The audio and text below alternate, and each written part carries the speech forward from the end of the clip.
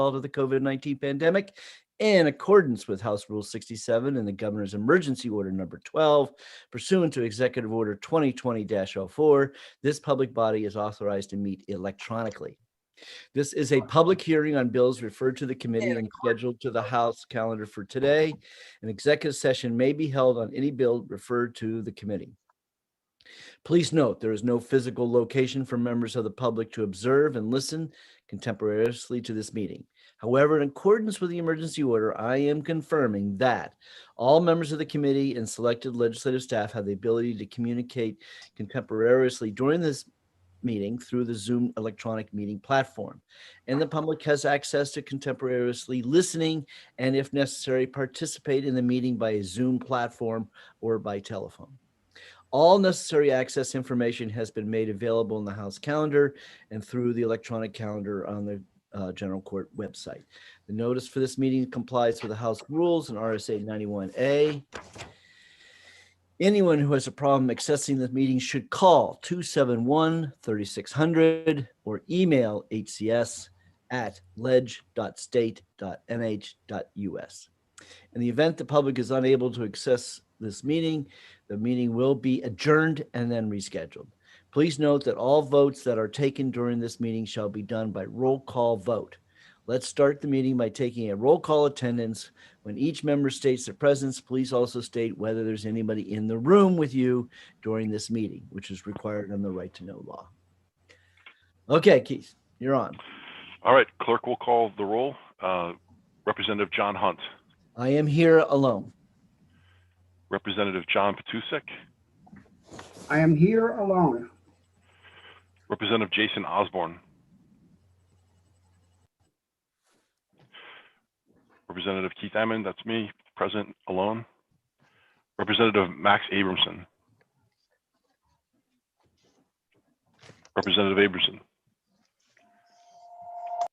Yeah, I don't see him on. Representative Bonnie Ham. Representative Ham. She wasn't. You're muted, Bonnie. Unmute, Bonnie. Okay, I'm here and I'm alone. Okay, noted. Representative Joseph DePalma. Representative DePalma. I don't see Joe. Yeah, he has class in the morning here. Representative Jeffrey Greason. I am here and alone. Representative Dawn Johnson. I'm here alone at the moment with my dogs, but my daughters are upstairs Zooming, so you may see them walk through. Okay. Representative Paul Terry. Representative Terry. Representative Christy Bartlett. I am present and I'm alone in this room. Okay. Representative Richard Abel. Richard Abel here. I'm by myself. My wife is also in the house. Representative Chris Herbert.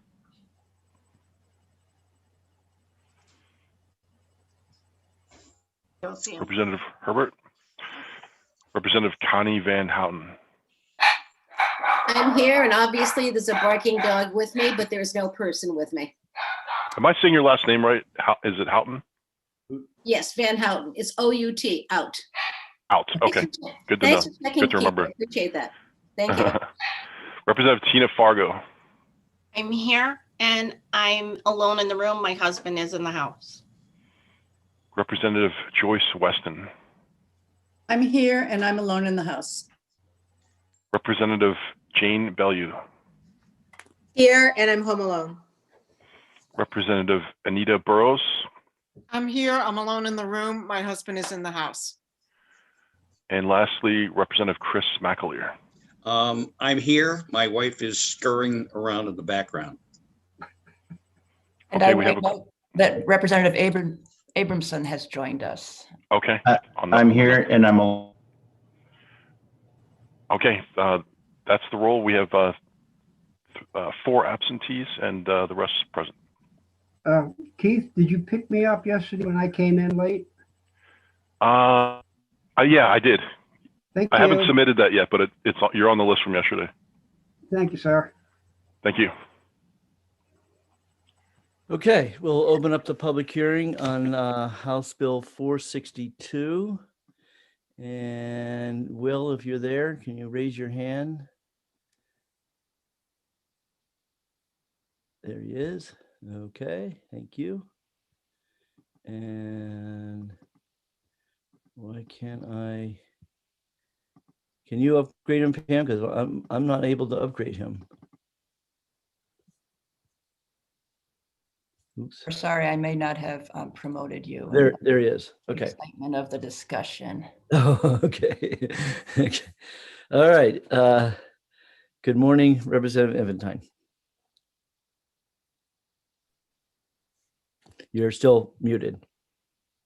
Now you're good. Good morning, Mr. Chairman. Morning. My name is Will Infantine. I represent Hillsborough 13, which is Ward 6 in Manchester.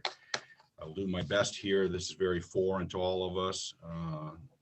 So I'll do my best. I'm used to sitting in front of all of you speaking. So I'm here to introduce House Bill 462 relative to lien assessments by condominium associations.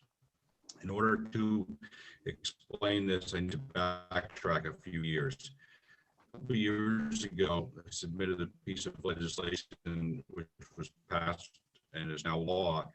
It allows condominium associations to place a priority lien on a condominium unit for up to 6 months worth of condominium fees. Sorry. We submitted this piece of legislation. Will, would you just hold on a second? Individuals Yeah, not pay their I'm not able to make fees. out. They could file for bankruptcy, Okay. and all of that would. He might want to turn off his video and his audio will be better. I think That's that's my a great idea. Yeah, Yeah. well, your audio is a little rough. Yeah, okay. Go ahead. Is that, Mr. Clerk, is that better? No. So that sounds better to me. Yeah. If not, I'll call in. If that's not better. Okay. So far, so good. Okay. I will backtrack a little bit. Thank you. A few years Do you have ago, written testimony, Will? Can you submit this written testimony? I do not. Okay. Mr. Chairman. It's fine. No problem. I want to stay within my 3 or 4 minutes here, so I'm going to go quick. Years ago, I submitted a piece of legislation that allowed condominium associations to place a 6-month priority lien on a unit owner's unit for past due condo fees. It was done so because people would not pay the condo fee, the association would struggle financially, and then in the event of a bankruptcy or such, the condo fees would just go away, they would not be paid. So we submitted this piece of legislation which would make 6 months worth of condo fees be priority to the lien. At first the Bankers Association had a problem with it and didn't want anything to do with it, thought it would be detrimental to people getting loans in New Hampshire. That didn't happen. They realized after a while that a strong association, where association had enough money to pay their maintenance, upkeep, capital improvements, was good for everyone, and they agreed to go along with the bill. Best of my knowledge, there have been no issues over the last number of years since this has been law. One of the things that did come up prior to this passing was that whether or not this was constitutional. Can you interrupt a contract, place a piece of legislation in the middle of what was already a contract between a mortgagee, a lender, and a borrower? And we agreed that that is correct. It can't be done. So the law that was passed was only for mortgages that were taken out after the law was passed. So that is what is in place, and that's what happened a number of years ago. This bill, while it may read the same, is significantly different, and I want to be clear as to what it's about.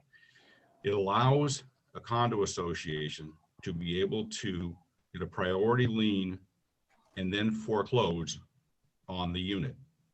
Why is this being requested? Well, when things were very bad a number of years ago, mortgage companies would let a mortgage go for 3 or 4 years and not do anything. They would not foreclose. They wouldn't do anything because they didn't want to have a bad loan on their books. More often than not, the owners had vacated the property. So the associations had to winterize it, but still heat it for adjacent units. And nothing was happened. They would stay there, and that was not good for the association. So this mechanism would allow a condo association to go forward with a lien and then process a foreclosure. Now, the unit owner still has all the remedies available to themselves, such as to make good on it, make payments of bankruptcy, all those different things. The association just has the ability to do that. Now, if they would foreclose, they would only be entitled to their condo fees, any fees for legal to process a foreclosure, but they wouldn't take the rest of the money. That would go to the mortgage holder. Again, this would be a situation where this would only be, this bill is enacted at 1/1/22. This would only be for mortgages that are put in place after that. I am an insurance agent. I'm not a lawyer or a banker, and there are people step behind me that are lawyers and bankers to speak about this. But it really all came down to the fact that this concept of a zombie mortgage, where the mortgage companies wouldn't do anything and units would just sit idle for years at a time. I want to be brief, Mr. Chairman, so I will accept questions. But again, if it is of a legal nature or banker nature, I would ask you to hold those questions till the other individuals testify. Thank you, Mr. Chairman.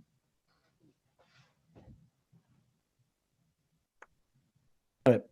Okay, no problem. Is there any questions? Yes, we do have a couple questions. Representative Terry, you may inquire. Mr. Chairman, only to note for the record that I have joined the committee meeting at 9:11 a.m. I am alone in the room. My wife is in the house. Thank you. Okay, great. Representative Van Houten.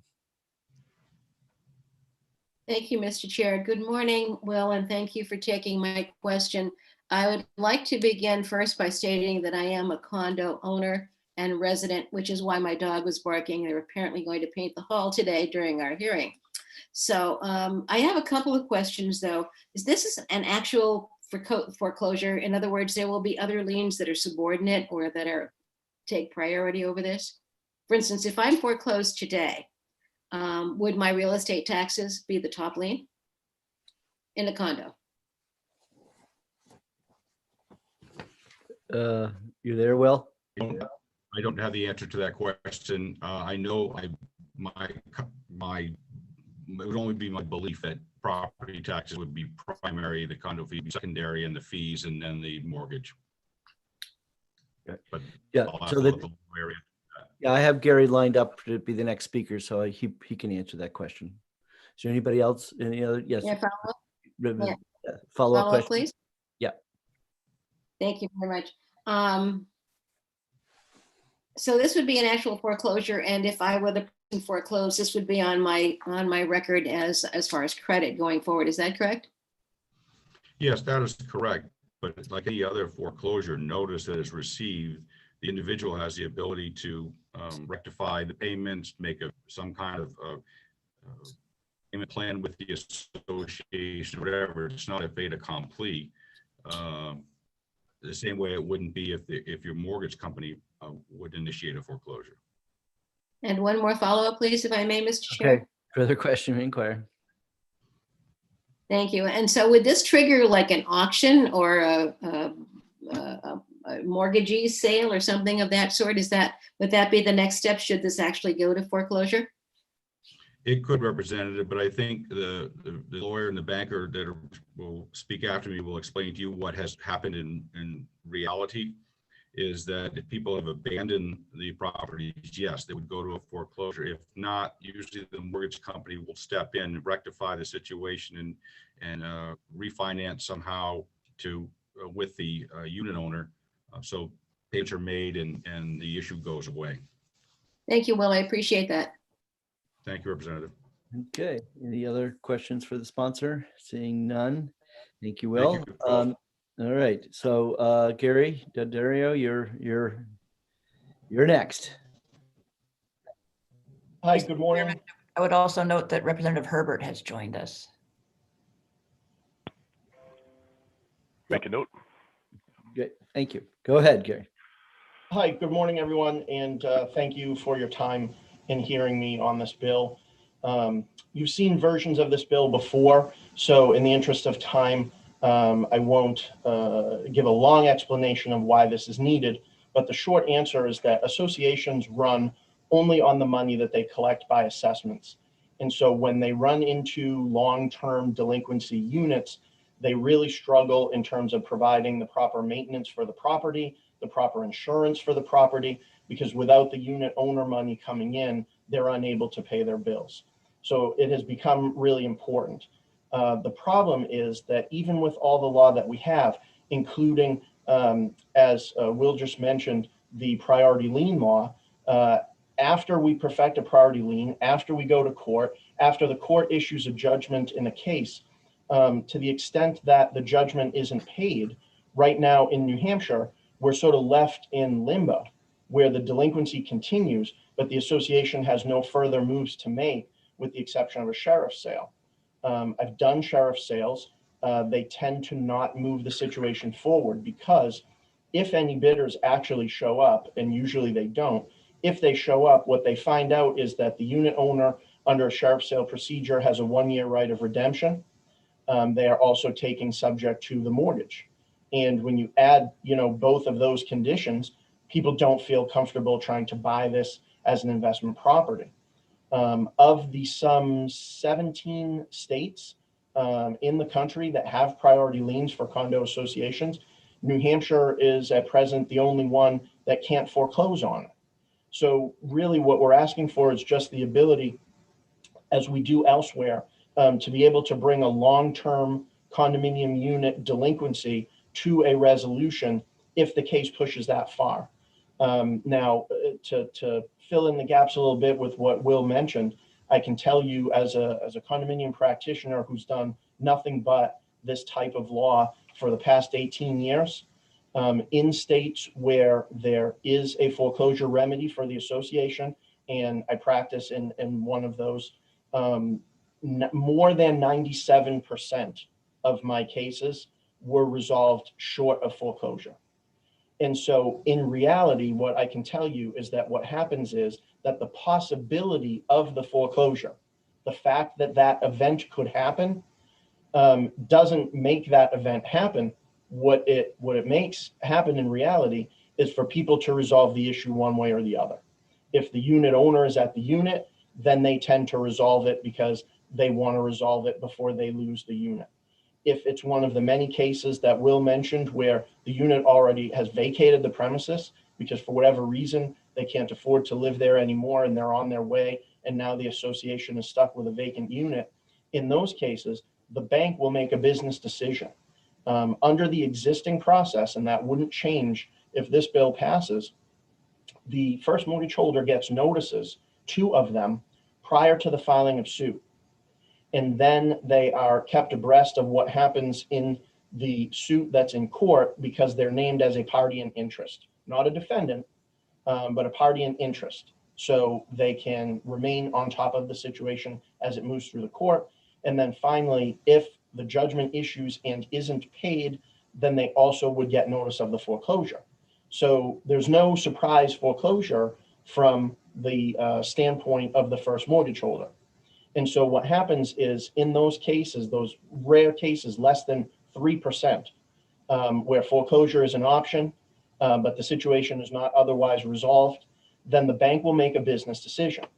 And if they feel it's in their best interest to retain the property, then they will simply contact us the way they otherwise might and say, we're going to pay these condo fees because we don't want to see this unit go to foreclosure. And that's really all the association needs. So when that happens, we make that agreement and everybody proceeds.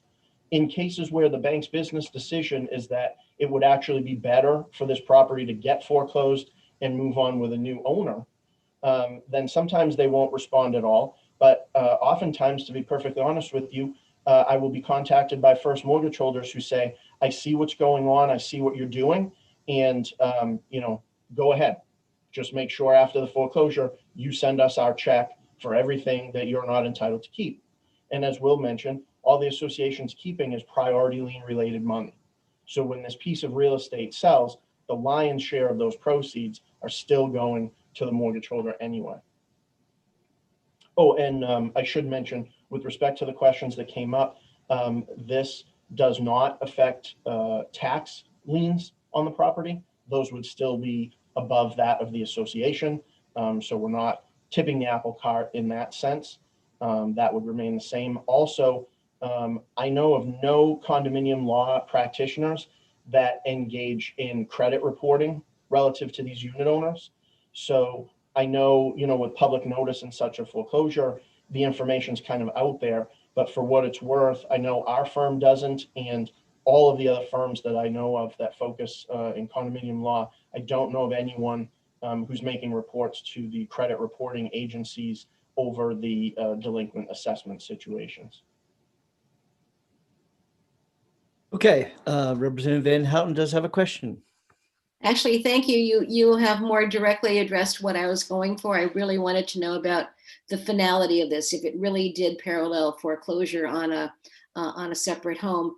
And just another quick question. I believe you're with CAI, if I remember the initials correctly. Would you clarify the group that you're representing for us, please? Certainly. So the Community Associations Institute is a nationwide nonprofit whose only goal is to make association living better and more desirable. They have regional chapters under their national umbrella. New Hampshire, not surprisingly, falls into the New England chapter. And then in each state, they have a legislative action committee, which is a group of volunteers that monitors legislation impacting, condominium and association living. And for the state of New Hampshire, I am currently chairing that committee. Thank you. Okay, Representative McAleary. Yeah, would this include not only condos, but like subdivision associations or all those types of associations? It doesn't necessarily have to be a condo. Would that be correct? So this bill actually speaks to condominiums at present. It would be part of 356B, RSA 356B, which governs condominiums. It is my understanding that as yet, homeowner associations do not have their own statute. We have seen a draft of one, and I believe it will be proposed again. And I'm pretty sure that at some point in the future, homeowner associations will have their own statute the way condominiums do and cooperatives do. But at present, this would be part of 356B, which is a condominium specific issue. Any other questions? Thank you very much, Gary. Okay, so then we also have from CAI, we have Wes Blair. So Wes, if you want to speak, raise your hand. I see you down at the bottom, so don't raise your hand because you'll move on me. Okay, here we go. And getting promoted. There you go. And you're muted, just so you know. Go. Is that better? Sounds great. Thank you. Thank you for listening to me this morning. My name is Wes Blair.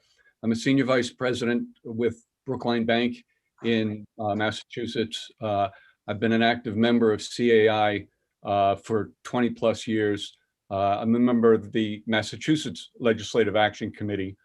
And Gary asked me if I would add a little bit of color to the experience that my bank has had over the years with regards to the priority lien we have in Massachusetts. I can go back. I've been with the bank for almost 30 years. I started our lending program to condominium associations, making loans to them for capital improvements. At the same time, I've also run our residential lending program at the bank up until about 5 years ago.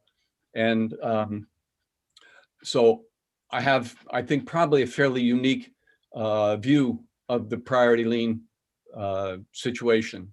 I can tell you that when the Massachusetts priority lien was proposed, myself, as well as just about every banker in Massachusetts, said this is terrible. It's going to create havoc in the industry, and this is not a good thing. Turned out to be quite the opposite, frankly.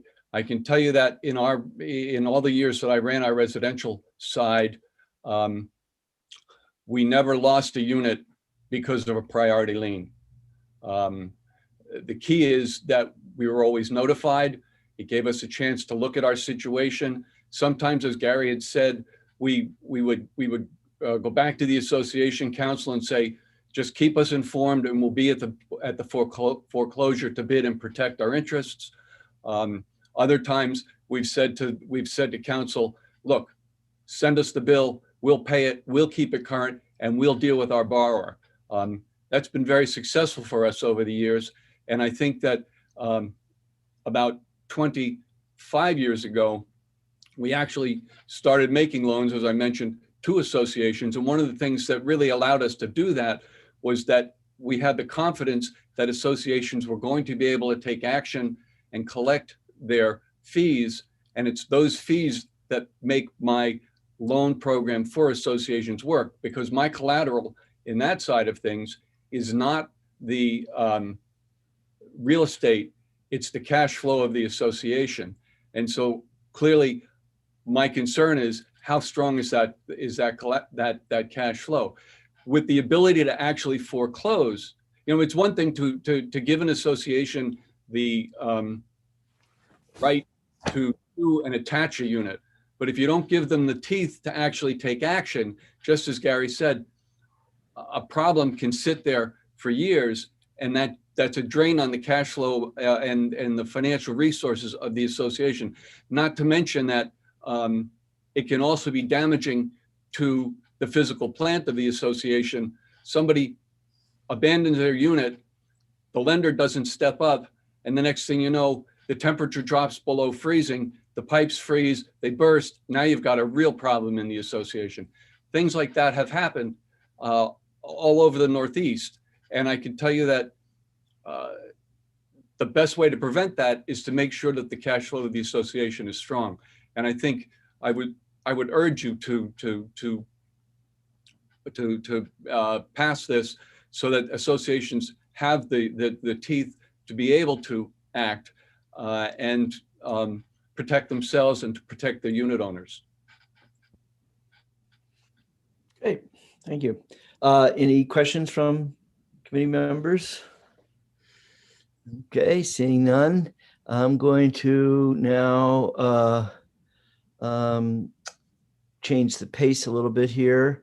And so Ryan, I am now going to bring you up. And Ryan Hale represents the New Hampshire Bankers Association, who is in opposition to the bill. Good morning, Ryan. Morning, everyone. It's great to see everyone. Wish we were in person. Thank you for the opportunity to speak to the group today. And I'd just like to mention, Representative Patusek, I really like your tie being a skier. So thank you for sharing. Chairman Hunt, honorable members of the House Commerce Committee, for the record, my name is Ryan Hale. I'm Vice President Government Relations for the New Hampshire Bankers Association. New Hampshire Bankers represents 38 member banks, which employ nearly 6,000 employees. I come before the committee today to provide testimony in opposition to House Bill 462 for the following reasons. As introduced, and as the sponsor has indicated, HB 462 would increase a condominium association's priority lien rights by giving volunteer boards the right to foreclose upon and evict a condo unit owner for unpaid assessment fees, regardless of the amount owed. As current law says, it can be up to 6 months of unpaid fees. So this proposal does go beyond that 2010 compromise the sponsor pointed to, which did create the existing statutory priority lien rights for the unpaid assessment fees and allow the condominium associations to require owners to escrow 6 months of fees. As the sponsor pointed out, this isn't the first time. Most recently, HB 436, which this committee heard back in, I believe it was 2019, was voted on 19-0, inexpedient to legislate. The condominium associations, I think it's important to point out, already have less drastic options at their disposal. Again, part of that compromise back in 2010 was giving them ability to require escrowing of up to 6 months of unpaid assessment fees. Additionally, they can limit or eliminate access to common areas such as gyms, pools, and parking to encourage a unit owner to pay their fair share.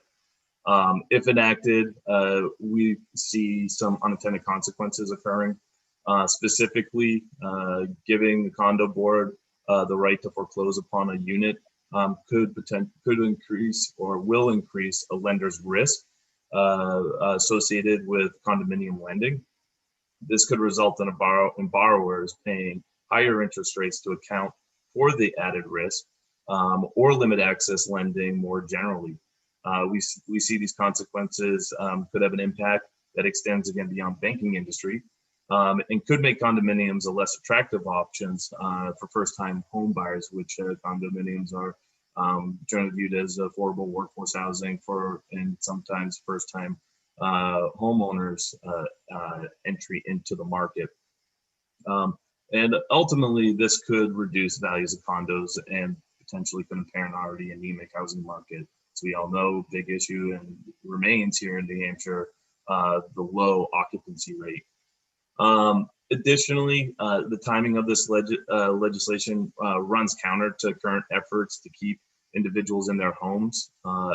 During the pandemic, I always like to point out the great work that banks have done to help keep homeowners in their homes, providing forbearance and payment deferrals. And those can go up to 18 months. The response, our members' response, banks' response, has been immediate, and we see the good work that they're doing. However, HB 462 we see running counter to this by giving the effort of giving associations ability to foreclose on unit owners, sending homeowners kind of mixed messages. We understand the difficulties unpaid assessment fees do create, but this change is not the answer, especially when they do have other options currently at their disposal. As I mentioned, requiring that unit owners escrow up to the 6 months to provide that cushion, to provide that security. One point I also would like to make, and the sponsor had mentioned that this would be only for contracts moving forward. I looked through the legislation and I did check with legal, and in the bill I couldn't see anywhere where it does would point to just future contracts, not going back in time. So I think there is a concern there. And I do legal, we do have an attorney on the call today to answer any legal questions that I may be unable to answer. So in closing, as we have in the past, we would urge the committee to vote against 462 and move to inexpedient to legislate as the committee has done to similar legislation in the past. Thank you for your consideration, and I'd be happy to take any questions at this time. We do have questions. I see some hands. Okay, Representative Bartlett is first. Thank you, Mr. Chair. Thank you for coming before us, Mr. Hale. Question I've got is, how often do condominium associations actually require 6 months in escrow, which would be quite a lot of money to be able to get up front when they purchase, in addition to a down payment, when they purchase a condominium? That's a great question, and unfortunately, Representative Bartlett, I don't have the answer. I mean, I think it's a decision of each individual association, but given the fact that they do have that ability to request it, it does create a, I think, less drastic option than allowing a condo association to initiate the foreclosure. I think one of the big concerns we have with it is,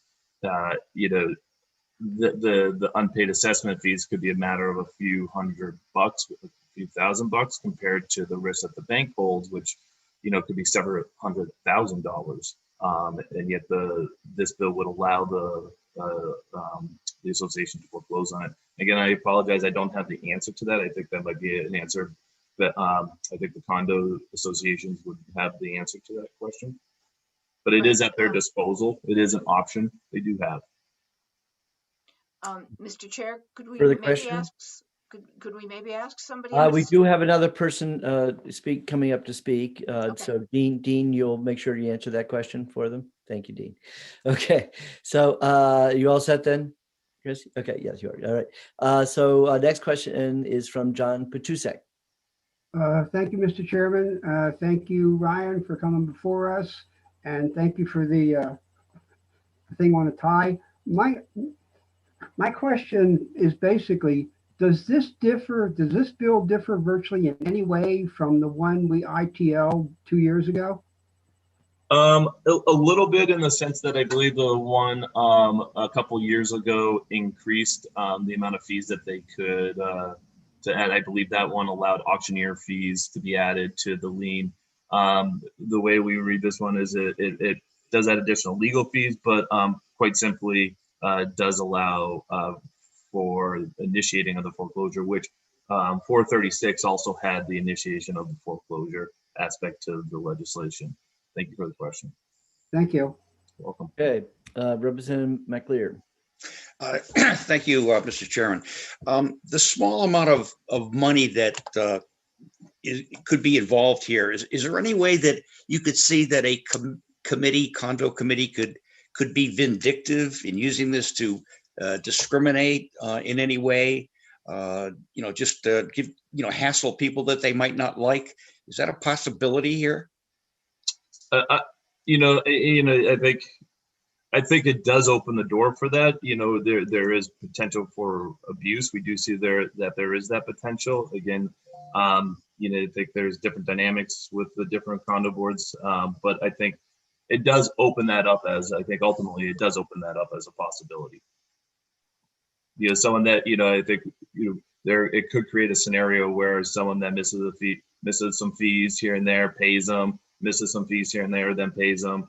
Ultimately, this would allow the condo association to at some point put their foot down and just go to the board and initiate the foreclosure process. Okay, Representative Abramson. Thank you, Mr. Chair, and thank you for taking my question. Maybe you covered this earlier, but during a condo foreclosure, is the bank paying the condo fees while it's before the auction occurs? That's a great question. I have an attorney on the line that may be able to answer that, but to my understanding, no. I think it would rely on the condo owner. I think the only way, likely, and I think again, Attorney Deedle, our legal, is on this call, may be able to answer this better. But my understanding, that would result if the fees were escrowed, the bank would then pay those fees. And follow up. Further question, may inquire. And the arrearages, in other words, the condo fees that might have accumulated before the people walked away from it, is that the same? I would believe so, but I can follow up with the committee with answers to that. All right, sure thing. Thank you for the question. Okay, Representative Burrows. Thank you, and thank you for taking my question. Mr. Hale, I was wondering, would the bill be more palatable to the banking industry if there was a minimum amount of money owed by the condo owners? Because we said there's possibility of foreclosure with just a couple of $100 owed. If, just for example, we said the minimum would be $5,000. Again, I would have to go back to our folks, but I do feel that I think just the simple fact of allowing a condo association to foreclose on, whatever that 6 month, let's say that maximum of 6 month, what the bank risk far outweighs that small 6 months of fees. Let's say it's $1,000, so that's $6,000. In comparison, that bank holds, potentially a couple $100,000 mortgage on that. So I think that's a real concern. And through the foreclosure sale, what is the return? So the condo association, because they have the priority lien, would be paid first. what is left goes to the other, the bank. But, through condo associations, the last number I heard was in foreclosures, this was a few years ago, but I believe it was 60 cents on the dollar. So there could be a loss. So I think that really is the risk that we're concerned with. So thank you for your question. Thank you. Okay, seeing no more questions, you're all set. And I'll now invite Dean Lemon to testify. Thank you, Representative Hunt and committee members. I appreciate the opportunity. I am also with CAI New England, like Gary Daddario. So on its face, this bill is the ability to foreclose a priority lien. But I think the way we need to think about this bill is one to preserve and protect the financial integrity of condos. And this is because the existing priority lien law doesn't go far enough. As Gary stated, all the other states with priority liens have the ability to foreclose on those liens. And that's important because it gives condos some leverage to get a payment out of an owner, or if an owner can't do that, to force their mortgage company to do it for them. With the idea being the mortgage company can add that on to the principal balance and get repaid in time. And of course, banks have a greater financial wherewithal than nonprofit condominium associations. Now, the ability to foreclose, or excuse me, actually foreclosing on an owner is going to be exceedingly rare. I would put it at well under 1% of all cases. And it's important to know that a foreclosure is only going to happen if the mortgage company, if the bank wants it to happen. This idea that a condo will foreclose over $300 or $1,000 is a red herring. That is, I have never in my life over 12 years foreclosed on an amount so low, and it's simply not going to happen. We're talking about the exceedingly rare situation where an owner has abandoned the unit, has no ability to pay, and the bank, for whatever reason, will not respond to our notices. These are the situations we're talking about. I have a case right now where in Nashua, where the bank finally foreclosed after years of the owner, after the owner vacated. The owner was gone, was not paying every month, unpaid fees, unpaid fees, unpaid fees. And finally, after over 2 years, the bank finally foreclosed and my client could do nothing.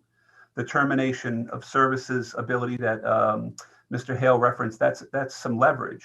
But when the owner's not there, it is no leverage whatsoever. So when you're dealing with condos, they need every dollar to be paid out of their budget. They need something like the ability to foreclose in these rare circumstances.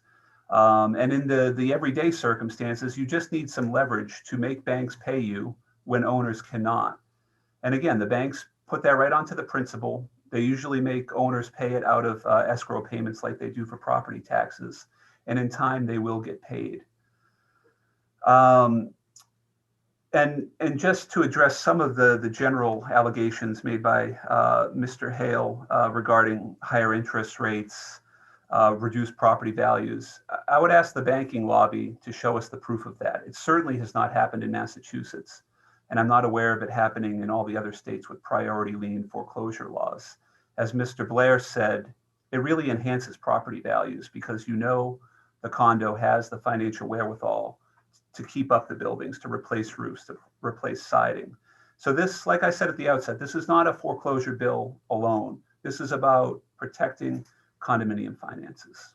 And I thank you for your time. I know Representative Bartlett had a question for Mr. Hale that was not answered. If you could just refresh my memory on that, please. Go ahead, Representative Bartlett. Thank you for remembering. I'm wondering how often it is that, one of the arguments that the bankers are saying is that the condominiums associations have the ability to escrow up to 6 months of condo fees when somebody purchases a unit. Do you have any idea how often that requirement is actually in place? I don't have a figure on that, but I can tell you with 100% confidence, I've never seen it happen. I've never seen a bank say, well, good thing we escrow these funds. Here's a check for 6 months. I've just never seen it, ever. Okay, thank you. You're welcome.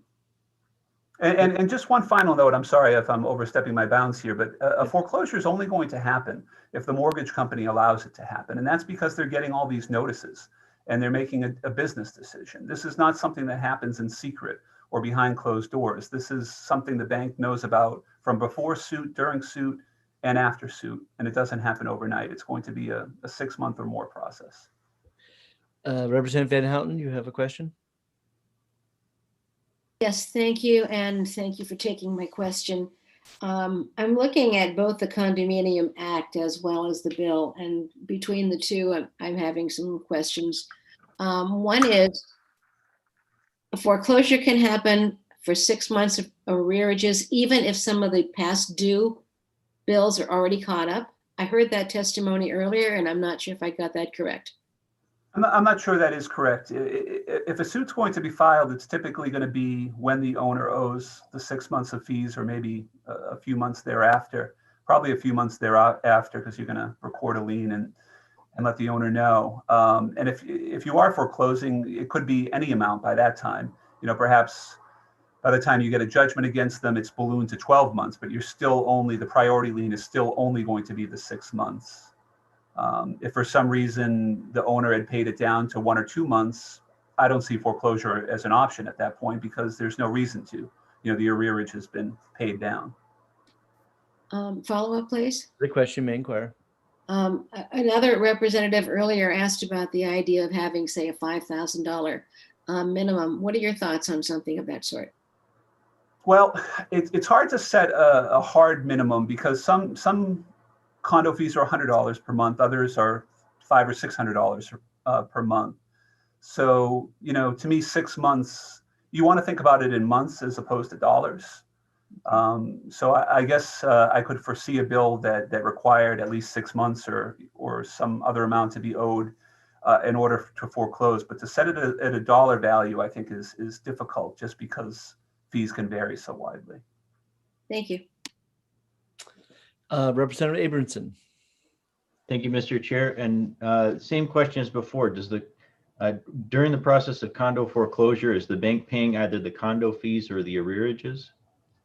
It's rather rare. Once in Massachusetts anyway, you'll sometimes see a bank pay the priority lien and then start paying monthly until they foreclose because they don't want us to keep on restarting the process to foreclose. So they actually save money by saving the legal fees. So in New Hampshire, it's rather rare at this point in time to ever see the bank pay monthly until they foreclose. And the reason is because they don't have to.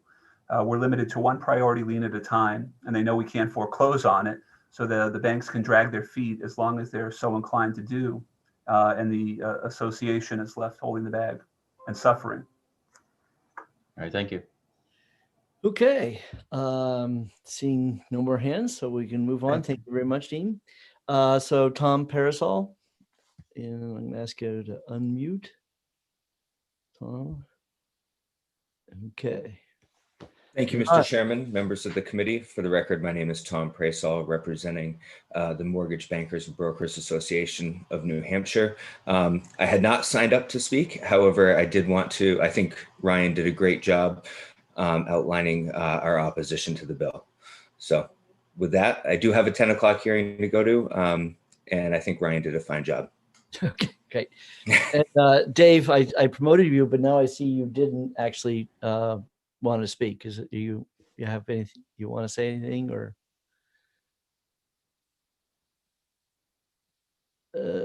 Actually, yeah, I'm going to ask you to unmute.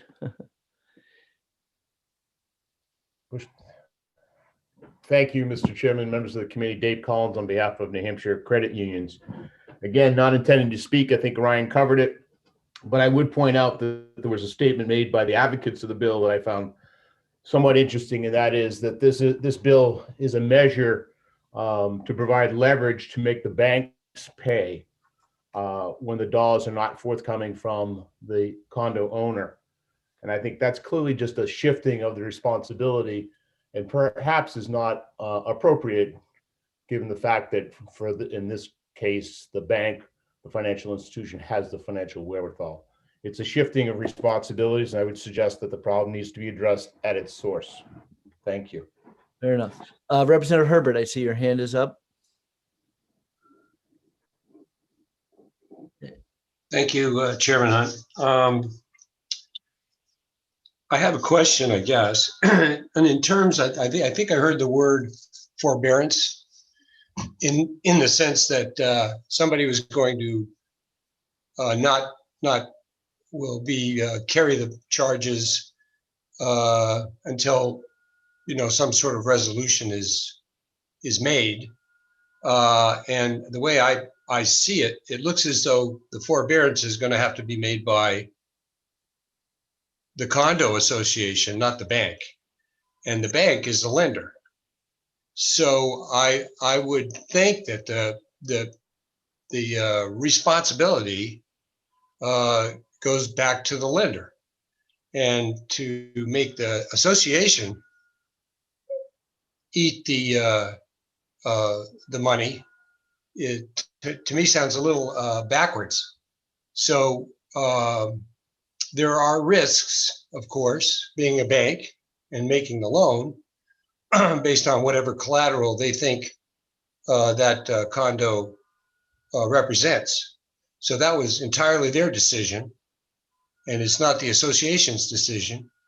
So I think in this case the responsibility, especially when you throw in the word forbearance, should fall upon the person or entity that made the loan on the collateral. So that's just an observation, and I think that would be a would you believe?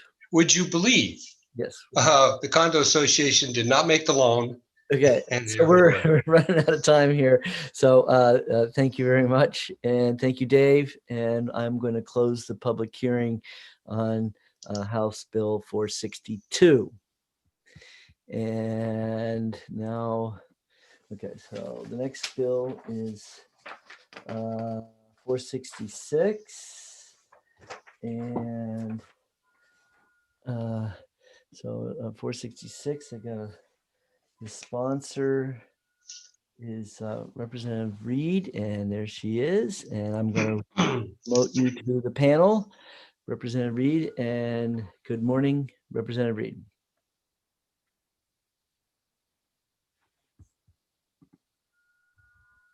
Have to unmute. Yep, there you go. Perfect. Okay, yeah, I've never been on that side of it this way, and it actually kicks you out and adds you back, so there's a delay. I apologize. Thank you, Mr. Chair. For the record, my name is Ellen Reed. I represent Rockingham 17, Newmarket and Newfields. This bill is actually a introduction of a bill that I had put in last year, which with an amendment passed this committee. I think unanimously. It was on the consent calendar, passed the consent calendar, and it was one of the many casualties over in the Senate of COVID. So the way I put this bill in this way is as it was amended out of this committee. It was not the way I personally preferred, but I thought it would be the way that you all would be the most amenable. So what this bill says in its current amended form, amended according to last year, is simply that a unit owner who can vote, a board member who can vote on contracts, if that unit owner has some sort of business that the association might contract out to, that person must recuse themselves from voting on awarding that contract to their own business. I think that is a pretty standard procedure in terms of dealing with conflict of interest for most situations. For whatever reason, in New Hampshire law, we never specified that had to be the case. And so the reason that I originally put this bill in is because it does have and has had significant real world impact. So I originally put this in for a constituent, and I have since learned even more about the situation. In Newmarket, there is a condo association, a condo complex, where the person who owns the majority of the units also owns a large property management company.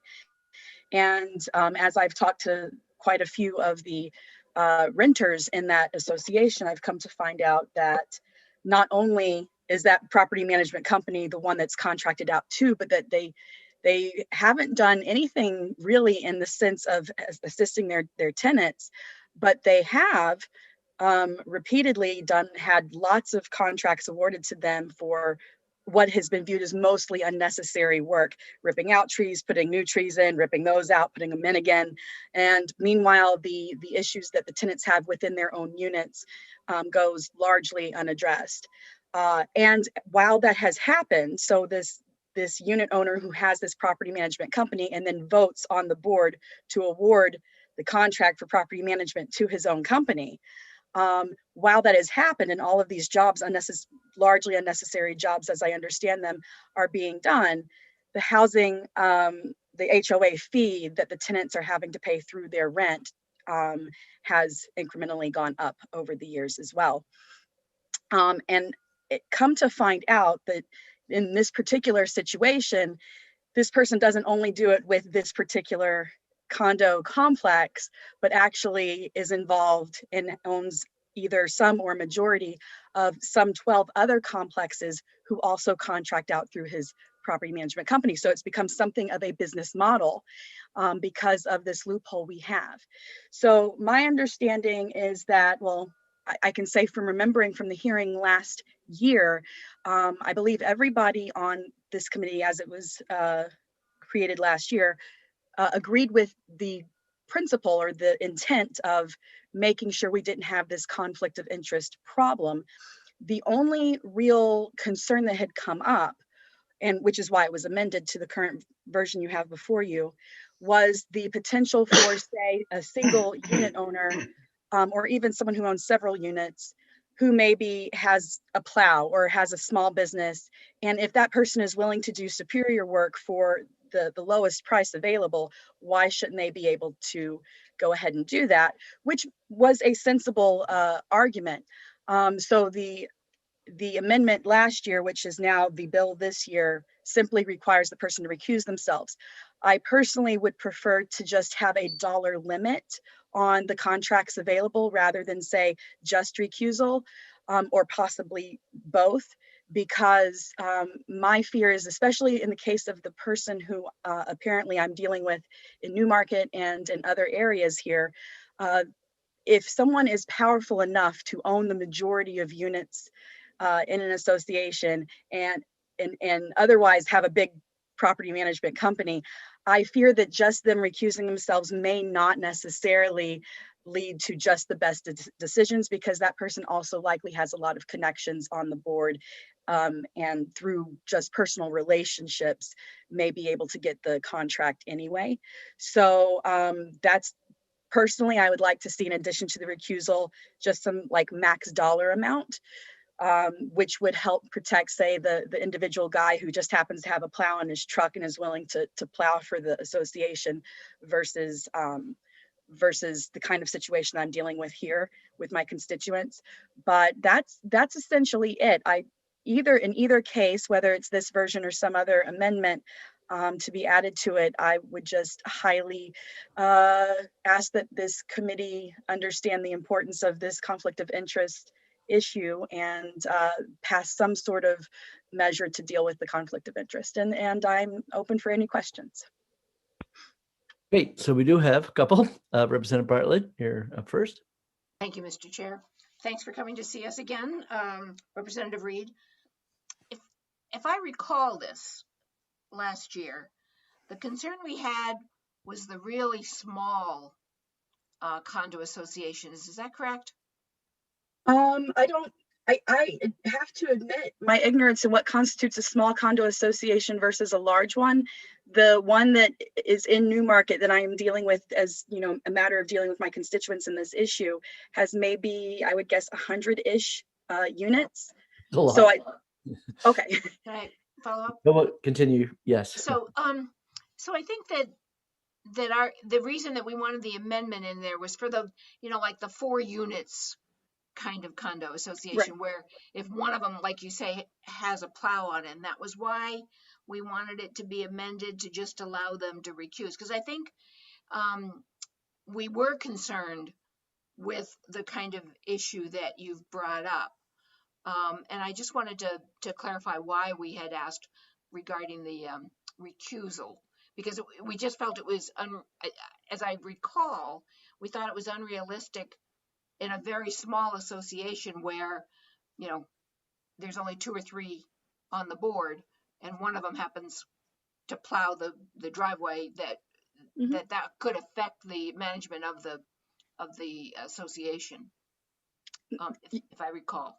You're correct, Representative Bartlett. I didn't remember specifically the size of the association being the main issue. Was more about, well, what's the harm of if you have a unit owner that just has a small business or a plow, and they are providing the best service at the best price, why shouldn't they be able to go ahead and do that? And I don't find any issue with that at all. So I was happy that the committee moved forward on the bill in any form, and I had only mentioned that that perhaps recusal in a big situation like this might not be enough.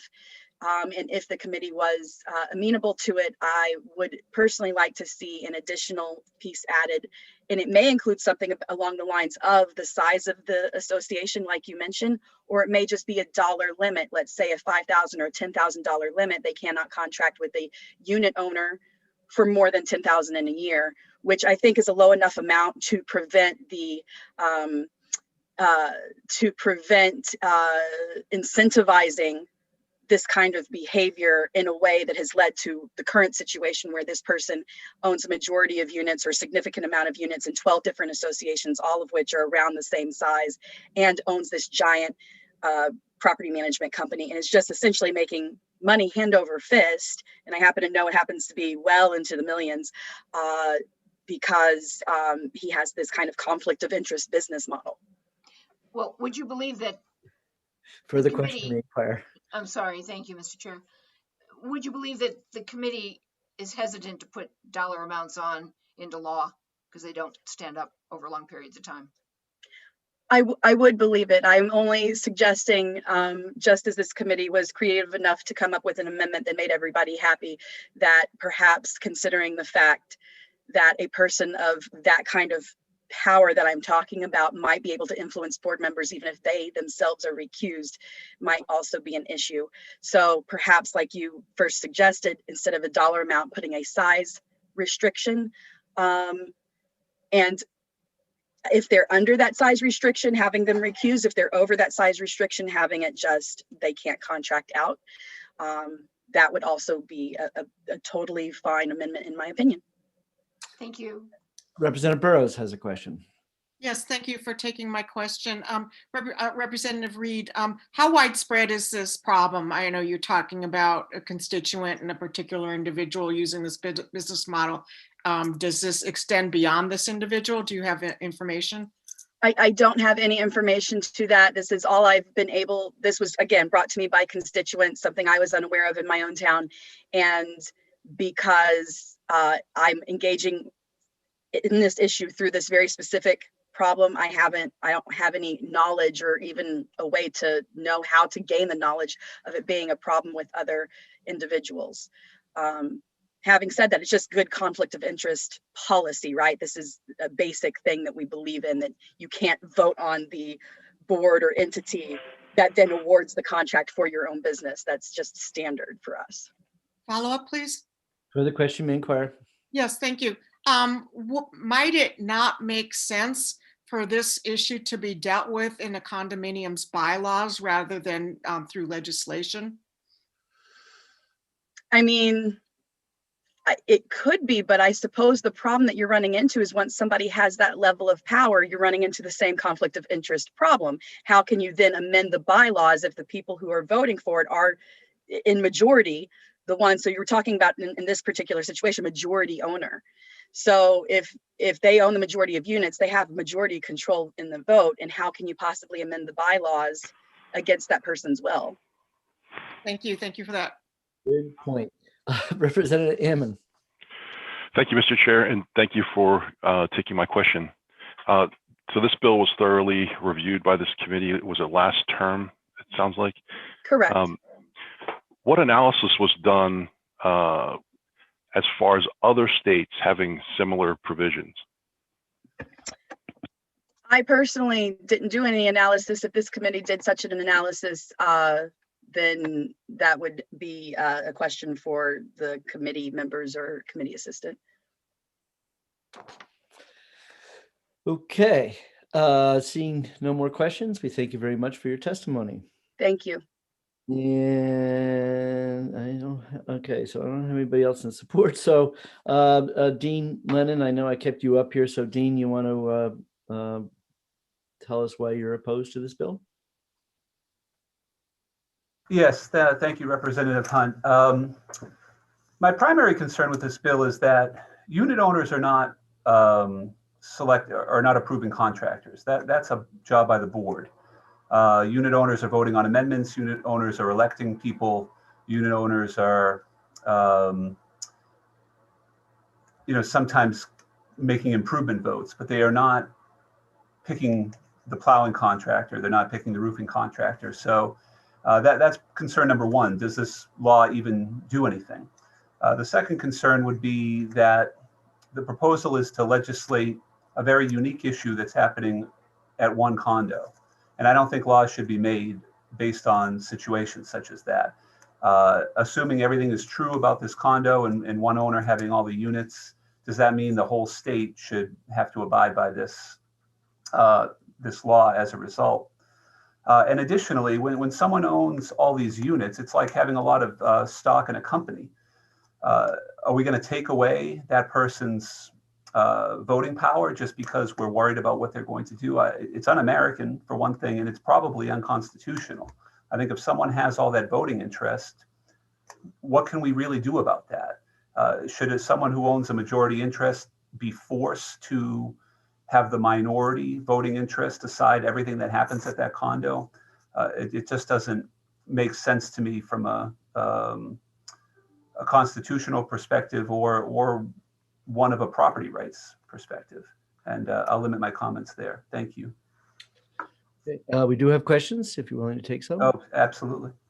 Representative Abel.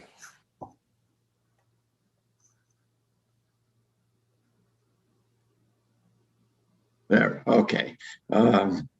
Yes, technology sometimes slows us down here, finding the right button.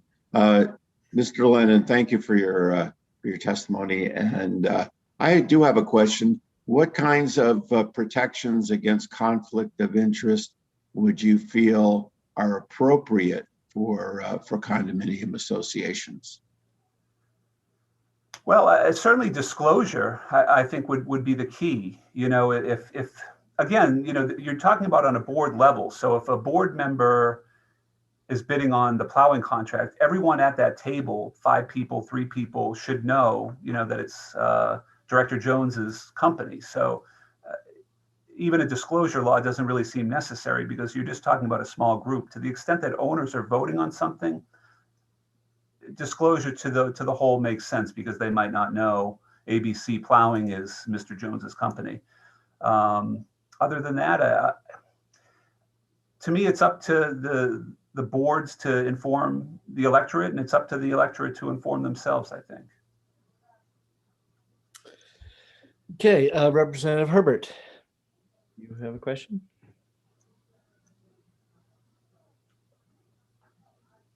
I can't see you, Chris. So I don't know whether you're hearing me. Okay. No, I can hear you, sir. Thank you for letting me ask a question.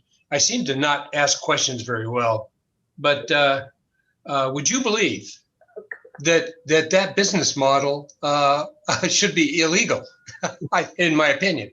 I mean, I understand what you're saying, but how do you a disclosure is a good idea to me, but that to me, and when they're a majority owner in the properties, because this is not a small situation, as the representative pointed out, there are several condominium associations that this particular business person has majority ownership.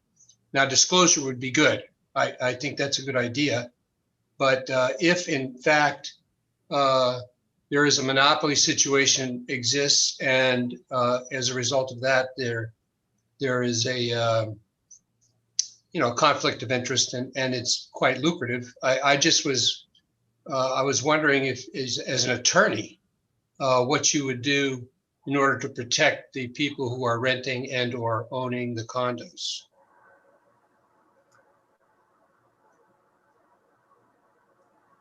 Well, it's a difficult question because there's certainly the power of the vote. You can vote in a board or board members to represent, the minority interest. But, if you acquire a whole bunch of units, that gives you certain power, it gives you certain abilities. And I'm not sure we should legislate those abilities away. If you can scoop up a whole bunch of Google stock, shouldn't you have say in what that company does? Otherwise, what's the point of owning the stock? So I think you have severe constitutional issues when you're telling someone who owns a large portion of something that they're not allowed to exert some influence. I keep on saying it's un-American. I'm not sure there's any other way to say it, but if you own a lot of something, you have the right to control it. And perhaps people shouldn't buy there if they don't want to cede control to someone who owns the majority. Okay, you all set, Chris? Yes, Chairman Hunt, thank you very much. Okay, Representative Ammon has a question.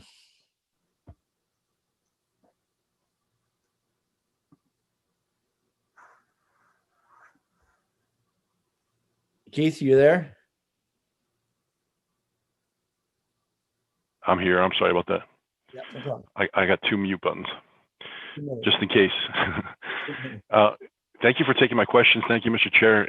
My question relates to having a majority interest in, let's say, 100-unit condo. Let's say I own 60 units in that 100-unit building. Aren't I incentivized to maintain that property so that my units maintain their value? Because if the value goes down in other units, that's a comparable, that's a real estate comp, and I would lose money on my unit. So aren't I incentivized to, provide for the best interest of the entire complex? I certainly see it that way. You have every incentive, perhaps more than anyone else. You want to see these property values rise. So I totally agree with that, and I wish I had thought of it myself.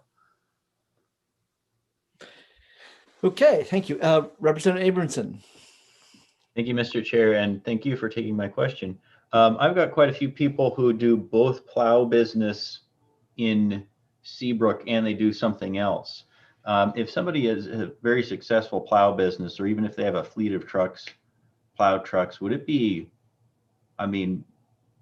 wouldn't they want to be able to buy condos and apartments and things like that and take advantage of the savings that they can do, plow business internally? That sounds like a what you believe question. Well, it is. It's throwing it out there in case he has a. Yeah, I think when you're performing work for the place you live or where you own, you want to do a good job. You're going to have to answer to your neighbors, perhaps your friends. The idea is to do the best job possible. If you're doing the work for your own building, do you want people to slip and fall? Of course you don't, because as majority owner, you have a lot at stake financially. So I do think that's an incentive for the plower in this, or the roofer, whatever the contractor is. And on the other hand, maybe you're going to give a better deal because you can afford to do that. So if we're talking about 33 owners who aren't this majority owner, they're going to benefit from a lower price because the majority owner can afford to do so. So I think there can be situations where it's a win-win. Are there bad people out there? Of course there are, but there are bad contractors you're going to hire with a board that's totally disinterested and there's no conflict. So I just don't think you can legislate away everything. And these situations are so rare where there's a majority owner in a condo. So rare.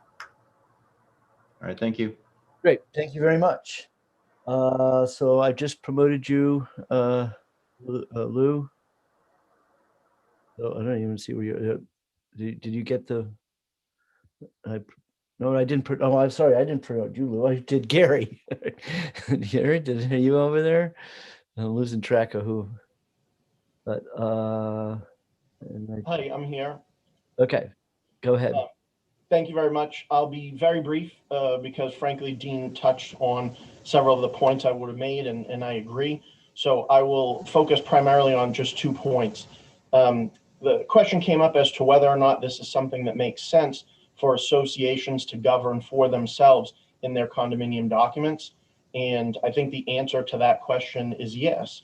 And in fact, I have seen any number of sets of condominium documents in which this issue is addressed. And so I think association by association is the way for them to handle this based on what they choose to put in their documents. The second point I would make is really just putting a focus on something that we're talking about. And that's this notion of the majority owner. So it's been said a number of times that the majority owner gets to vote in this contract. And then because it's their business, they are now just making all of this money. Well, again, consider that the way a condominium works, for each unit that you own, you're responsible for paying the condominium fee. So if you're talking about someone who owns a majority of the units in an association, they're paying the condo fee on each of those units, which means their money is the majority of the association's total budget at the end of the day. And so in effect, you know, whether they contract with their own company or otherwise, what the association is spending when the association spends its money is mostly the money of that majority owner. So I just want to clarify that it's not sort of like profit in a vacuum, to the extent that the owner is wearing both hats and their company is getting paid to do the job. It's mostly their money that's paying that company because they're paying the condo fee on each of those units that they own. Beyond that, I will, in the interest of time, let you move on. I know there are other speakers. Okay, I have no more questions. And so Lou, they promoted you and you're all set. Thank you, Representative Hunt, and thank you, members, for allowing me to speak on HB 466. My name is Lou Gargiulo. I've been involved in New Hampshire condominium associations for 35 years. I purchased my first unit in Hampton in 1986. Over the years, I've served in multiple capacities as a unit owner, a board member, a property manager, and yes, the CEO of a large management firm based in New Hampshire that employs more than 150 employees. I also served in the general court and understand how important your role is in enacting the best thought out laws for the people of New Hampshire. For the members not familiar with condominiums, although I think a lot of you have become more familiar today, condominiums associations are governed by an elected board of directors. That board is chosen through an election process. Each condominium unit has one vote, and the board members serve for a period dictated by the association's condominium documents. That board is charged with ensuring the business of the association and that they act in the best interest of the association members. And for your information, an association member is not a tenant. Unfortunately, Representative Reed, I don't think understands that. The association members are those who own units in that association. I am here today because I oppose this bill for a host of reasons. It strips away the rights of a unit owner who may or may not be a board member from voting on contractual issues because they provide a service in an association. In some situations, an owner may own a large group of units, and this bill will allow the minority group of units to control an owner who owns the majority of units. It will strip away the fundamental proposition of one unit, one vote. Please keep in mind that the majority owner, as said earlier, pays a majority of the expenses, and this bill, they will lose the right to have their say. On its face, I believe the bill is unconstitutional. It deprives individuals of contractual rights established in the condominium documents, and it discriminates against them because they are a service provider and a unit owner. In addition, only a select few of providers are being targeted. Why not the insurance agent, the lawyer, the structural engineer, or anyone else who provides a service to the association? I can answer that question pretty clearly. This bill was introduced as an affront to one particular individual. Folks, that's me. I am not a huge business. I am not a huge unit owner, but I do own units at a variety of locations. I've worked hard in my life and have built a significant portfolio. I should not be penalized, and my constitutional rights should not be stripped away because of one representative who has a vendetta, who does not even own a unit in that particular property. She's a tenant there. And I love tenants. I can assure you I do. But they don't have a say in what goes on. It's the unit owners. And in the association that she is referencing, the unit owners have clear understanding. There is no conflict. The conflict only exists when it's not disclosed. And everyone knows about who owns a unit, who manages the property. With that said, I'd open it up to any of you for any questions. Thank you very much. Representative Abramson has a question. Thank you, Yes. Mr. Chair, and thank you, Representative Gargiulo, for coming in to testify. You said that you own quite a few, or you have quite a few properties. I do. You also provide some of the services for those properties, like plowing? No, we don't provide plowing, but we do provide property management. Just so that you understand the scale, we manage more than 350 associations across New England. I own units, large numbers, in about 4 associations. So that the information is correct for the record. All right, thank you very much. All right. Well, thank you very much for your testimony. So that is it for speakers. Senator Tom Sherman is in support of the bill, and Kit Lord is also a member of the public who's in support of the bill. And with that, we'll close the public hearing on House Bill 466, and thank you all. Okay, I think how are we doing on scheduling here? Ooh. That's I got 4 minutes. nice Right on job. time. Good. Good work. I as someone who was in the committee last year, just so you know, that language, the pecuniary benefit language, was lifted from legislation that I worked on many, many years ago, which is for nonprofits. And that if you are on the board of a nonprofit and you do any activity with that nonprofit, that's considered a pecuniary benefit. And that's where the language comes from. And there are dollar amounts listed there. If it's less than $5, all you have to do is make sure the person's not in the room. But that if it gets over 500, or I think it's up to, if it's over 2,500, you have to print it in the newspaper that a board member of a nonprofit had the pecuniary benefit. So that's where all that language came from. Okay. So condos or condos.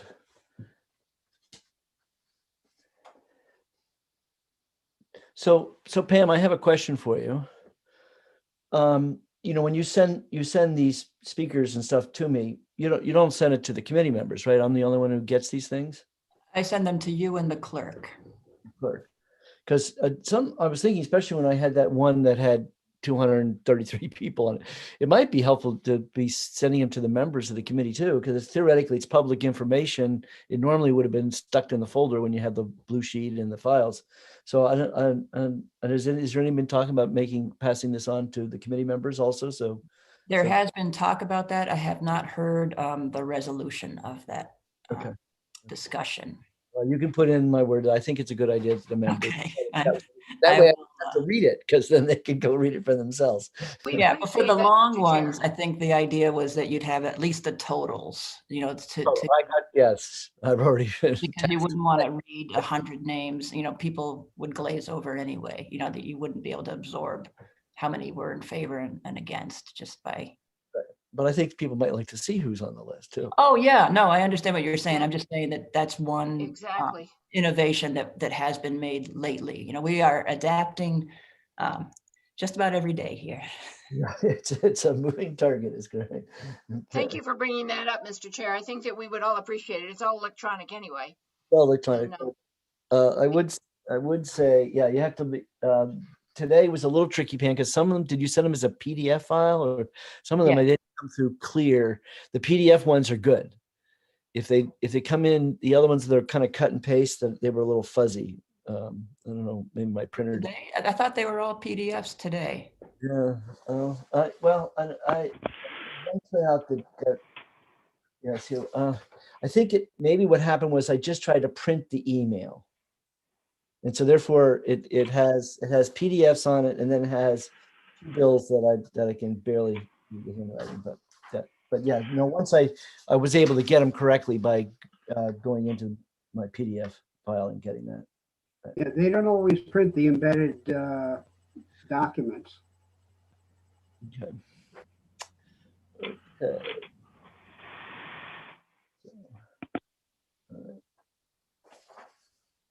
Chair, I think Representative Abramson has a question for you. Oh, yep. So yes, go ahead, Max. Or did you still have your hand up from last time? Yeah. Okay. Sorry. No problem. No problem. Okay, it's 10:30, so let's open up the public hearing on House Bill 358. And I will ask Representative McWilliams, you just raise your hand. Actually, you don't have to. I see you now. Okay. I'm moving you over. It's a little tricky. They sort the names by your first name. It's a little tricky. But I'm doing okay. I think I'm doing okay here. Good morning, Representative McWilliams. Good morning, Chair Hunt. Can everyone hear me? Yes, we can. Excellent. For the record, my name is Representative Rebecca McWilliams. I serve in Merrimack 27, which is the west side of Concord.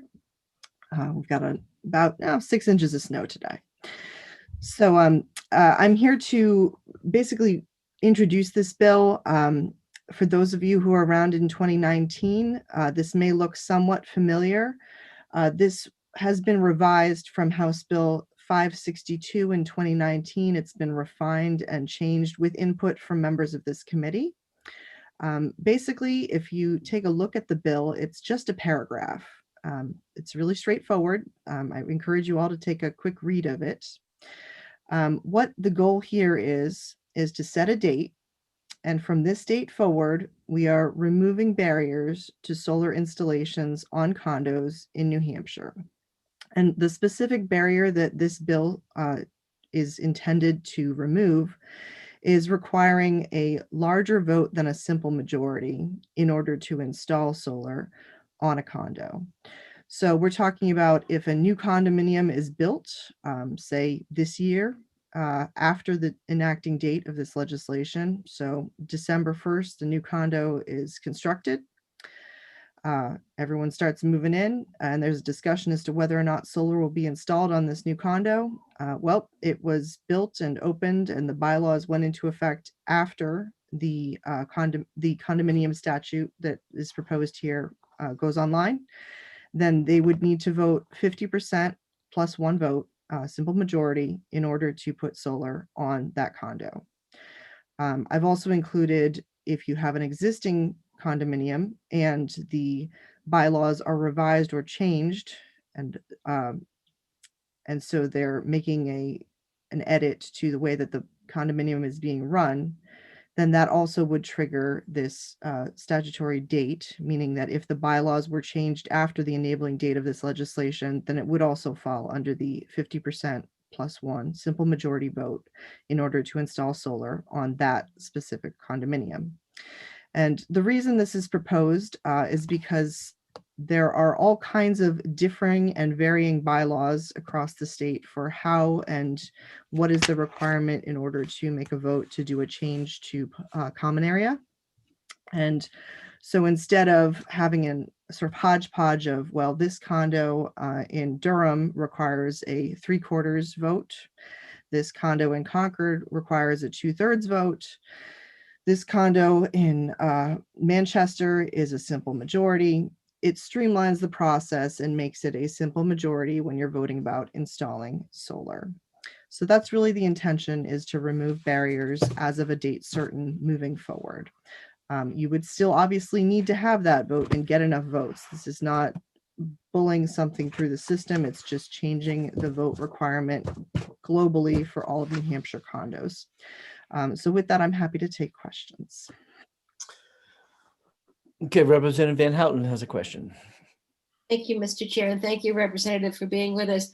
I just have a question about the clarity of the language. Does this say that, and I've disclosed that I am a condo owner, does this say that if I wish to put up a system myself, I would have to get a majority vote +1 for my unit? And then if the person next to me wants to put one up, that has to go through the process again? The way it is written, and I'm looking at the language that you're also looking at, it says, no condominium shall require a vote of the unit owners of greater than a simple majority to consent to the installation and operation of a solar photovoltaic energy system in or on a unit. So that's the piece that you're talking about. Am I correct in assuming that you actually have sort of detached buildings that you would be talking about doing a solar install on your own roof? Well, I actually don't live in a detached building. My question is basically, does each individual unit owner have to go for a vote before the board? So that I could get a vote of yes if I lived in a detached unit, or even if I lived in a community building. And then the next unit next door to me would have to go. In other words, is this just an individual vote per unit owner? The way it's written, it does appear that it would be for the solar photovoltaic energy system, right? So what are we defining as the solar photovoltaic energy system? If you're just proposing installing solar panels on one rooftop, I'm not saying that that's a good use of time or money. Generally, solar would be much more efficient in bulk. But if that were the proposal, then that's how it would be handled according to this bill, the way it's written. But I would kind of push back on your question and say, generally, if you have a proposed solar project, it would be for a rather large area because there is a huge benefit in doing it all at once. So I'm questioning where that would actually happen, that there's just one rooftop with proposed solar and everyone votes for that rooftop. Yes, another rooftop with proposed solar later, everyone votes against that other rooftop.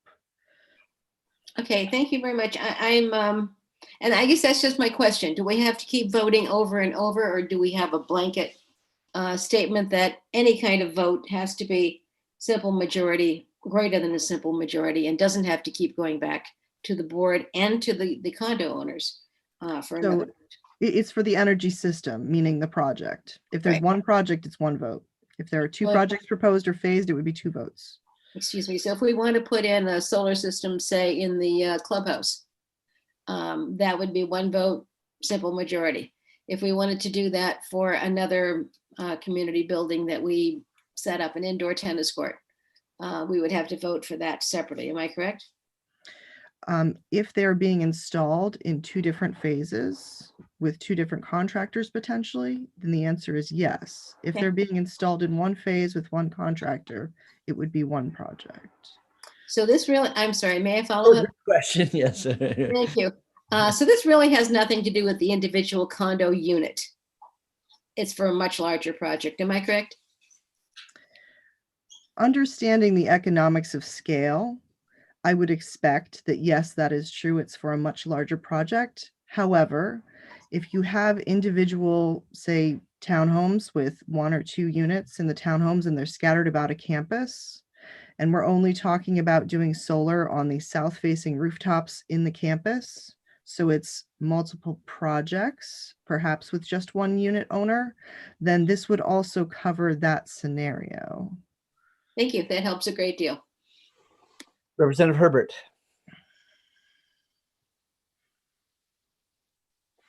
Thank you, Chairman Hunt. Just following on, so I understand what you have in mind with this legislation, is that just by definition of the putting in a solar installation, it's not likely that say there's a 200 unit condominium association and there's 3 buildings, right? And they're like 3 stories.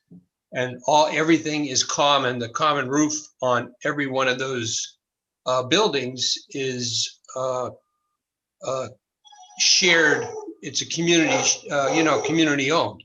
So by definition, I'm trying to get this straight.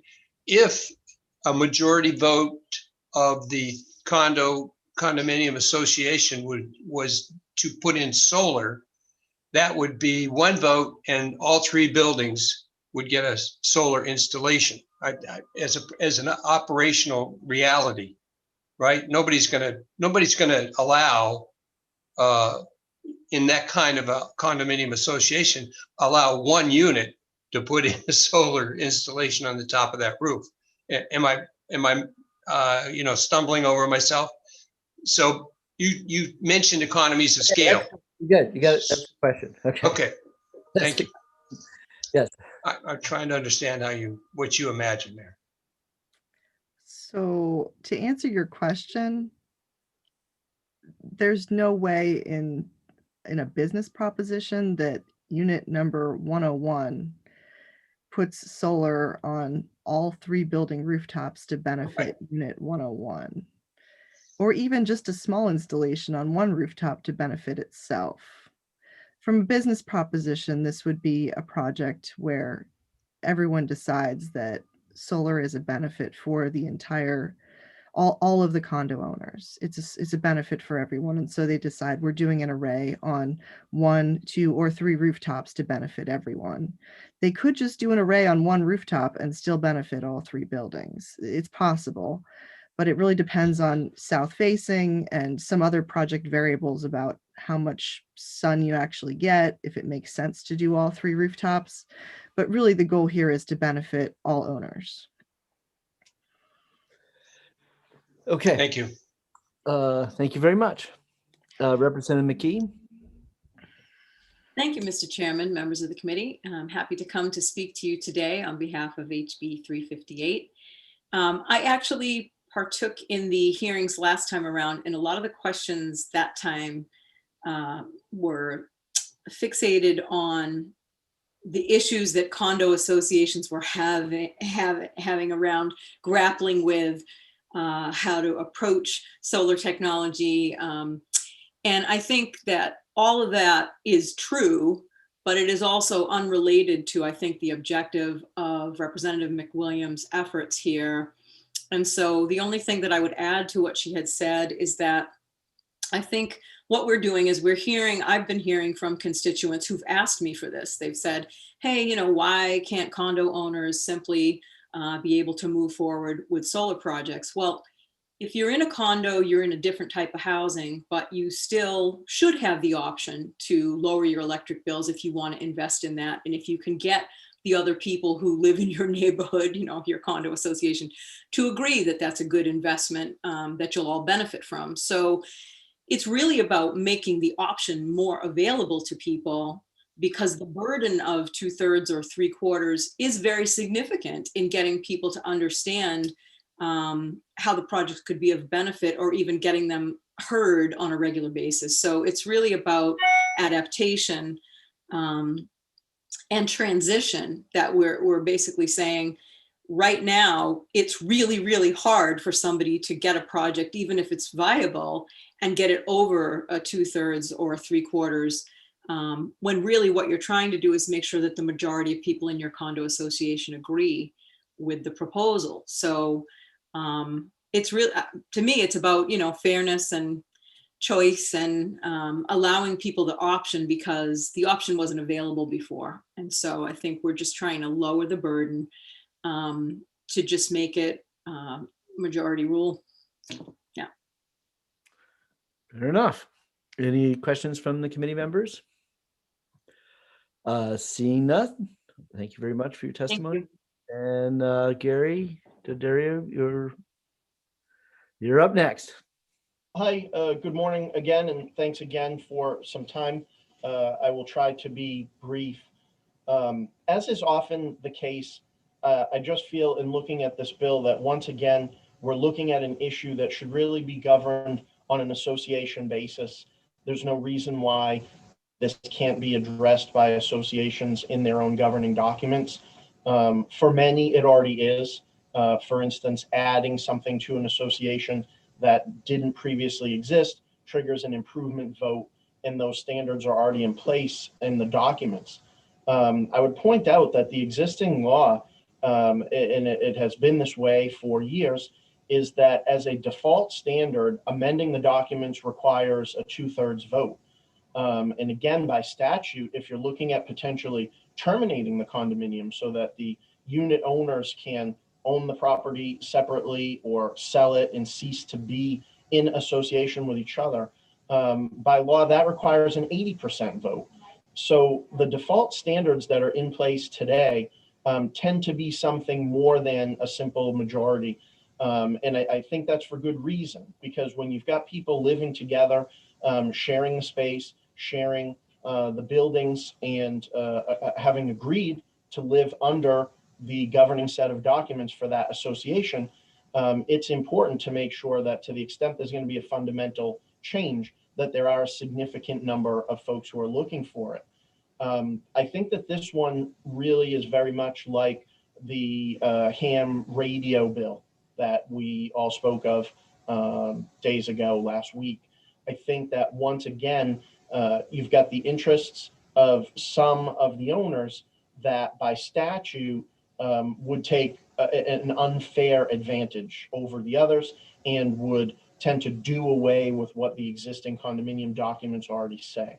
You also will have the same practical issues here, meaning what happens when holes start getting drilled in the roof or other parts of the building? What happens if a piece of equipment blows off and injures property or injures a person? I know from personal experience having solar on my house, which by the way is an example of me not being against the concept of solar in the same way that I'm not against ham radio operators, but I had solar on a house that I lived in, and it was definitely the case, and the company warned me of this, that the panels being as flat and as sleek as they are, the snow at a certain point in the winters reaches a weight where it slides off the panel, and then it crashes to the ground, sometimes unsettlingly along the border of the building. And all of these things are greater problems, you know, when you have people living in these community settings than you would in a single family home. So I would ask the board to consider all of that, and to just, again, along the lines of the ham radio bill, take note of the fact that in an association, an individual unit owner simply doesn't own that roof. It's not their property to install equipment on or drill holes in. And these are fundamental basics of condominiums. So I think we need to uphold these principles. Again, after all, people choose to live in these condominium associations. They're not forced to do so. Beyond that, I'll just take a quick moment to say that if the bill was to go forward, I do have some suggestions. I think it makes more sense if it is being proposed to deal with the association project on an association scale, meaning that the entire association is involved with the solar project. But as it's worded, it definitely does not say that at present. And so at present, with the wording we have here, an individual unit owner who wanted to put solar up on the roof for their own benefit would be able to use this bill to say, I need a lesser vote. So to the extent that this is meant to apply to an association and not to individual owners, I think that would need to be made clear. I also think it needs to be made clear what the simple majority vote is of. Again, I'm against the idea of a simple majority vote because generally speaking, the standards are higher, both in governing documents and in the law. But in any event, it's important to define a vote at a condominium association. And what I mean by that is, are we talking about the votes of the association as a whole, or are we talking about the votes of persons attending a particular meeting on this subject matter? And I think it's always important for the votes to be described as being of the association as a whole, because you have a lot of communities, especially in an area like New Hampshire, where the so-called snowbirds, if you will, are gone. for the winter. And so attendance at the association is low to begin with. And then even at a large association, on any given evening that a meeting is scheduled, if you only have 10 people appear and then 6 of them vote in favor of solar, now all of a sudden a solar project is moving forward. And that may just be a tiny fraction of the actual community. So again, if it were moving forward, a recommendation would be that this vote be described in further detail and that it be described to apply to the voting power of the association as a whole, not just who may participate in one particular meeting. Finally, I'm a little bit concerned about the last part of this bill that states that it will apply not only going forward, but to an association that amends their governing documents. As a condominium law practitioner, I can tell you that for one reason or another, every association amends their documents from time to time. Almost all of my clients have felt the need to do so between 2016 and now, just because of the amendments. And I'm not saying it's a bad thing, but just the amendments that have passed in New Hampshire to the Condominium Act 356B, most of my clients have found a need to make a change to be in compliance. And so I would urge you to consider that as long as this bill says it also applies to a condominium who amends their documents, that really makes this a bill of general applicability, because at one time or another, everybody amends their documents and then they would get pulled into this. So the proactive nature of the bill that was originally described, I think really falls by the wayside. Okay, we do have a couple of questions. Representative Abramson. Thank you, Mr. Chair, and thank you for taking my question. My concern is about what you mentioned, the majority.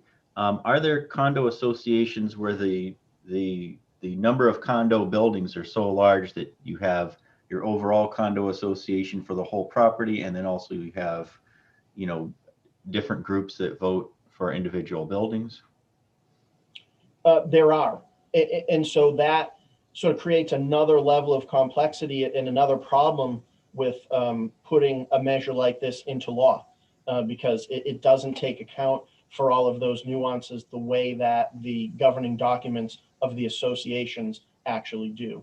And what you're describing is what we often refer to as like a master and sub setup, meaning that there's a master association and a board that makes decisions on a property-wide basis, and then smaller segments within that community exist as sub-associations. Sometimes, as you say, the buildings are individually so large that I deal with associations where each building is a sub-association that is also part of the overall master association. So yes, that exists, and yes, a bill like this would create problems in that situation because it's not at all clear how it would work. Follow up? Further question, you may inquire. Then for your proposed amendment, if we were going to go forward with this bill and try to and correct these problems, would you prefer that we break it up building by building, or the whole association, or the smallest association unit? I think if it's to go forward, the best measure would be to make it apply in the broadest sense, so that it applies to an association as a whole, or that where there are multiple associations or a master association and a group of sub associations, I think that it should be handled at that highest level. The reason being that there should be consistency and equality. And so, for instance, you could have a scenario where if applied on a building by building basis, you may end up with discontent in the community because you've got a building reaping the benefits of lower electric bills because of their solar, but other buildings don't have the solar. And then some buildings, if it were building by building vote, it might pass in one building, not pass in another. And then the people who like solar that live in a building where it didn't pass, now they resent the fact that they live in this particular building and have these particular neighbors.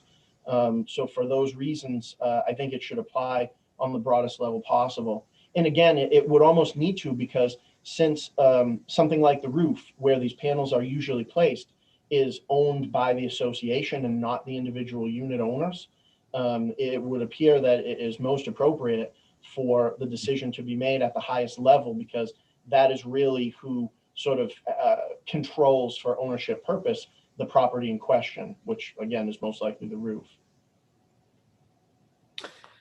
Great. Representative Burrows. Yes, thank you for taking my question. If this were to be implemented on the broadest possible level, as you're saying, my concern, or I should say, are you concerned that because of the cost of solar, if it was 50 plus 1, that could be a huge expense for individual property owners? So does that concern you that it might be just a small majority there? Absolutely. In fact, to be clear, my position in general is against this bill, not because I'm against solar, but because I don't think it works well, this type of measure, in a condominium association context.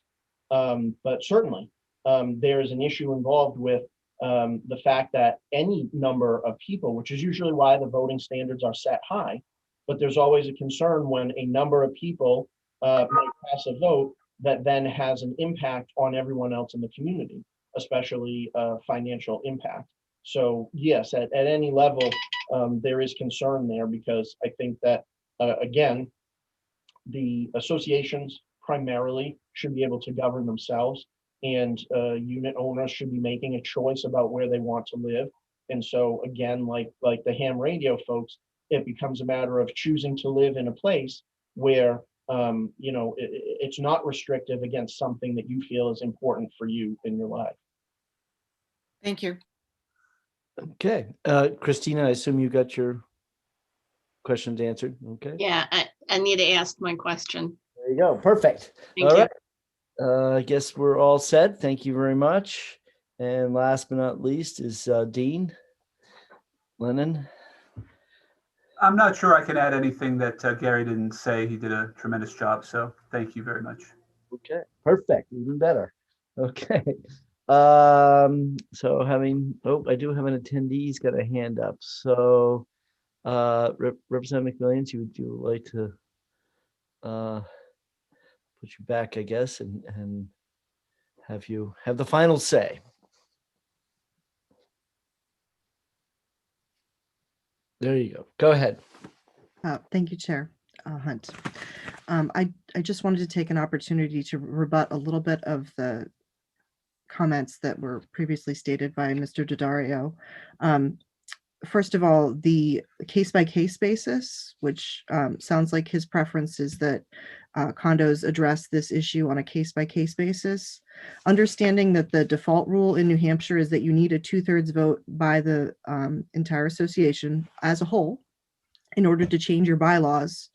You would need a 2/3 vote to change the bylaws to allow a 50% plus 1 vote to put solar on each individual condo across the state.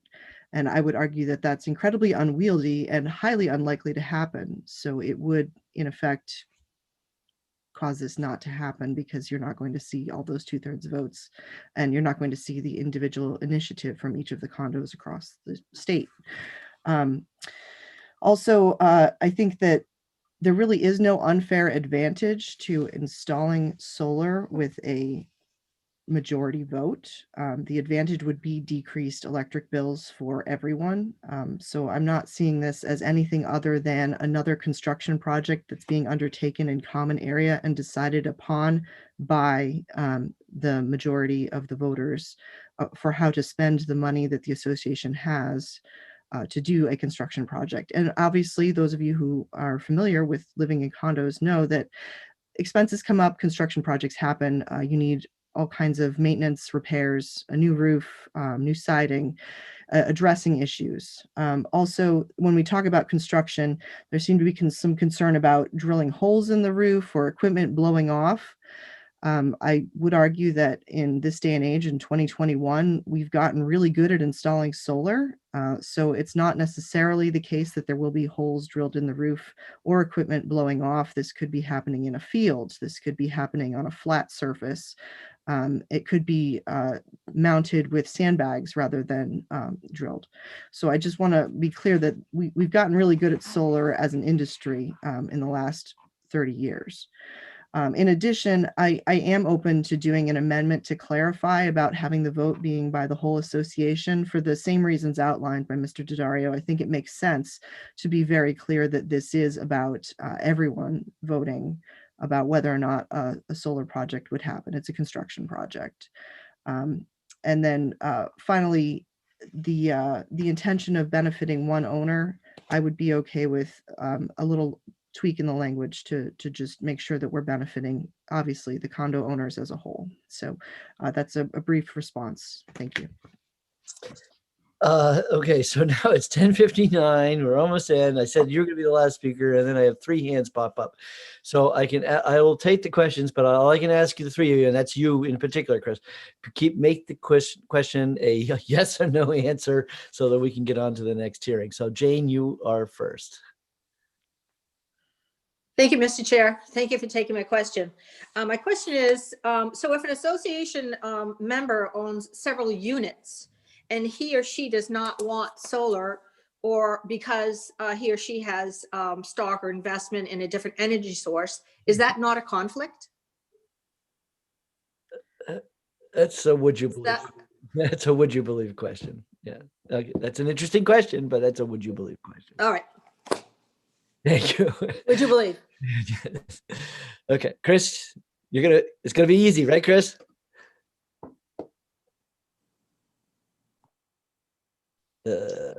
Yes, sir. Thank you, Chairman Hunt. So just so I've got this clear, only association members who own their condos are involved in this vote. Is that correct? In other words, if there's 50 units that are rented, the people that are renting are going to not be able to vote, but they're going to, I would, as an association member, want them to also help pay for this unit. So I want to make that clear and maybe recommend to the gentleman that was the business owner with majority rule, he probably should get in the solar business. So it is unit owners. That's just unit owners. It says unit owners are voting. Yeah. Okay, and Max, last but not least. Just a question on this hypothetical amendment. Does this? I guess the problem I run into if you're going to go for the whole property instead of just the building, what happens if the property becomes bifurcated or subdivided later, or the association subdivides later? Does this? If we're going to handle this in law and this is going to handle all cases going forward, how do we address all of the contingencies that come up that we have a hard time dealing with now? What happens if 2 adjacent condo associations merge? How do we handle those kinds of situations in law? So I just want to say this is a construction improvement. So we would address this just like putting up a new clubhouse. If the units were split out into 2 different owners, ownership and compensation would be addressed the same way as if you had built a new clubhouse, or vice versa. If you added on and purchased more units that belong to a neighboring condo, and there was, say, a bond or a loan or some long-term financial instrument related to the clubhouse, that would be dealt with as part of the purchase and integration of those 2 different entities. Great. We thank you very much. And with this, I will close the public hearing on House Bill 358. And so the next one we have is 336. And 336, Representative Gordon, there you are. All right, Ned, I'm promoting you up.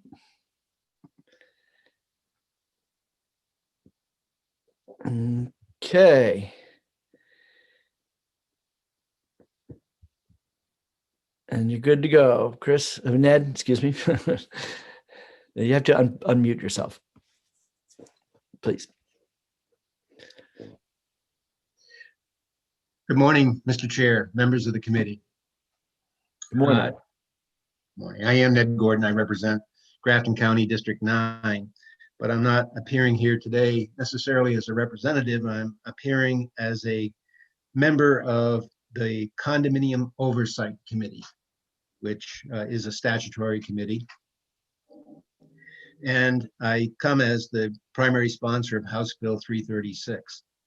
This is the same bill which the House Commerce Committee heard in the last session as House Bill 308. It creates or establishes a condominium dispute resolution board.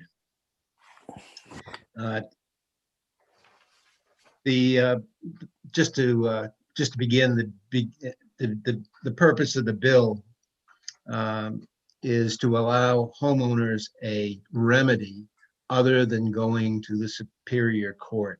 Currently, if condominium unit owners have a complaint with the association, and that complaint may involve the fact that the board is not complying with the declaration or bylaws or other condominium documents, or it may be a complaint with regard to wrongful voting procedures, or it could be a complaint with regard to uses of the property.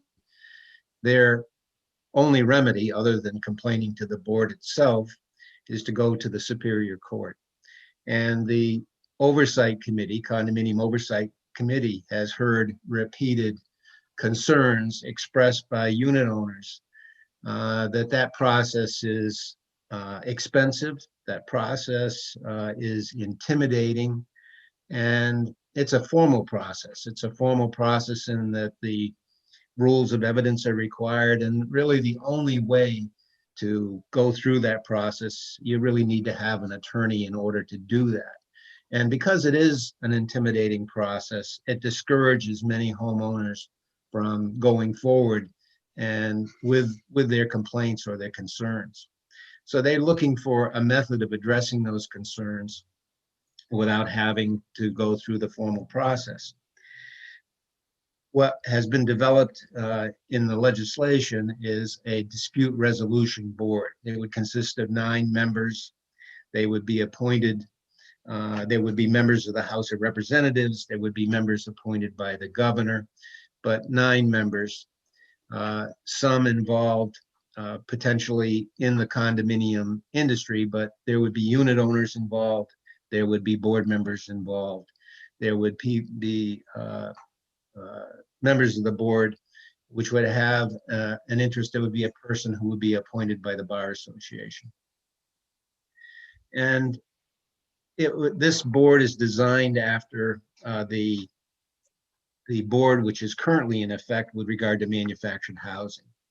And that board has been successful in dealing with complaints, with manufactured housing complaints, without having to have people who in many cases just simply do not have the means to go to court to be able to provide them with a remedy for their concerns. The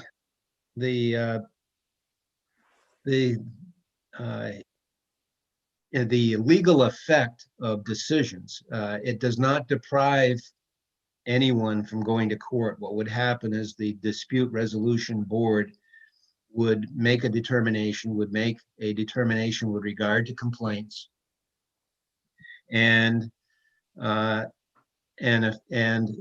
if either party, the unit owner or the association, were unhappy with the outcome, they could in fact go to court and have it resolved in court. But if it's not appealed to court, if either party wants to go to court, it will become a binding resolution to the complaint. And I think that is a fair outcome and a good way of resolving the complaints in a fair and equitable manner and in an economical manner. Like most people, I don't necessarily want to see more regulations or more levels of bureaucracy. But this is a way of providing people with a remedy without having to go through the formal process of going to court to obtain that remedy. And I would entertain any questions that people may have. Great, thank you. We do have some questions. Representative Abramson has a question. Thank you, Mr. Chair, and thank you for taking my question. I do have I actually like the idea of the bill, but I do have a concern that the members are, a lot of them are just members of the general court who, under our Constitution, can't be compensated other than the $100 a year honorarium. It looks like, I'm guessing that there would be a lot of disputes, that there are quite a few of these cases that go to court. I'm wondering why this, wouldn't go maybe to the housing board or some other organization to just look at the facts of the case and decide the case based on the facts. I think the design of the board was created with the purpose of having people who generally were familiar with the industry, and you'll see that most people are. There's one member who's just simply a lawyer, one member appointed by the Bar Association, which I think always having some legal expertise added is a good idea. With regard to the legislative members, I guess I could let you decide whether you think that's in the interest, but frankly, I think having the legislature involved is not a bad idea, and I'm not sure that I'm concerned about their compensation, but that's another whole issue. Okay. Next up is Representative Bartlett. Thank you, Mr. Chair. We have lost our institutional memory with Kermit Williams, because this bill has come up so many times. Would you be able to refresh our memories and inform others that were not in on the last few sessions, of why we haven't been able to move forward with this? I think a lot of people understand the need for it, but it hasn't passed, and it's very complicated. I know that you have amended it a number of times. Can you help us? Well, yes, and frankly, I'm bringing the bill forward because Kermit wasn't reelected, and he did bring this bill forward, and he was the prime sponsor last year. This bill is different than the bill. This is the same bill as last year, but the bill that was offered last year was substantially amended to make it more streamlined and to make it apply only for complaints that were made by unit owners. So it's unit owners' complaints only. It also did some other things that this particular bill makes it so it's non-binding. So if in fact there is a decision that's made, either party, the association, whichever, can bring their complaint forward to the Superior Court if they wish to do so.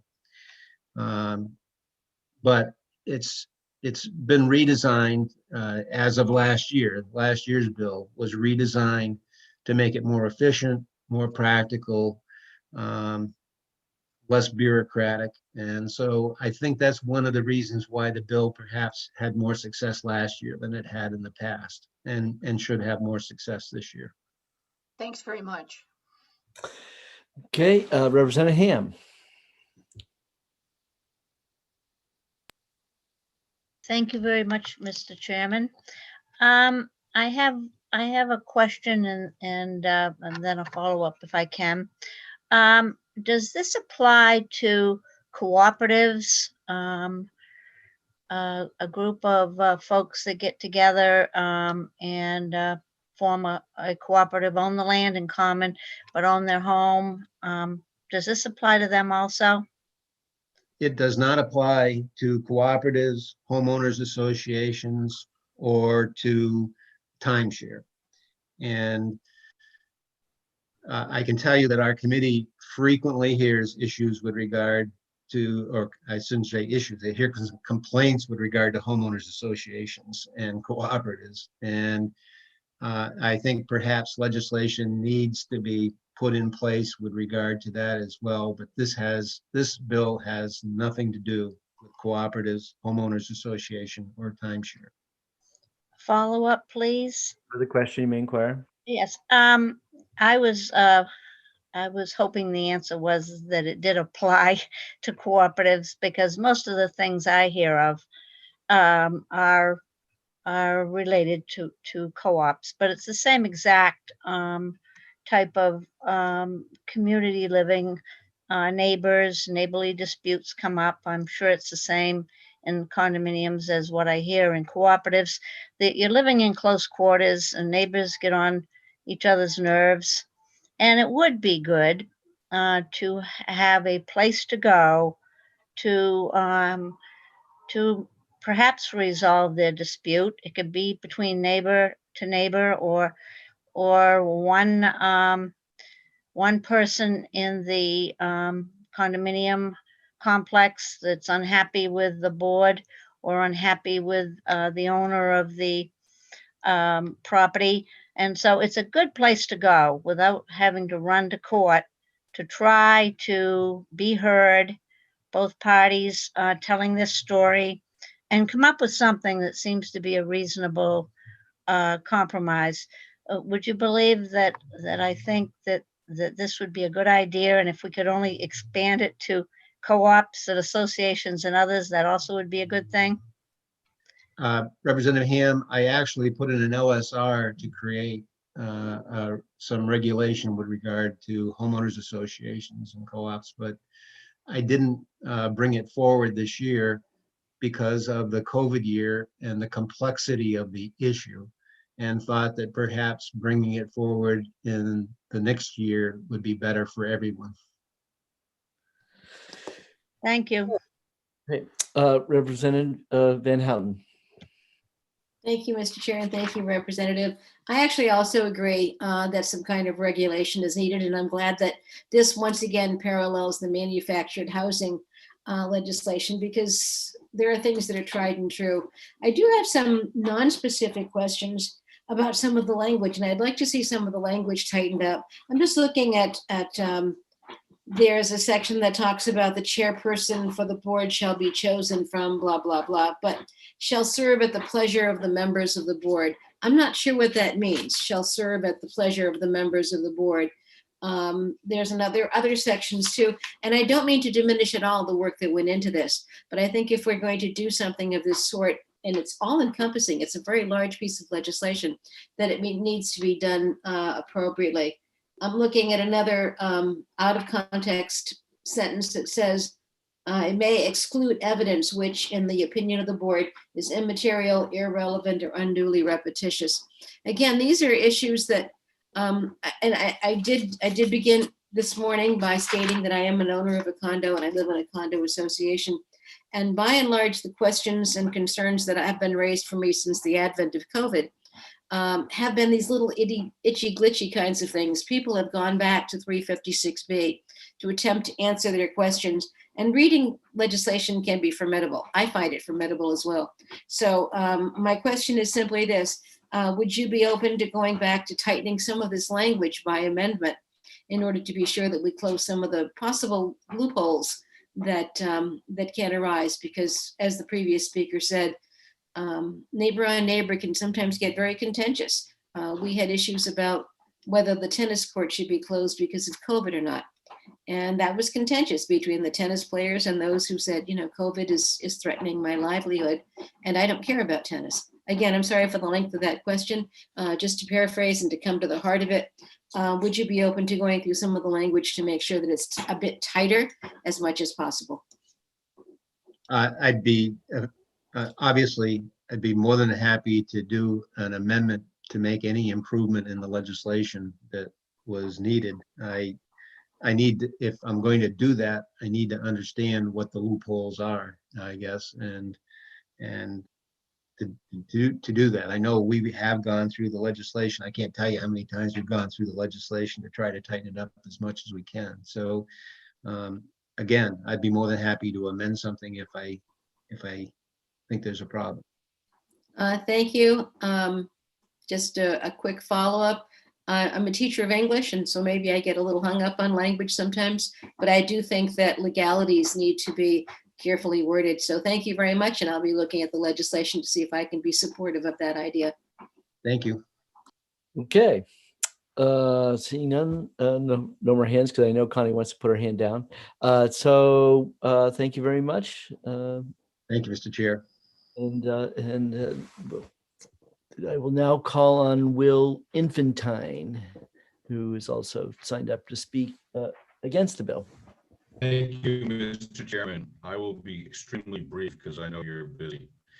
It seems like I have condos coming out my ears all the time. It's part of my life. My company insures 300 different condo associations in New Hampshire and Massachusetts. I've served on 4 boards before, and I own a condo. So I've seen the good, the bad, and the ugly. More often than not, though, it all does work itself out between boards, changing of boards, people deciding that to resolve an issue professionally versus legally. I don't think the government should be involved with disputes. Can you imagine if we had a dispute resolution board for small claims court and we had a few representatives on them? First of all, I don't think representatives should be adjudicating things. That kind of a cross between the legislative and judicial branches there, in my opinion.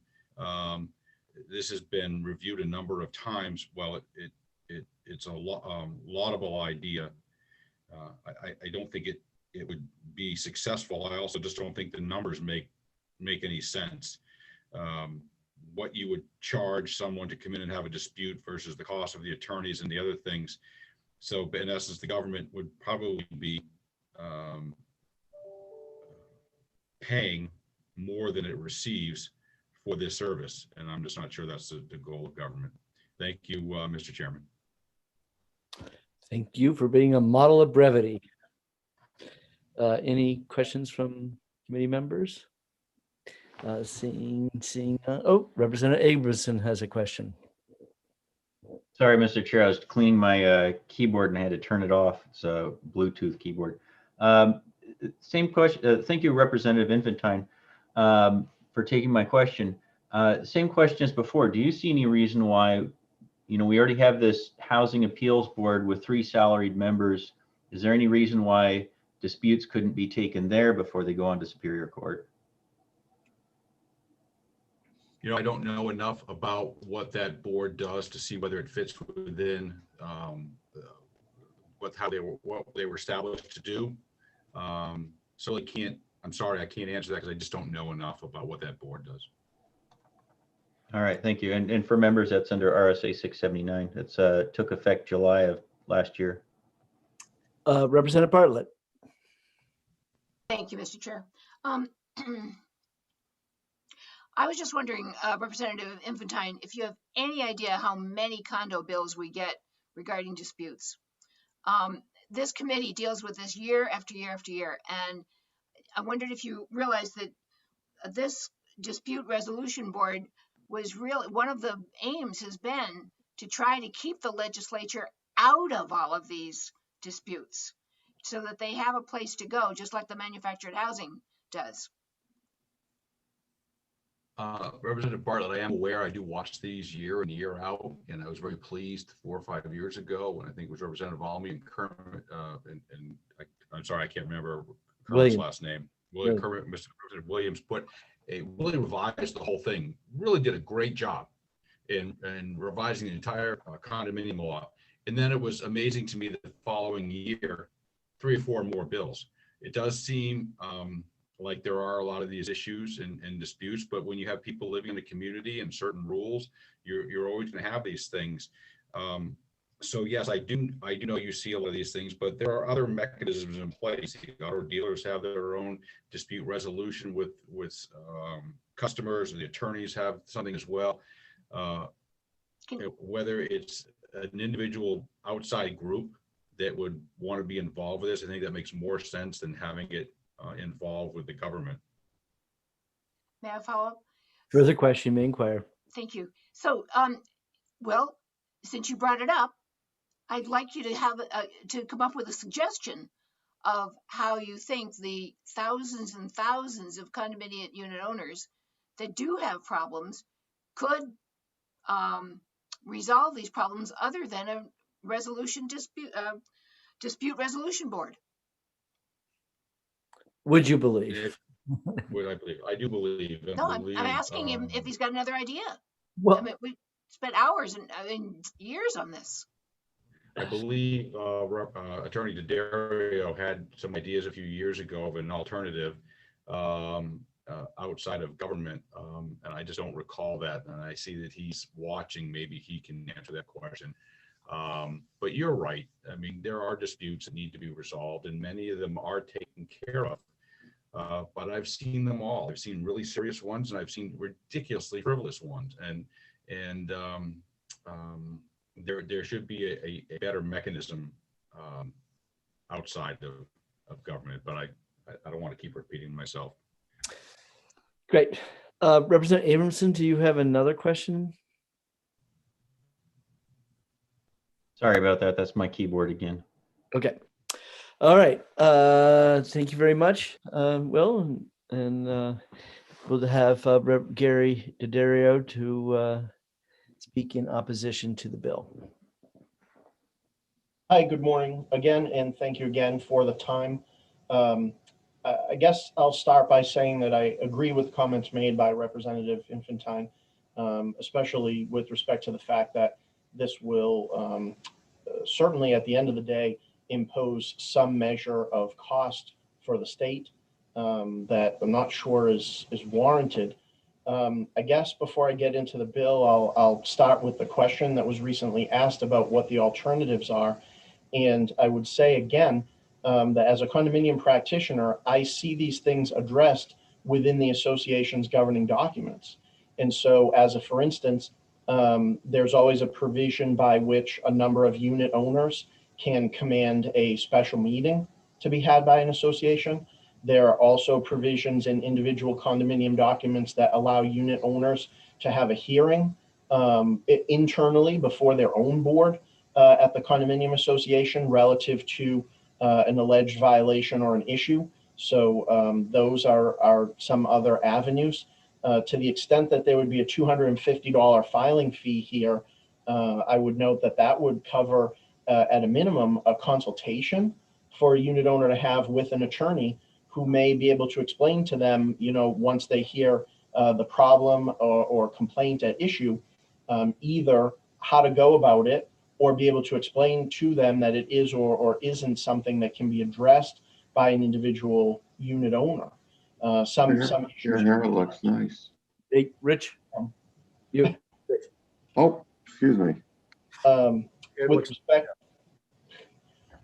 With respect to the particulars of the bill, and I guess we're at a good point of transition for this. It states now, it reads very much as a one-way street, meaning that unit owner complaints would be accepted by this board. And the language here indicates that there would be complaints against the board, meaning that the association board had done something wrong. So two pieces we see lacking here. One would be for an association to be able to seek some assistance from this board, if this board were to exist, to deal with a unit owner who is violating the rules.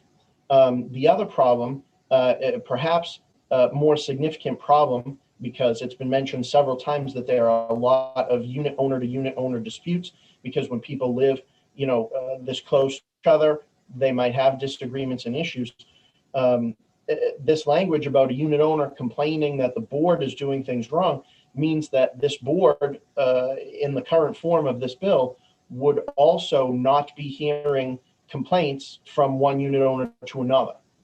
And so I think if this board were going to exist at all, it probably makes sense for it to exist to service whatever types of issues people are trying to address, and not just the singular focus of a unit owner doesn't like what the board is doing.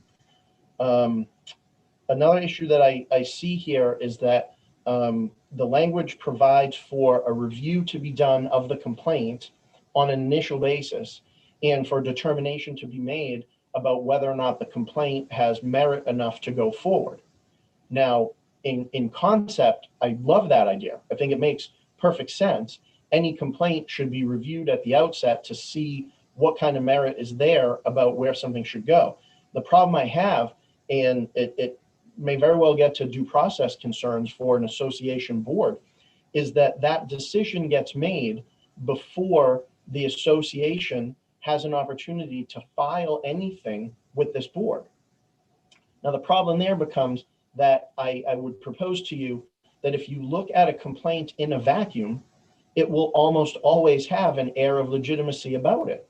In other words, a unit owner might say, I was at the annual meeting, I tried to vote, it's the most important thing we do as unit owners, and they wouldn't accept my ballot, and so my vote didn't count.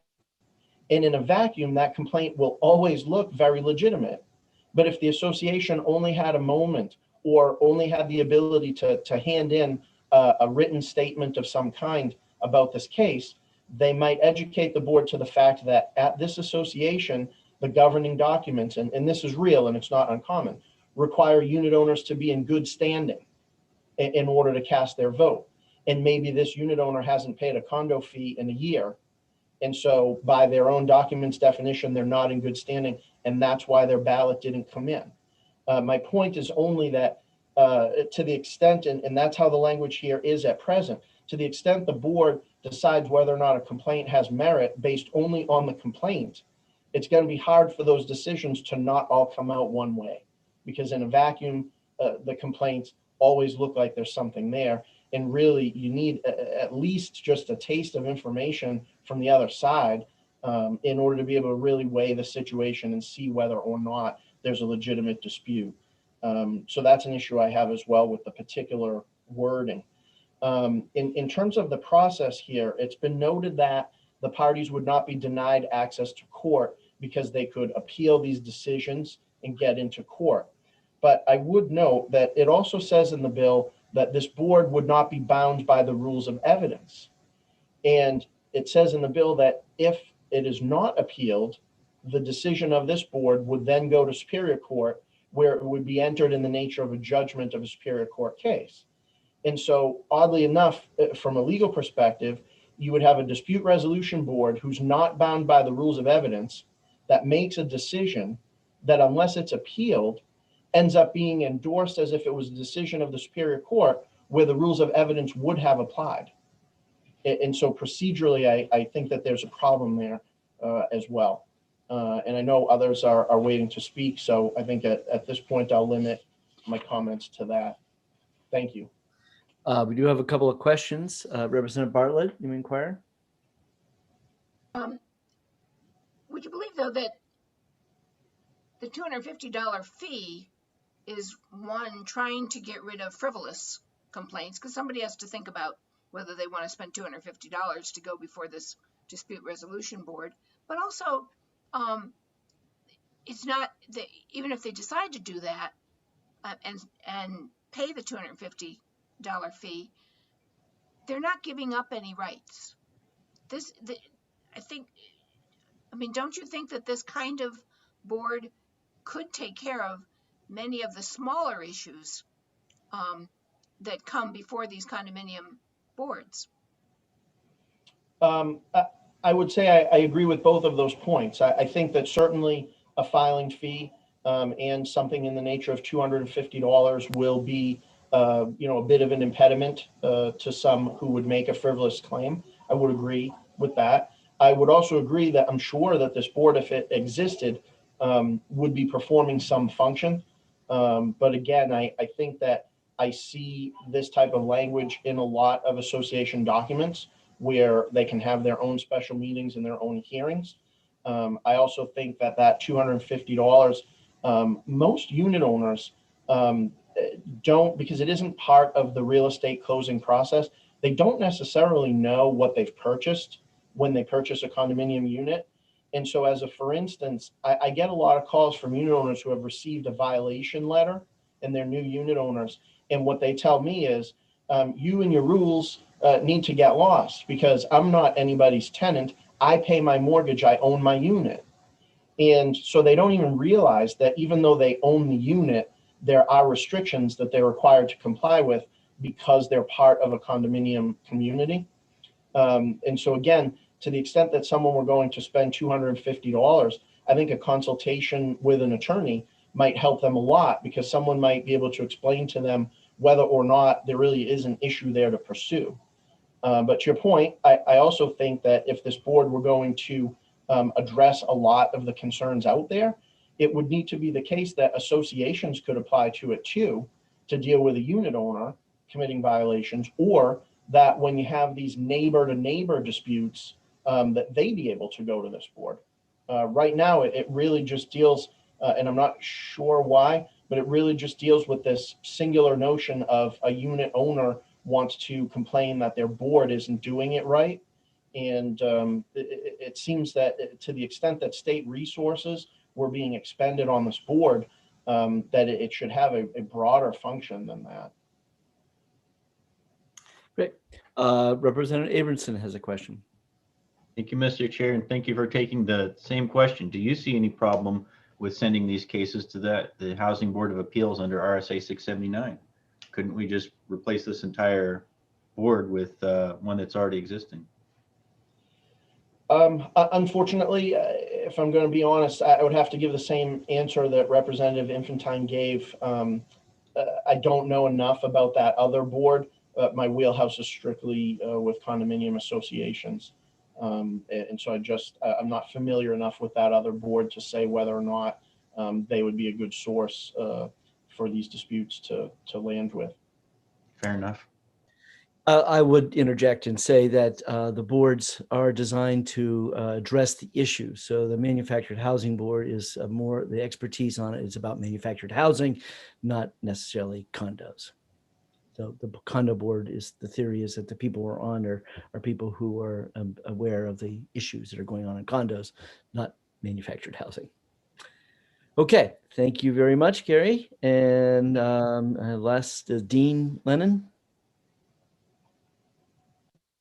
Hello, thank you, Representative Hunt. I'm going to be brief, and I certainly echo what Gary has just said.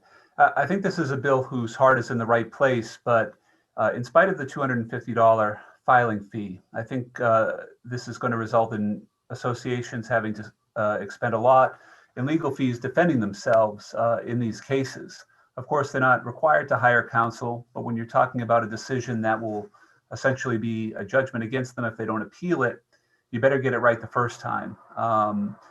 So when owners have issues that perhaps are frivolous, perhaps are a misunderstanding, to expend $1,000 or $2,000 to defend yourself is awfully onerous. Superior Court is not the only option for owners. They can file in district court or circuit court. They can file in small claims court within circuit court, and that's very cheap and relatively fast. So I'm opposed to the bill on that basis, that it's going to cause associations to spend a lot of money in addition to everything set forth by Gary previously. Thank you very much. Okay, any questions? Representative Abel.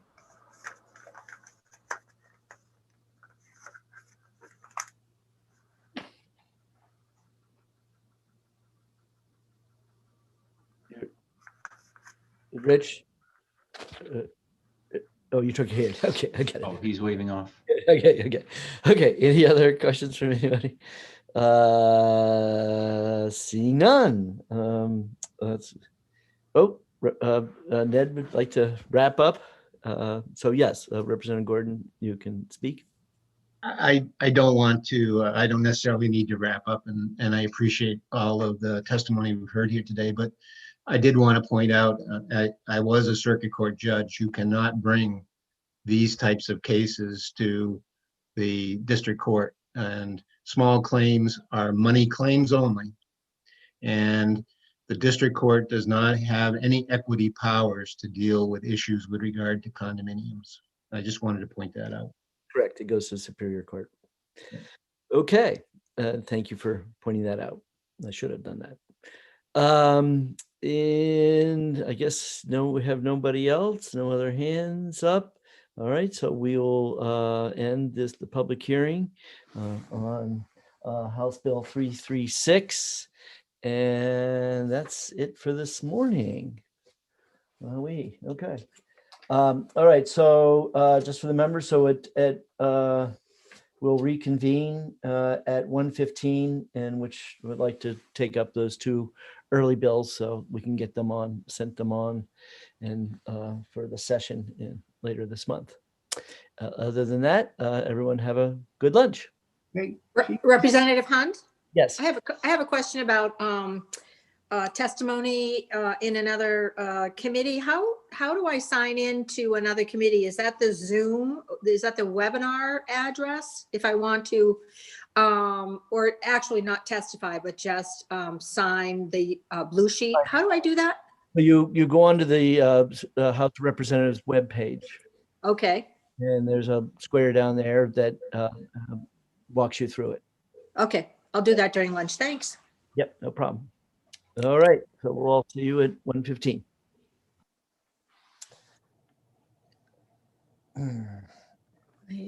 Mr. Chair? Yep. I guess maybe it's a little late. Did we have a caucus before taking up 610 and 76 Republican caucus? Why don't you give me a call? Okay. Just call. You have my landline? I'm pretty sure I do. 899-6000. Yeah, I've got that. Okay, just give me a call. Yeah, you missed our caucus yesterday. Okay.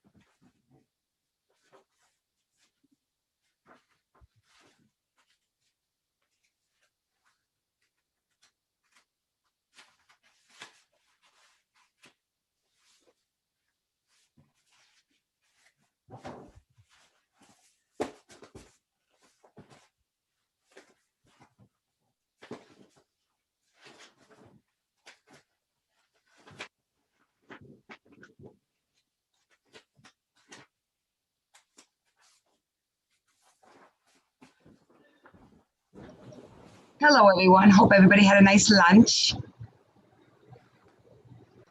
John, I went cross-country skiing at lunch. Cool. I'm jealous. I made lunch for my daughters and I, BLT sandwiches, and ran to the store and got them some chips. That's cool. Yeah, the snow is nice. How much snow did you get up there, Joyce? Oh, I'd say 4 inches maybe, Uh-huh. but it's a very nice quality. Yeah. We got like 14 down here. I know. You guys get all the luck. Yeah, we wish. Yeah, we get some between the two of you here in Laconia. You guys usually get a lot more than we do. Not this year. Nah, well, I've been out around here. 8 times, Joyce, cross country skiing. I've been out 8 times already. Well, I like to do it every day with the dogs, but I can't. It hasn't possible this year until Right, cover. Yeah, 4 is a little tight. I need like 5. I don't know. It's how much did you get, John? so it looks like a foot, and you know that's what they reported in the MUR. That's good. But and we had that 5 inches just a couple of days, a week before. So Yeah. so definitely got a good base and good stuff. So I'm expecting to do a lot of skiing in Good. a couple of days. Well, I went to the quilt store and got some more fabric. Well, that's because you've got your vaccine, so you're more willing to get out of the house. I did. And I got my second vaccine appointment this morning after trying all day yesterday at different times. So what's their It's date? Not till April 1st, which will be 9 weeks out. Amazing. Yeah, Which I get is my way too far. So hopefully the state gets us together and gets Right. us in time. I get my second one on Monday. Wow. Yeah. I want to apologize to the committee for my inadvertent remark when I was unmuted. I have a new laptop computer, and I discovered that the mouse, if I'm moving it to someplace else and it goes over the mute or unmute, it changes it without my clicking. So Got a mind I of its didn't own. mean to. I was complimenting my wife on her haircut, and Yes. so I'm sorry the whole world saw it or will see it.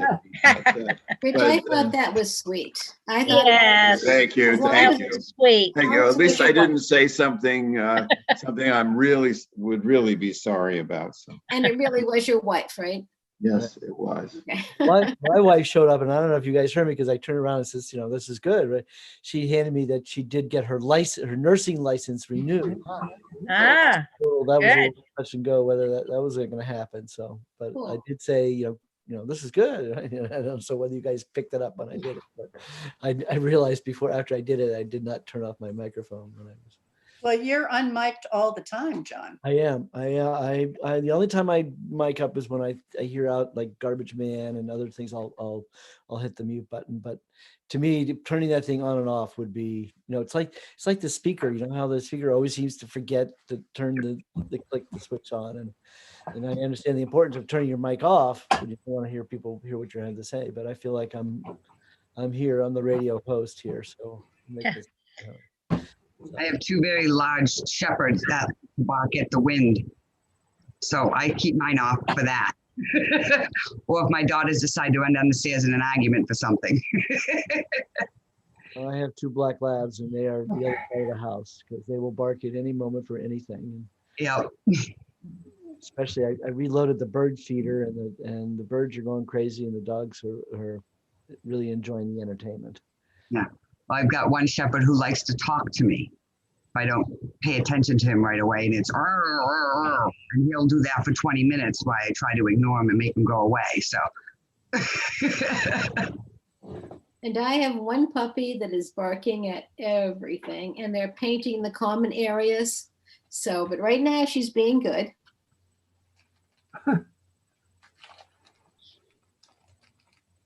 All right, so I count 16 people, which is a quorum, but that means we're missing people. Hi, Mr. Chairman, can you hear me over here? And oh, there's somebody in the room. Oh, Jason, there you go. I see you now. Hey, Jason. All right, that's good. And then Keith, good. So now let me count again. 1, 2, 3, 4, 5, 6, 7, 8, 9, 10, 11, 12, 13, 14, 15, 16, 17. Okay, and Keith turned his camera on. Good. So Jeffrey, On the rules. Jeffrey, you have to turn your camera on for execing. Okay. I have a question for the chair, if you yes. have a second. Sure. Yep. This is our first our first vote. Yep. First one I'm recording. So would you like to go first or last? I know there's a difference of opinion on that. So I'm fine with going last. Okay. That's fine. In the old days, I didn't have to vote at all unless to make or break a tie, and that was actually kind of fun. Clear's not here. So. And then recording the vote, the form that the clerk gave me just has like the total, has the motion first and second and the vote total. Should I be recording votes on the roll call sheet? So they didn't give you a sheet with the names, and then you write check what they say yay or nay next to the name? Or I don't have something like that. I have the list of names for attendance. That's the only thing close I have. Right. So Pam, does he supposed to have another type of sheet for executive sessions? Yeah, he should have a roll call sheet. I know the clerk is taking care of the paperwork. Let me look again. I saved what he sent. I have something called exec session form. Okay, that works for me. But it doesn't have names on it. It just has the motions and the vote totals. Huh. That's what Paul sent out. There's no, like in page 2? No, I'm looking now. I can make up my own if you want. We can figure it out later. What do you want to do? I can email Paul if you like. Okay. All right. Well, I'd like to move from steam ahead. So make your own sheet. Okay. And then you have the attendant. Just use an attendance sheet for today, and then hopefully we'll get this problem. So I'm looking back at his original email. Let me just. Oh wait, I found it. False alarm. Good. Excellent, excellent. There you go. I have not sent him anything. I wasn't. All right. Okay, great. So the chair rules that we have a quorum. The first bill we want to take up is House Bill 610. This is relative to certain licensing and reporting functions to be conducted through the nationwide multi-state licensing system and registry, and relative to background investigation of trust officers to certain filing fees, assessments, interest rates, and the transmission of consumer complaints by the banking department. Representative Hunt moves, and seconded by Representative Petusek, ought to pass. Any discussion on the motion of ought to pass? Seeing none, the clerk will call the roll. Just give me 1 sec to catch up here. I'll get faster as we go. Petusek was second. Yep. And the motion is all to pass. Correct. All right, call the roll.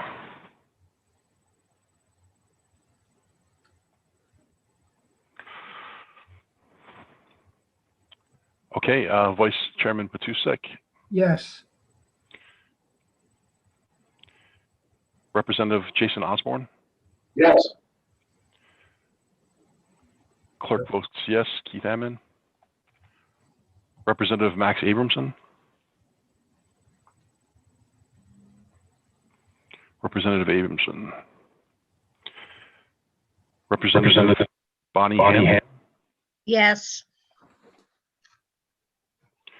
Representative Joseph DePalma, Yes. Representative Jeffrey Greason, Yes. Representative Dawn Johnson, Yes.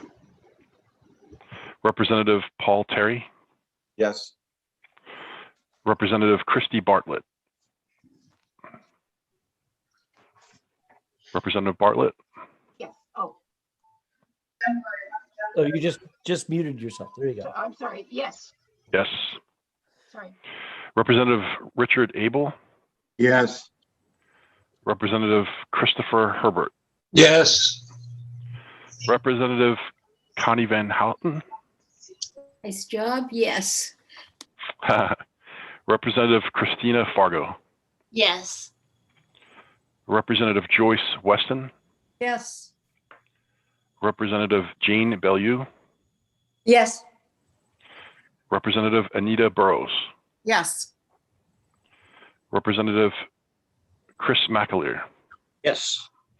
and Max, I saw you pop on, Representative Abramson, Yep, I'm here. and lastly, the chair, Representative John Hunt. Yes. Okay, that's unanimous.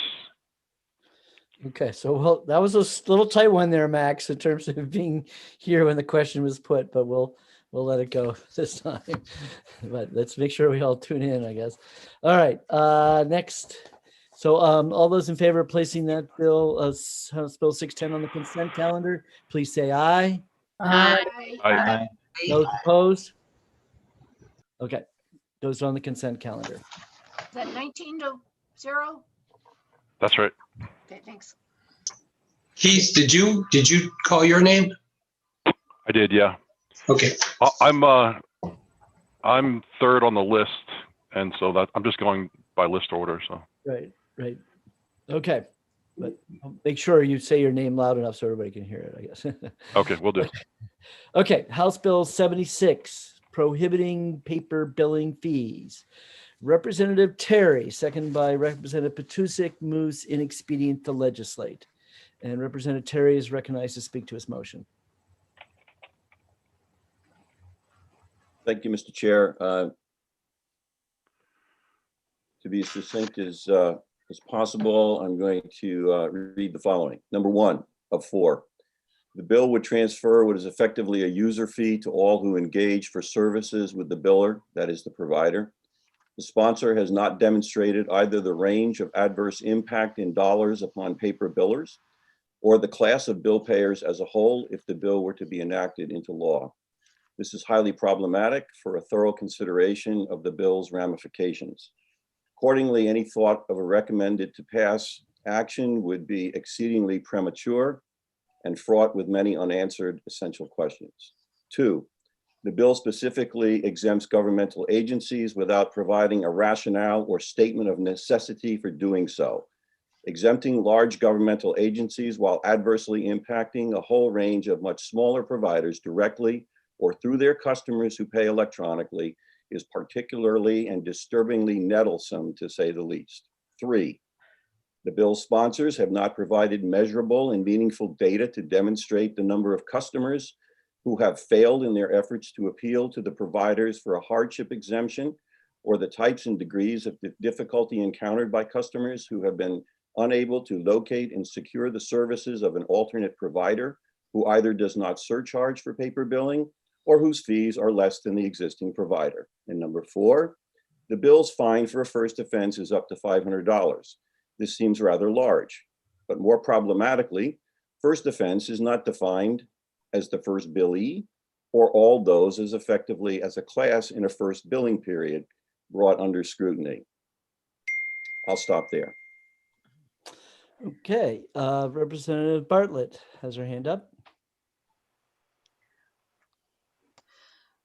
Yes, I have to say that this is catching us a little bit by surprise. I thought that there was really quite a lot of testimony at the public hearing, and that this is affecting people. I agree that it's not ready to go the way it is right now, but I do think that we could retain it and work on it for next year.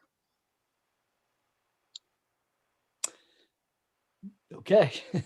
Obviously, in terms of the motion is that there was a feeling that this bill there's too many ends to it to whether it was going to get resolved.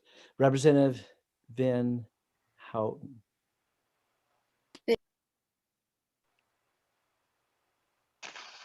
Unmute.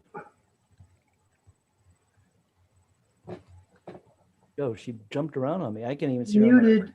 I think I'm all set now, am I? Yep. Oh, there you are. She's Okay, I apologize. I do agree that there are definitely problems with this bill. However, I do see a constituency that has this need that the older people, those people without access to computers. And I would hope also that we would take down the ITL motion by vote and go to a retained motion. Okay. Representative Abramson has his hand up next. Oh, I'm not on mute. All right. So although I agree with the sentiment of Representative Bartlett and Van Houten, that there is an issue here that needs to be dealt with. The problems that I saw with the bill are structural, meaning that, as I said, asked during the hearing, that this doesn't protect New Hampshire consumers. It punishes companies that move to New Hampshire. And it created a second structural problem, which would also not be solvable with making changes to this bill, which is at no point do they make it clear if somebody offers a discount for online billing, even if it's $1 or $2 or $5 to do things more efficiently, would they be fined? How many times would they be fined? What would be counted as a second offense, and so on and so forth. So I don't think that retaining the bill and trying to fix this bill would fix the problem. I think that if it's even possible to fix this problem, for example, out-of-state companies doing this, it certainly wouldn't be fixed by retaining the bill and try to make changes. It would have to be done by a completely different mechanism. Okay, Representative Van Houten. Oh, I'm sorry. I will lower my hand. I apologize. Okay, Representative Herbert.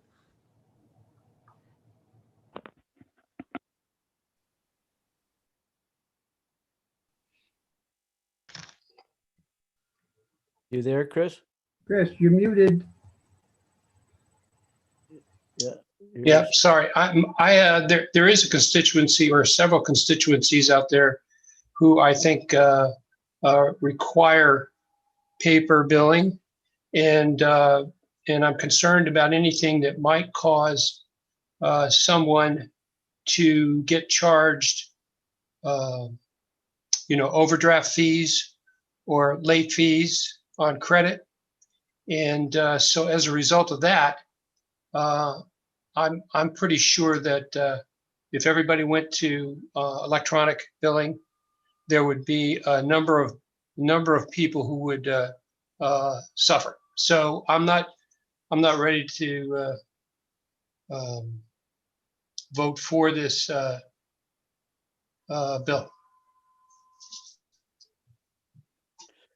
Bill, for the motion. Okay. Any more discussion on the motion of inexpedient to legislate? I assume you just have to, okay. What do you want? Who was the second? Petusek. Thank you. Okay, any more discussion? Seeing none, the clerk will call the roll. Okay, the motion is ITL on House Bill 76.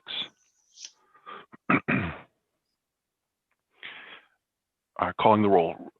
Vice Chairman John Petusek. Yes. Representative Jason Osborne. Oh, you didn't say your name, Keith. You're third. I'm Jason's second on the list. Oh, the way okay. I'm going. Yeah. Okay. Is that all right? Yep, that's fine. Mr. Chairman, could Keith say exactly what we're voting on here? Okay, the motion, sorry, I will, it's my job to make sure you're clear on the motion. The motion is inexpedient to legislate on House Bill 76. Okay. Okay, so I started with Vice Chairman. He voted yes. John Petusek. Representative Jason Osborne. Yes. Representative Keith Ammon, that's me, yes. Representative Max Abramson. Aye. Representative Bonnie Ham. You're muted, Bonnie.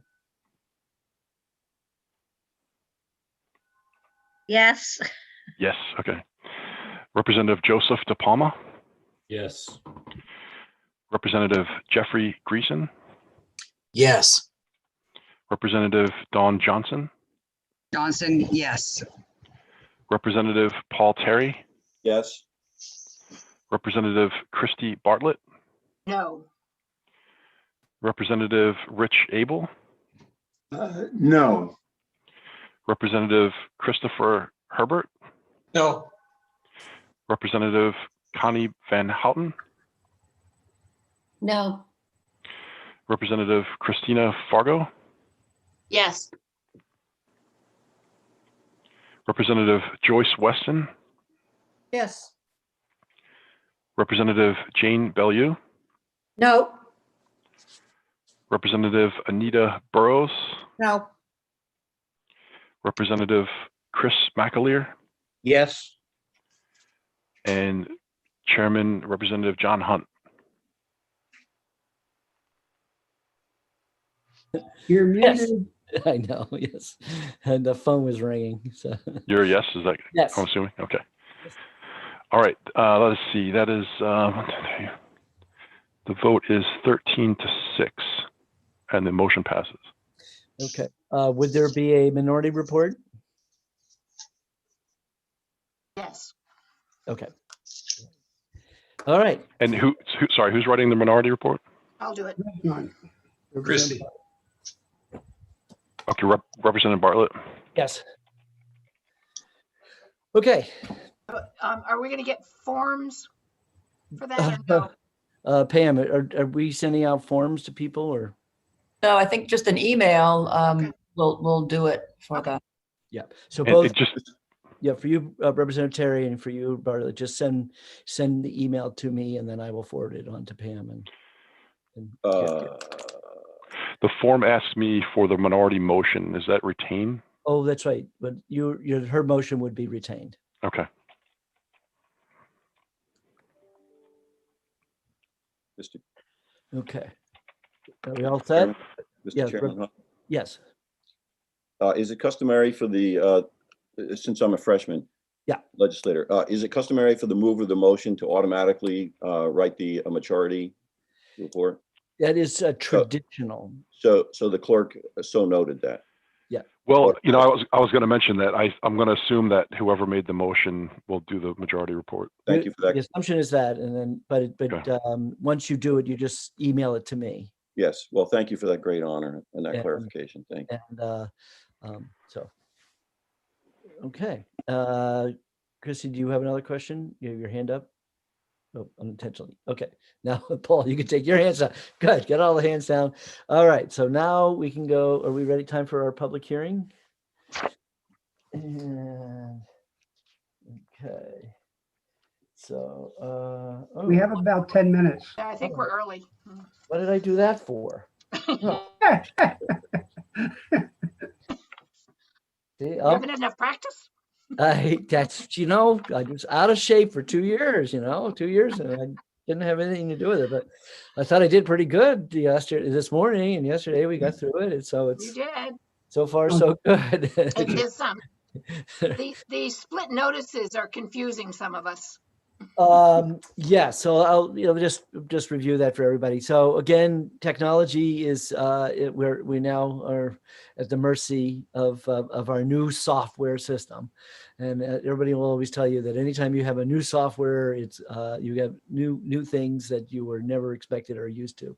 So what's happening going forward from now, whereas before I would just list, or we would, so it's not just me, the previous chair, the same thing. We would list all the bills that we exact. Now we have to put them in as time specific when we're executing them. The only benefit this is to a chairman who's scheduling it is to schedule it tight, because you don't want to have like this lull that we're having now. So, but it's okay to be late, which does not make sense to me, because it seems a little rude to make people sit in. But I would say there are times when we have exec very large pile, when we have a large pile of bills, and we start out at 10 o'clock or whatever when an exec session, and the room would be packed full of people. And so my tendency was usually to look around and see what bills they were here for and try to weed through it and pick out the bills that I could try to weed out the crowd. And then, or whether there was a department, if there's some department, if there's a commissioner sitting in the room, I definitely want to take care of that bill right away. But so with this new system, everything is time certain. And, but I do have we have the push someone off if we're running late, but which I don't think is a good thing to do. But it is what it is. So My hand's up. okay. Yes, Chris, what do you have? Yeah. Earlier on, you went through the benefits of retaining a bill. Yes. And I think that's why I voted the way I did. No problem. With the idea of retention. So, because I don't think anybody thought this bill was ready for prime time, as it were. But if we kill it like this, is it more difficult? Does it have to be reintroduced? I mean, what is the hurdle we put in front of this idea by going ITL versus retention? Well, That's a very good technically, question, Chris. yeah. So technically, we would have our session in February, this February 24th, I guess, 25th, and which if the bill is if the House does kill the bill, then theoretically it is dead for the biennium, that it cannot be reintroduced. Having said that, all you have to do is change the way the bill was written and do it in a different way, like put it under consumer protection or do something different with it. And suddenly the bill will have life come next year. So, I mean, I've seen that happen a lot. So, but technically, I think that, at least in terms of my caucus, it was pretty much that there is no way you're going to do this unless you want to treat it as like an elderly exemption. That there was no way we were really going to be able to implement it. And even then, how do you enforce that, an elderly exemption? So that's why the motion was inexpedient. So, and I always say every bill has a grain of truth to it. Every bill does, but some of them, it's just the devil's in the details. So yes, Chrissy, we have too many Chris's on this committee now. We do have a lot of Chris's. I was just wondering if you would mind just kind of reiterating what's going on, the schedule for next week. We had an awful lot of notices. Yes. Okay. You did ask me about that. Yeah. Okay. So getting back to this problematic system of the dates, everything the time certain. So when you're getting these notices, where before, if we were doing an exec session that day, it would be listed on that same sheet of paper. But because of this new software, the new system, execing a bill is treated as a totally different memo. And I guess in defense of the computer, it is true that it has to go and see who all the sponsors are and notify them that it's occurring, which should still be happening even when we schedule the bill. So I don't know why the computer feels compelled to do this, but when it comes to exec session, it really wants to treat it as though it's a different day, even though it's the same day. Does anybody have any questions about the notices that we received yesterday? Okay. And of course, always look at the calendar if that helps you too. Yeah. Well, hopefully the calendar. Well, we'll see how the calendar treats this.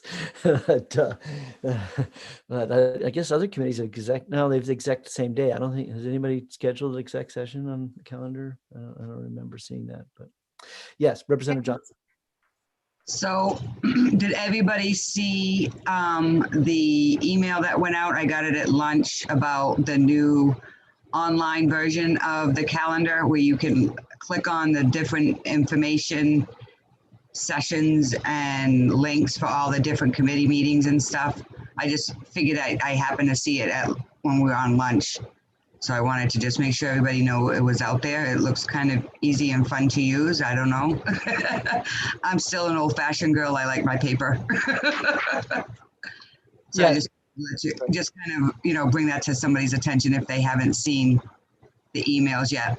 Yeah, and the other thing I can't emphasize enough is that if you are going to testify, if you don't want to, be sure you do it the night before.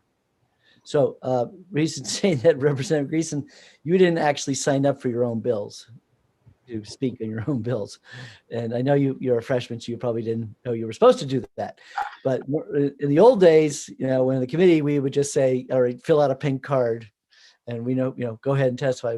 But obviously we have this new whiz bang system.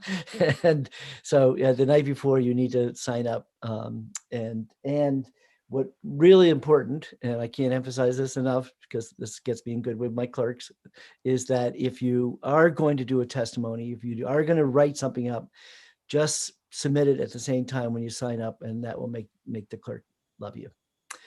And Yes. can I add something Yes, while you're on this subject? I'm sorry to interrupt, No but problem. if you happen to not sign in, but do speak, just as when we meet in person, we ask somebody to fill out a pink card sort of after they speak often. We ask you to register after you speak because, and for that reason, we are printing the final testimony sheets the day after the hearing to capture those people that volunteer to, raise their hand to speak, but have not made the registration cutoff. Okay. Okay, so that's great. But so you wanted, I guess I need to contact Ned Gordon and tell him he needed to do that because he. Yeah, I haven't been monitoring who's not on your list. I had to handwrite him in. Okay. Yeah, we need to get him into the system. I'll go through it, but I think he's in our records. Yeah, he's the only one. But okay. Yes, Joyce. So just to clarify, should I go, I introduced a bill yesterday. Should I go in and sign in for that testimony? Even though I was in the committee? It was your yesterday. You need a pink card if you're, a committee member normally. So yeah, it's the same process. Okay, I'll go back and do it. Thank you. Yeah, and nothing else is important, just so you're on record that you did testify. You were here and you did testify, even though we've got YouTube to prove it. But, I actually, that's the reason why I want to have all you guys get these sheets, because it has the person's phone number. So if you wanted someone testify and said something and you want to follow up with them, it's nice to have their phone number right there. Can I just clarify something? Yeah. If I testified on a bill I sponsored yesterday in judiciary, I signed in, do I need to do anything else now? No, as long as you signed in, you're good. Yeah. Okay. But like I say, but if you want to endear yourself to the clerk is to whatever testimony you had or what you typed up is just to, add that, upload that. Oh, send it to Paul as well? No, just upload it on that screen. So, and this is for the, Oh, okay. Can I go back and do it now? Because I didn't. well, she began it yesterday, so I don't know. Pam did. Okay, I didn't know I was supposed to upload that. Okay, good to know. You can also send your testimony to the committee's distribution list. I did that. Okay, then you're covered. You don't just need to submit it once. Oh, okay. If you did that, then you're all good. Yeah. But That's that's a nice, anyway, so. that is a nice feature of this sign up, is that when you sign up, you submit that testimony, so that goes to the clerk, but then goes to all the committee members automatically. Okay. So it really is It's the committee clerk that we're referring to, because it's the committee clerk that takes the notes of each hearing, not Paul Right. Smith. not Okay. Paul. Right. Excuse me. And Yes, I Dawn. do have, I'm Go ahead. sorry. Yep, go um, ahead, Pam. On your last motion, on your last executive session on the House Bill 76, Yes. I had some doubt about the ability of a minority report to be retained. And so I emailed our clerk, Paul Smith, to see if, to refresh my memory before I gave you Right. that information. And he says you cannot retain as a minority because it doesn't come to the floor. Okay. So what should the motion be? The minority needs to. It has to be out to pass then. Yuck. So, this, the only motion. no, that That doesn't make doesn't sound sense. right. Yes, we used to think have that- re-refer for interim study. So when they changed it, they've changed it. Yeah, I'm I had a doubt. He wrote me back, and that's his answer. So I'll put something in the note that'll make it clear. there you go. what I Paul's really been want. wrong before. But right, but you're gonna have to, the motion's I gonna have to write it as OTP, but to be. I mean, or you could, actually, if you want to have fun with it, you could make it up an amendment. And it doesn't have to be an amendment that the committee ever saw. You can make up an amendment and say ought to pass with an amendment. But, that's more work than I'm willing to put into it. well, I mean, just for discussion, just to humor you, I would, if I were in your shoes, if I were in the minority and I wanted to do that, the amendment I would submit would be a study committee. Right, you of all people. Yeah. I think that makes more sense because I wouldn't have voted OTP. Well, Right. Mr. Chair, you would never vote for study committee if you could help it. That's not true. I have done plenty. When I do a study committee, I want it to be very narrow, and really, right to the subject matter. Got it. Not be too. Okay. Don, you put your hand down. So your question was answered. And Yeah, it basically was because on next what week, Dawn I said, will be introducing two bills in commerce. So I will have to sign up to testify on them. Correct. Yes. Okay. Okay. So Representative Johnson, were you all said? And I know you had your hand up. Question I thought Pam could answer. I had asked to get copies of the bills. I got the first set of bills in the mail, and they said they were still waiting for the rest of the printing to come in. Do you know the status on that, Pam? I don't. I know that a lot of mailings have gone out, but I haven't been involved with them. Okay. No, I'll print them off. That's fine. Thank you. Don't hold your breath. But okay. All right. So let's open up the public hearing.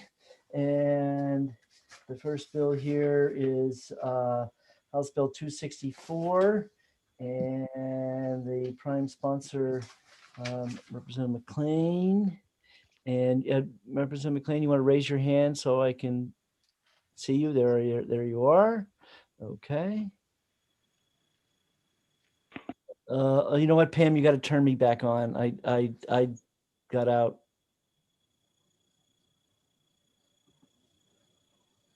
Pam? I was working on it. Sorry. Sorry, I should have told you I logged out on my computer. And okay. Instead of unmuting, I was working. Multitasking. Okay, Representative McLean, welcome to the Commerce Committee. Thank you, Mr. Chair, and honorable members of the Commerce Committee. For the record, my name is Mark McLean, representing Hillsborough 44, which is southern Manchester and the town of Litchfield. I'm here today to introduce HB 264, which requires that healthcare providers provide the patient, upon request, a price quote for non-emergency healthcare services. And I'm going to illustrate why the bill is needed with two quick examples. The first is that my wife is a sonographer at a hospital I won't name, and a patient from Brazil came in with severe pain and they wanted to do an ultrasound on him, but he had heard that healthcare in America was expensive and he had no insurance. So he wanted to know the cost prior to agreeing to have any procedure done on him. But they wouldn't give him the cost. And in the end, they let him leave undiagnosed and in pain rather than provide him the cost. And I think that that's wrong. And on a personal note, the second situation, I was in a minor car accident 2 years ago. Because it was minor, I notified my insurance company, but I didn't file a claim. But my wife insisted that I go in and get a checkup just to make sure, that's kind of how she is. So when I got to the urgent care, because I had not filed a claim, I just told them, look, I'm going to be paying out of my own pocket for this. So I asked them how much the checkup was going to cost. If it's going to be $100 or $200, I'll go forward with the exam, keep my wife happy. But if it's going to be $1,000, I was feeling pretty good. And I said, obviously, I don't want to go forward with the exam in that case. Again, they couldn't even give me a ballpark answer, even in the case where this is just a simple exam and I was going to be paying directly out of my pocket. So these are two examples of very simple procedures. Just imagine the uncertainty that consumers feel when they have to navigate their way through very complex medical procedures. And imagine their shock when they open up a bill that they had no idea was coming. And I'm sure that many of you on this committee have experienced this, and providing some form of upfront pricing is just going to allow people to plan and maybe seek out treatment when the fear of unknown costs might keep them away, and also introduce some market forces to the healthcare arena. So I went through 3 draftings of the language of this bill, consulting the co-sponsors and former healthcare billers as I went along. So we put in provisions for itemization, so that would make cost comparisons easy for the consumers. We allowed 3 days to provide the quote, and in the final draft, we eliminated any binding provisions on the quotes to mitigate the risk for the providers. But here's the rub. When I spoke with the policy experts in the insurance department, they still felt that the technical challenges involved in providing individualized quotes that were going to have any value for the consumer, it was just too overwhelming. They felt that the problems with the reimbursement model, coupled with the complexities of incorporating third-party billing, were just too much. And therefore, the bill, as it was written, actually would have the unintended consequence of driving costs up. And that is going in the opposite direction of where I obviously want to go. So, I mean, after those discussions, I really struggled a lot with how to proceed. And I seriously considered pulling the bill. But in the end, I decided to move forward with the bill, and because I recognize, as I think everybody on this committee does, that the problem is real, and at some point it does need to be addressed. So while I know that the bill can't be passed in its current form, I hope that, you know, while you recognize the flaws in the bill, you also recognize that the problem is still persisting, and that you'll retain the bill and pull in some of the subject experts from the industry to maybe start to tackle the issue. I really think that's where the solutions are going to come from, and it's going to be an iterative process. So, so the journey to full transparency, it's going to be a long one. It's going to be a difficult one, but I really think that at some point we have to start walking. I do hope that you will consider retaining the bill, and that's my testimony, and I'll answer any questions, or attempt to answer any questions you may have. We do have questions. Let's see who was first. And first up was Representative Van Hout. Thank you, Mr. Chair, and thank you, Representative. I'm glad that you said to retain, because I do see that there are issues, and I know that we've had emails about those issues. One of the things you didn't address is the solo healthcare provider, or the 2 or 3 healthcare provider, and the onerous task that this might be for them to do this within a 3-day period with current procedural terminology as well. What would you suggest as a fix for those people? You know, I don't have the answer. As I said, when I talked to the folks, when I talked with the healthcare billers, I was left with the impression that as you go forward, you're often getting pre-approval from the insurance companies. So I was left, when I was drafting the bill, with the impression that that would be less onerous than it was. So when I was, again, talking to the folks with the insurance department, they said, no, that's not necessarily the case. So maybe the first step in this might be to say, you know what, we're just going to just carve it out and look at people who are making direct payments or something of that nature. As I said, it's going to maybe have to start with a smaller model. And maybe if you retain it, you might say, these are areas and these are providers that maybe have the resources. Let's start there. Let's narrow the scope of who has to provide it. Let's narrow the scope of the situations where it would have to be provided, to start to build the model. So I recognize your concern, and it is problematic. Thank you.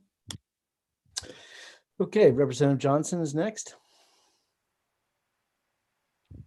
So I appreciate you coming before us. And thanks, let me ask my question. My question is, aren't most insurance companies, even if I wanted to do something like pay out of my pocket for a procedure, most insurance companies will also help you. I know I can call multiple doctors and hospitals now and they will give me quotes. So isn't this already an option? And why would we need to put it into law if it's already being done by the insurance companies and by the providers if you call and ask? Because I know I can do that at any time. Thank you for the question. That has not been my experience. That just hasn't been my experience. So I would love to talk to you offline about that. And if that is the case, then it may speak to the fact that the journey may not be as difficult as it is. I mean, if they are able to provide that to you, as you say, then maybe there is a model that could be expanded upon. It has just not been my experience or the experience of my constituents that is the case. Okay, Representative Abramson is next. Thank you, Mr. Chair, and thank you, Representative McLean, for taking my question. Looking at the bill, would you be amenable to simply deleting where it says, for example, an itemized cost quote for all non-emergency services, just remove itemized, and then not including third-party services, and then delete the last part? Because I think what it sounded like based on your testimony was you want to see, what am I paying if I get this service here, and is this going to be too much money, and then making the decision based on the bottom line? In other words, just a bottom line cost quote. Well, I mean, I think the reason that I look to have it, the goal ultimately, Representative Abramson, is to have something that has value to the consumer. So I sometimes you might get a bottom line quote that's just a bottom line quote from one provider that contains different things than a quote you might get from somebody else. So if you could do it in a way that it would make it meaningful. Benny, be quiet, Benny. Can I do it again? But if you could do it in a way, I mean, or an option might be if you left it itemized, but did not put in the third party, just put down, these are my CPT codes, but these are all third party provided. I mean, I don't want to jump to what the solution is, but at the end of the day, the goal would be to give the consumer something that is meaningful and useful to them. Right now, they have something, the U.S. health cost, which is on the nh.gov website. It's on a sub-tab where you can go in and you can say, look, I want to get a gallbladder surgery, and I want to get it, I put in that I have, for example, a Harvard Pilgrim, and it will tell me the hospitals and what it costs. But are they all including the same thing? Are they not all including the same thing? On some of that, it says it's highly accurate. On some hospitals, it says it's very low accuracy. When I talk to the folks in the insurance department about what drives that level of accuracy, they're really soft on that. It's just aggregated data. So I guess I would be agreeable to everything that you would propose, as long as in the end it provided some value to the consumer. Okay, fair enough.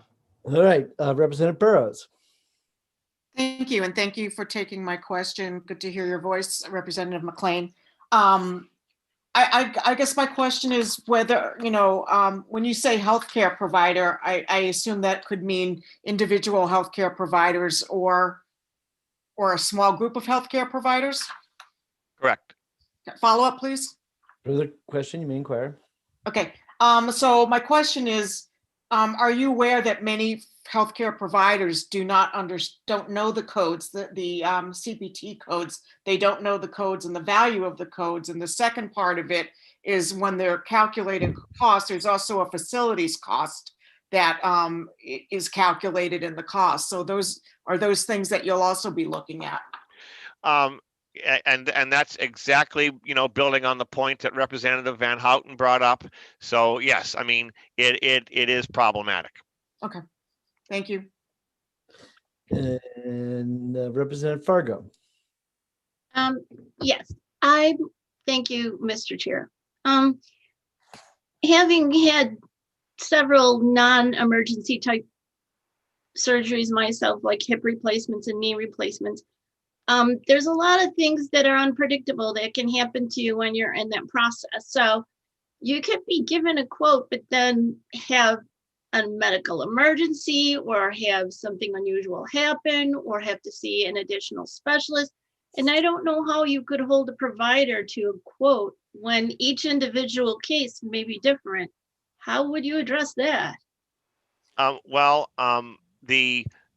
In the final draft, all the binding provisions were taken out of it, for that very reason, because a lot of the healthcare industry today, the healthcare industry today is managing risk, and so so I took those because if you made a quote that was binding, that would, I think, have just been too much, because the risk is just too great.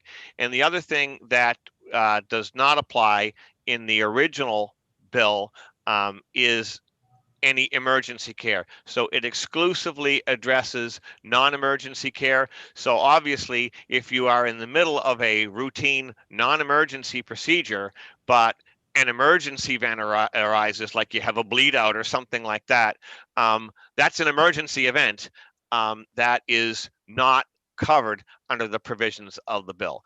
But again, even whether it's covered or not covered, I recognize even this language needs to be worked on. So this would definitely not be the final language that could go to the House. Okay, great. Thank you very much for your testimony. Chair will then call on Paula Minahan. And okay, there you are. And for you, the panelist.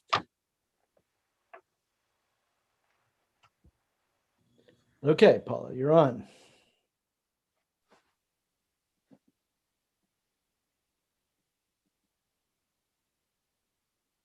Oh, she will be on. Sorry about that. Can you hear me? Yes, we can. Great. Sorry about that. There was a little delay. Good afternoon, Mr. Chairman, members of the committee. For the record, my name is Paula Minahan, Senior Vice President, State Government Relations with the New Hampshire Hospital Association, representing all our hospitals in the state. The Hospital Association is opposed to House Bill 264, and I wanted to just clarify a few things. I know a lot of you know me from years past, I will just I've submitted my testimony, which is kind of long, but it provided a lot of background that I thought might be helpful for you. But I just want to clarify, the bill is amending 151, RSA 151, that is specific to healthcare facilities. So I think to answer Representative Burrow's question, does not incorporate any of the private doctor's offices, provider offices. So that's important for folks to understand. They are not licensed as a healthcare facility in the state of New Hampshire. Their private doctor's offices fall under the Board of Medicine and do not require a specific facility license. As Representative Fargo indicated, there are a lot of identified potentially emergency services that might result in addition to a non-emergent service. And that is really our issue with the hospitals. And again, anyone that has heard me testify on similar bills in the past knows that they are complex. So what hospitals have done voluntarily for years is to provide these tools. And I would say, I don't speak obviously for the carriers, but they also have tools. And then if you're uninsured, 151:12, there is an uninsured law on the state, on the books in New Hampshire that actually provides a pretty substantial discount for anyone that is uninsured So getting a quote is a little more challenging, but the hospitals do that. So what the hospitals try to do is to provide accurate and relevant cost information that may include out-of-pocket cost calculators. The hospitals have created tools on that. They've invested in technology to streamline the process of getting information to the patient. And they provide a phone number readily available on their website to assist patients.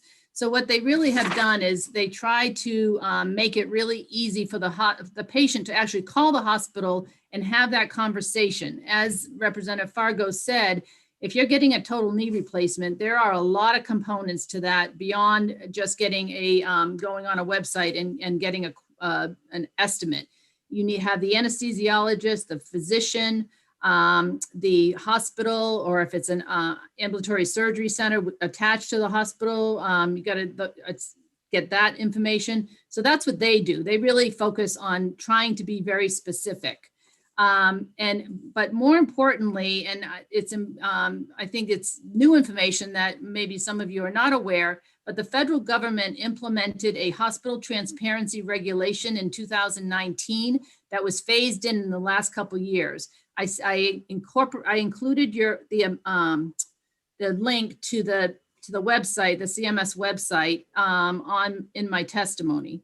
But in that, there was a component that was passed in 2019 that went into effect in 2020, and now there's a brand new one that is even more elaborate and detailed that went into effect last month in January 2021.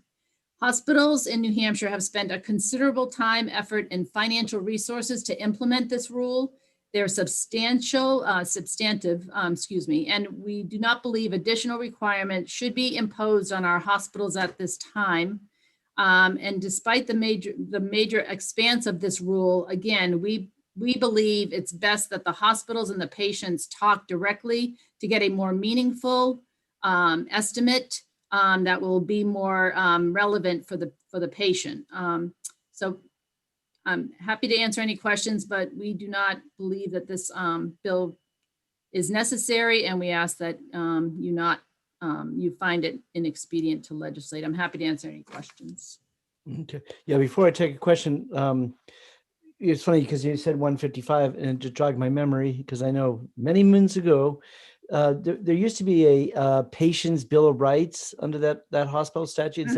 And isn't one of the statute requirements of 155 is to give a rough look at what it's going to cost upon request? Yes, you're right, Representative. Isn't that there? So I was going to say this is already law theoretically.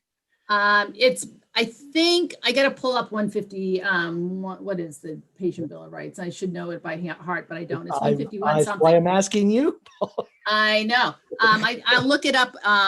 But you can get back to me on that one. That was my when you said 155, it dawned on me that was. It's the patient. That's primarily for inpatient, I think, and it's upon request. But yes, you're right. It's 151:21 is the patient bill of rights. But You're right. It is incorporated into that.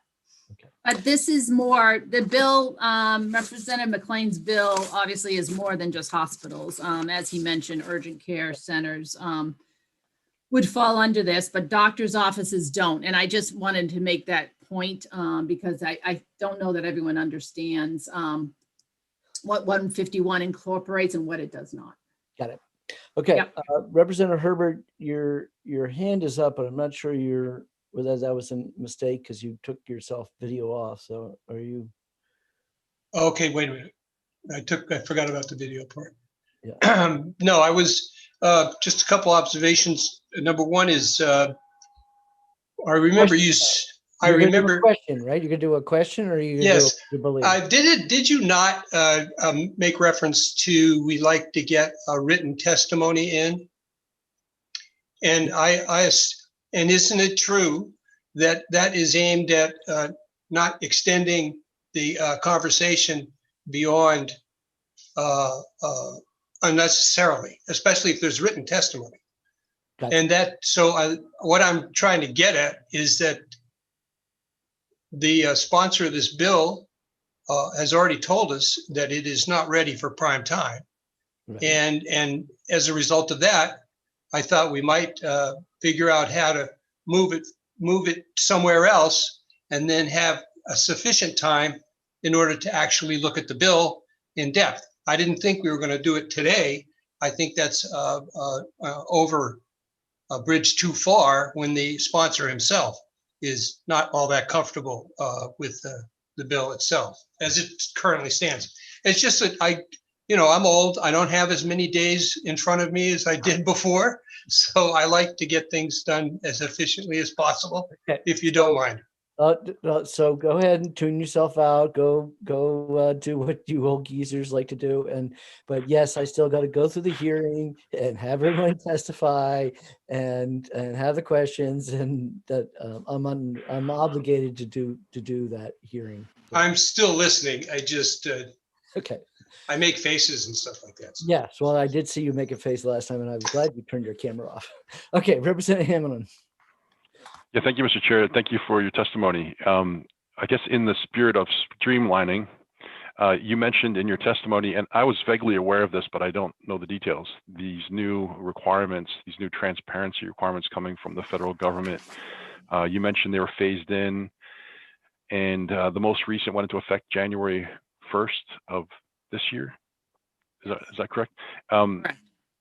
Does that accomplish some of the things that Representative McLean's bill is attempting to accomplish? And would it be a good idea to allow those new regs to settle before putting additional burdens onto hospitals? I'm not sure that the federal regulations, although they are expansive, they require lots of posting of information on the hospital's websites that is very detailed. But to be perfectly frank, we as the hospital industry had concerns about these regulations when they were introduced and promulgated by the previous administration, because they are not what I would call consumer friendly. They are very, very, very detailed with detailed charges. Difficult for an individual going into a hospital for like a total knee replacement to actually figure out what it's going to cost them. And furthermore, as someone else indicated, because when you have insurance, it is a whole different dynamic, because the insurance company actually is more effective, I would say, in being able to help that consumer figure out what their out-of-pocket will be. So while I think it was an attempt to make the charges, I guess, of the hospitals more transparent to the consumer, our concern as a hospital industry is it's just too much in the weeds, and it really does not help the consumer necessarily figure out what their cost is. Having said all that, back to your question about the bill before you, we have other concerns about this, putting this into law. We're doing it voluntarily. I'm not sure about the specificity with the 3 days and the specifics with the CPTs, except, like I said, that's when the patient will call the hospital, talk to the right financial patient representative, and work through that to find out exactly what that person is, the doctor has said they need. They get then they do the estimate.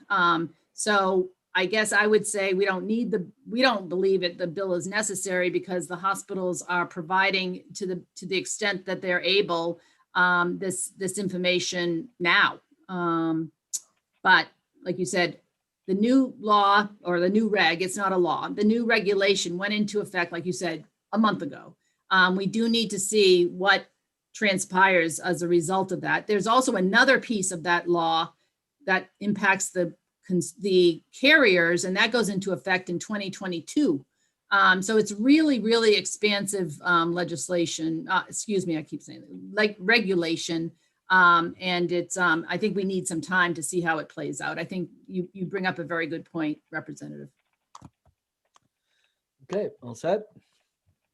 Having no more hands up, then we're all set. Thank you, Paula.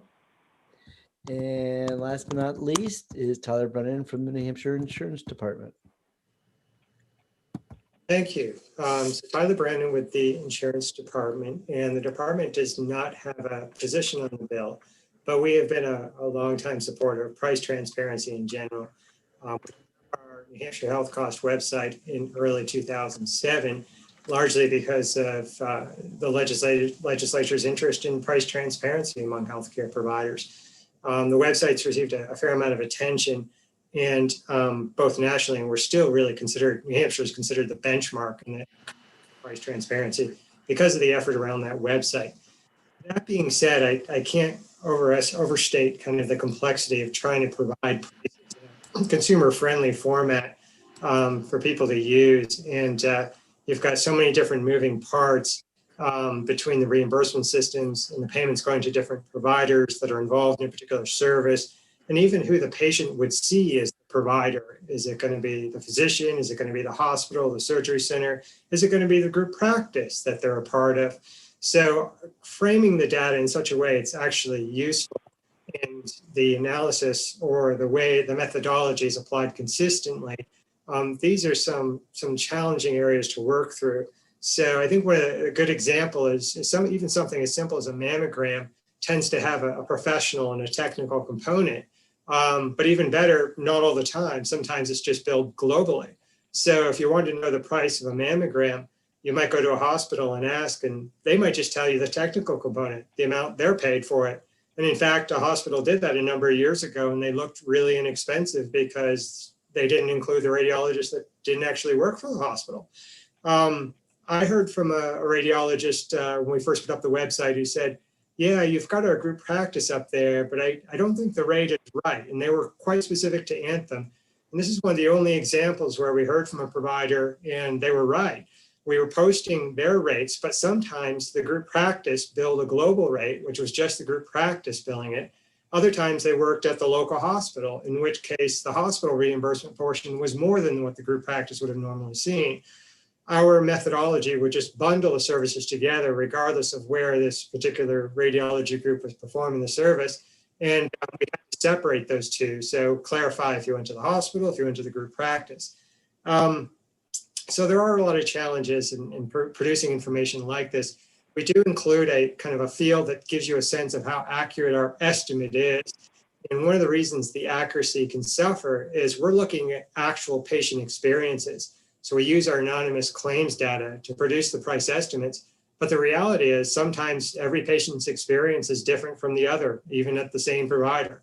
Can't always explain why that's the case, but if you've got 10 different patients, they all had 10 different total price for their services, we can't provide an estimate with a lot of confidence. So that's one of the biggest reasons for that field.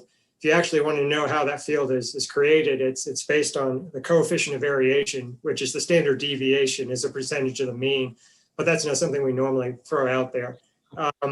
So if we suggested that kind of a legislation like this might increase costs, it probably was just along the lines that if the intention is to have what are thousands of providers in New Hampshire producing price information that may not be in the same consumer-friendly format, then you've got the administrative cost of producing the information out there, potentially without the benefit. And based on history, most of the price transparency initiatives haven't resulted in consumer-friendly information. So that's kind of a general overview of what we've done and some of the challenges in producing useful price transparency information, but happy to take any questions. Okay, Representative Abramson has a question. Thank you, Mr. Chair, and thank you for taking my question. So this bill would be added, if it were passed as is, to RSA 151, Section 12B, which is hospital rates for self-pay patients. Would you see any problem with simply adding this language stating that the hospital, which presumably has the self-pay patient rate, that they would just tell the patient or tell the buyer right then what that cost is before they buy it? In other words, just add it right into the patient bill of rights. So I think it would have to include enough clarification for the hospital to provide what at best would still be an estimate. And it would just be for the hospital services. So that could be misleading because when you go to the hospital, you're never going to get a bill just for hospital services. So, I mean, you have to remember sometimes hospitals are paid on a discount from charges from insurers. Sometimes they calculate their rates based on sort of a per case made payment that Medicare might use for payment. There are a lot of different ways of looking at it. So it's, I think it still has a number of challenges. Obviously, if you narrow the requirement as much as possible, then it's potentially simpler to implement. Follow up? For the question, may inquire. I guess what I'm getting at is just, you know, there's a rate that the hospital already knows that they have to, you know, charge self-pay patients. Obviously, leaving out third-party providers if they don't have that information there. Only requiring it if they do have that information there at the time that the patient goes in and asks. Would you see a problem with rewriting the bill that way? Well, I think the important thing to remember about hospitals, particularly when they're dealing with the uninsured, is there might be the expectation that they give an uninsured person a sort of a discount from charges that's similar to what they would give a commercially insured patient. But I think the reality is that hospitals will often look at a patient's financial situation and they'll go through a set of financial counseling and figure out how much of the original bill they're going to actually waive. So there's sort of a floor that might be expected. And that's actually what we use for our health cost website. If you go to the uninsured section, we've obtained information from the hospitals, but it's just an estimate of what percentage of charges the patient would be liable for. But the reality is they actually might get a much better deal by working with the hospital. So I think similarly, it could be misleading to the extent it doesn't accurately represent what a patient's experience will be when they go there. All right, fair enough. All right, Representative Bartlett. Thank you, Mr. Chair. Mr. Brennan, can you give me an idea of how often the whoever tracks these pricing, the prices on the website has to be updated? I mean, I have to guess that it's got to be a moving target. How could you keep this up to date? Yeah, that's a great question. We used to do it quarterly. So we get new data on a quarterly basis, and we used to update the website as often as quarterly. We now do it twice a year. And there are going to be changes in healthcare. There are going to be changes in the contracts, and there are going to be changes really in the way the services are delivered. So, you know, for example, even kind of the way of delivering colonoscopies is changing a bit, and you may not always have an anesthesiologist or certain key players involved. But the biggest thing we saw was just looking at the prices over time and seeing how they might go up and trying to report on data that is a year or year and a half long, but the contract changed halfway through that year. You want enough data to produce a reliable estimate, but at the same time, you have to recognize there have been changes during the time frame that you're reporting on. So that's one of the reasons we refer to it as an estimate. It's based on real experiences, but those real experiences will have changed over time. So yeah, it is certainly a challenge when you're looking at prices and how they will go up, and usually they go up, occasionally they go down. Okay, if I follow Another up. question, may inquire. Thanks very much. At lunchtime today, I paid bills. And this is would you believe, from Concord Hospital, my husband had a procedure done in January 2020. The bill came in on January the 5th this year. And the doctor's charges were $17,500 with a $13,000 discount. There were other professional fees of $3,000 with a discount of $2,600.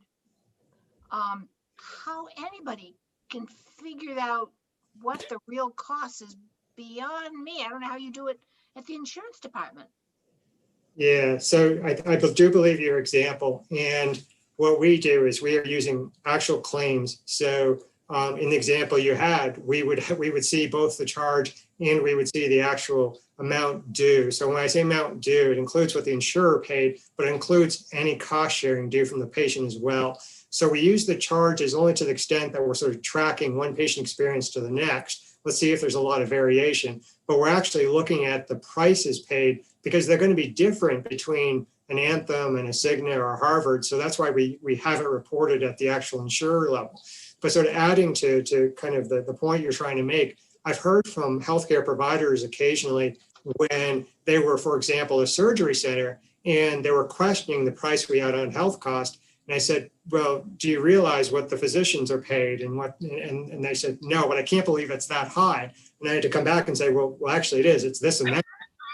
Two of those physicians involved, and that's going to be the reason for the total. So that gives you a sense of how even within an organization, they may not understand some of the variation or some of the charges versus the amount paid that you've given as an example.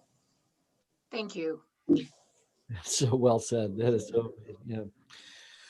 Okay, seeing no more questions, I guess we're all set. And but I would say it, Tyler, in my memory, it took us a couple of years to figure out all the different pieces to get them to report, and we had several different pieces of legislation to finally get all those pieces to get them to report all these different numbers. And is that my memory correct on that?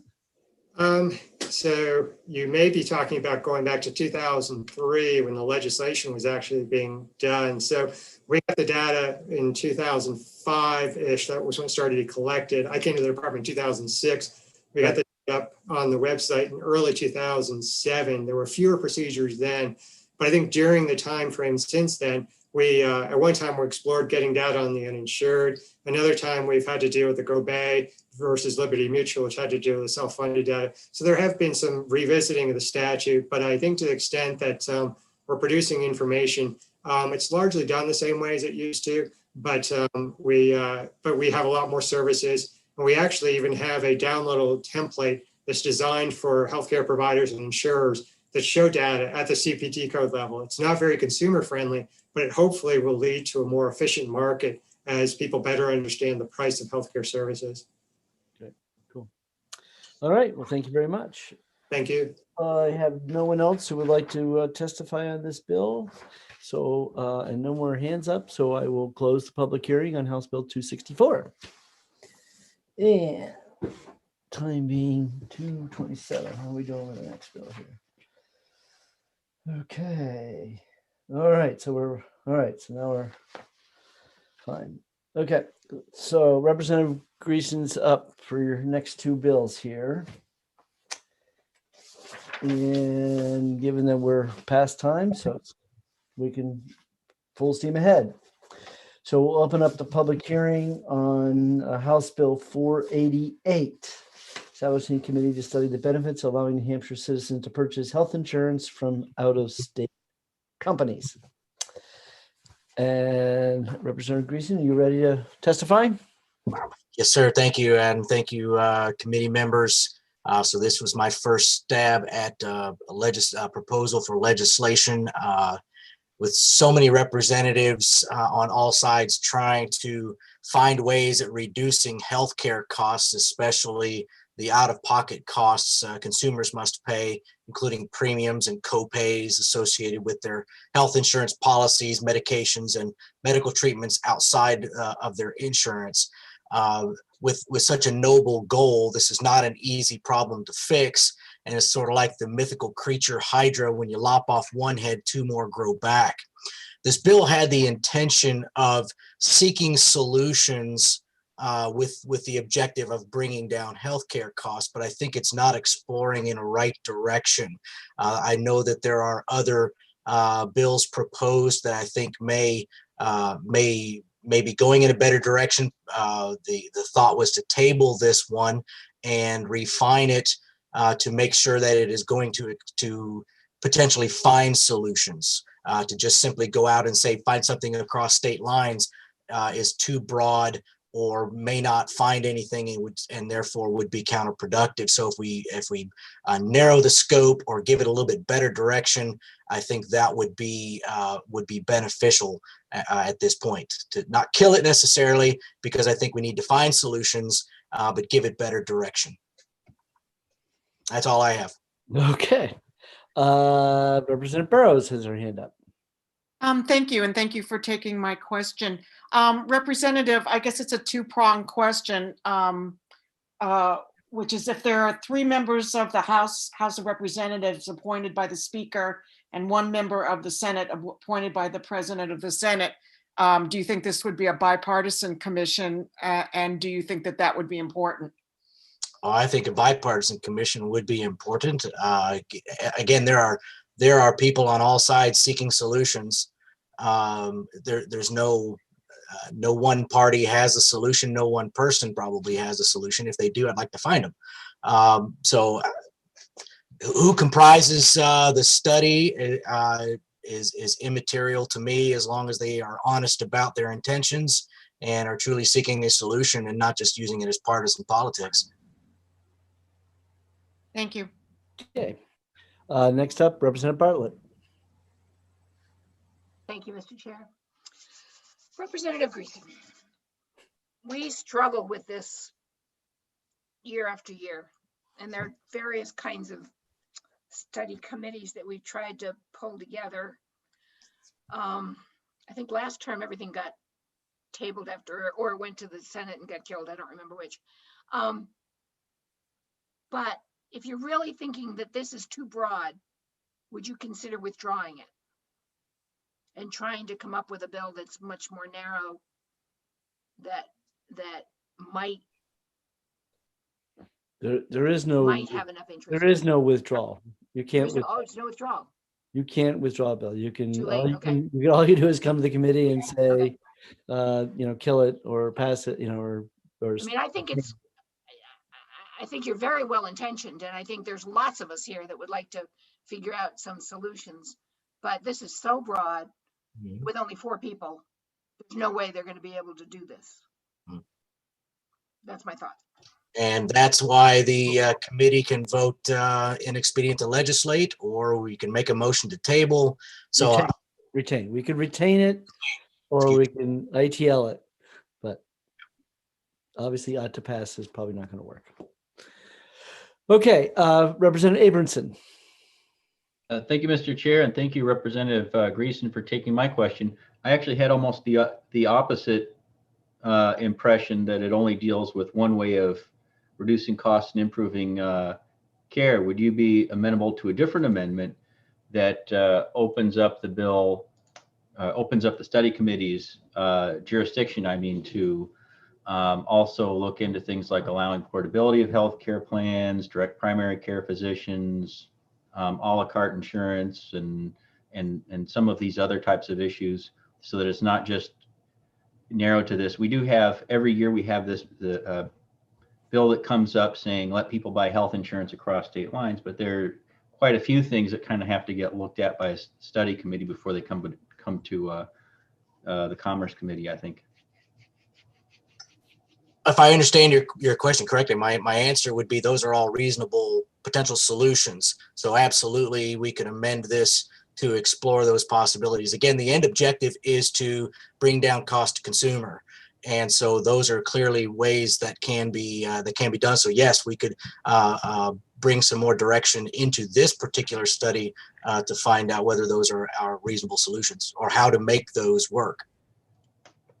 All right, sure thing. Does that answer your question? I guess I should. Does that actually answer your question? Yes, it does. Thank you. Okay, Representative Petusik. Thank you, Mr. Chairman. Thank you, Representative Greason, for taking my question. Would you be amenable to retaining this and bringing it back next year with the required amendments and working on it again next year? Absolutely. This is how are we gonna make it work? So absolutely. Thank you. Okay, I assume Max, you just still have your hand up. So is there any other questions for Representative Greason? Representative Clear. Okay, yeah, I didn't see it there. The hand somehow disappeared. So Representative McClear. My question is, you're talking about buying insurance across state lines. You actually buy a product where the insurance company is not allowed to do business in the state. Maybe that's a question for Mr. Brannan. Tyler will speak on this bill. He's the only one signed up, actually. Oh, okay. I will defer to his expertise. I am not an insurance guru, so although I do pay my premiums and grit my teeth when I do. Well, it'll be the chair's opinion that that for all of us, the longer we stay on this committee, the more we'll be able to get our arms around the problems and all the issues that are involved here. And yes, there are no simple solutions. If there were, we would have already applied them. Okay, Tyler, you're the only person signed up to speak on this bill. Okay, thanks. I actually didn't know I was signed up. Questions. Oh, So no, you're right. You did. You're right. No, I'm sorry. Take it back. So nobody signed up. So maybe just give a little structural conversation about the idea of buying, because the way that the title of the bill is buying insurance from an out-of-state company. So why don't you give everybody a little feeling for how that's supposed to, how it could or can't work or whatever. Yeah, so sticking to the 30,000 foot level, we have a lot of companies that are licensed in New Hampshire. I think it's in the thousands. Most of the companies don't offer health insurance products that are approved by the department. And if they haven't got a product that has been approved by the department, they're basically prohibited from marketing the product in the state. And it's a little more significant with the federal exchange, and we're a federally facilitated exchange state. So while we approve products, it's the federal government's website. So if you put in a New Hampshire zip code, you're not going to see a product that isn't approved in New Hampshire.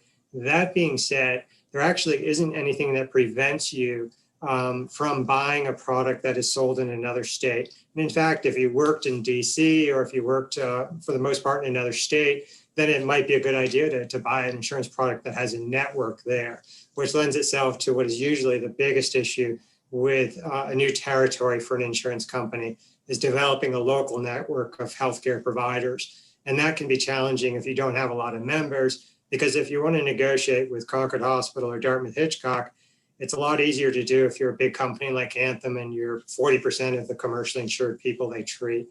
If you're a company they haven't heard of, or even a national company like United or Aetna, but you don't have much of a local presence, it's very difficult to negotiate with those healthcare providers locally. So that tends to be one of the larger barriers. But that being said, I think to the extent that somebody might want to purchase an insurance product that's in another state, I'm even thinking about New Hampshire residents that actually work in Massachusetts. They might get their insurance through Blue Cross in Massachusetts. And that's another example of how they actually have an out-of-state product. But that would be employer provided insurance, right? You couldn't get into the non-group product in Washington, D.C. You'd have to be an employer sponsored program. No, as an individual, there's no New Hampshire law that prohibits a New Hampshire resident from buying one of those products in another state. Obviously, there could be another state law that says you can only sell it to somebody in their state, but that would be more restrictive than is typically the case, I think. Right. So the key element is there's not a law barring anybody from buying across it. It's just that would a company, out-of-state company, sell you a product intentionally to New Hampshire? And what you're saying is, unless they have built up a network or have some agreements with some hospital, they're not going to offer you the product. It might be a concern from a consumer services point of view. They wouldn't want you to think that you could get local access to a healthcare provider, so they might do what they can to discourage you from buying their product. That being said, I have heard an insurance company say to us that they could go so far as putting the skull and crossbones on the product, but if it's cheap enough, some people will buy it anyway, and they'll complain later. When they find out that they can't get service locally. Right. Okay. Representative Aberson's next. Thank you, Mr. Chair. Thank you for taking my question. As I've said before in some of our other hearings, I live in Seabrook, which is right on the border with Massachusetts, and we have about half of our people, when they get taken by the ambulance, they either want to go to Portsmouth or Exeter, and the other half want to go to Anna Jake's, which is in Massachusetts. If Anna Jake's were to set up an HMO, or you have a number of health providers in North Shore, Massachusetts, is there something specifically that prevents them from doing that right now? They live in New Hampshire.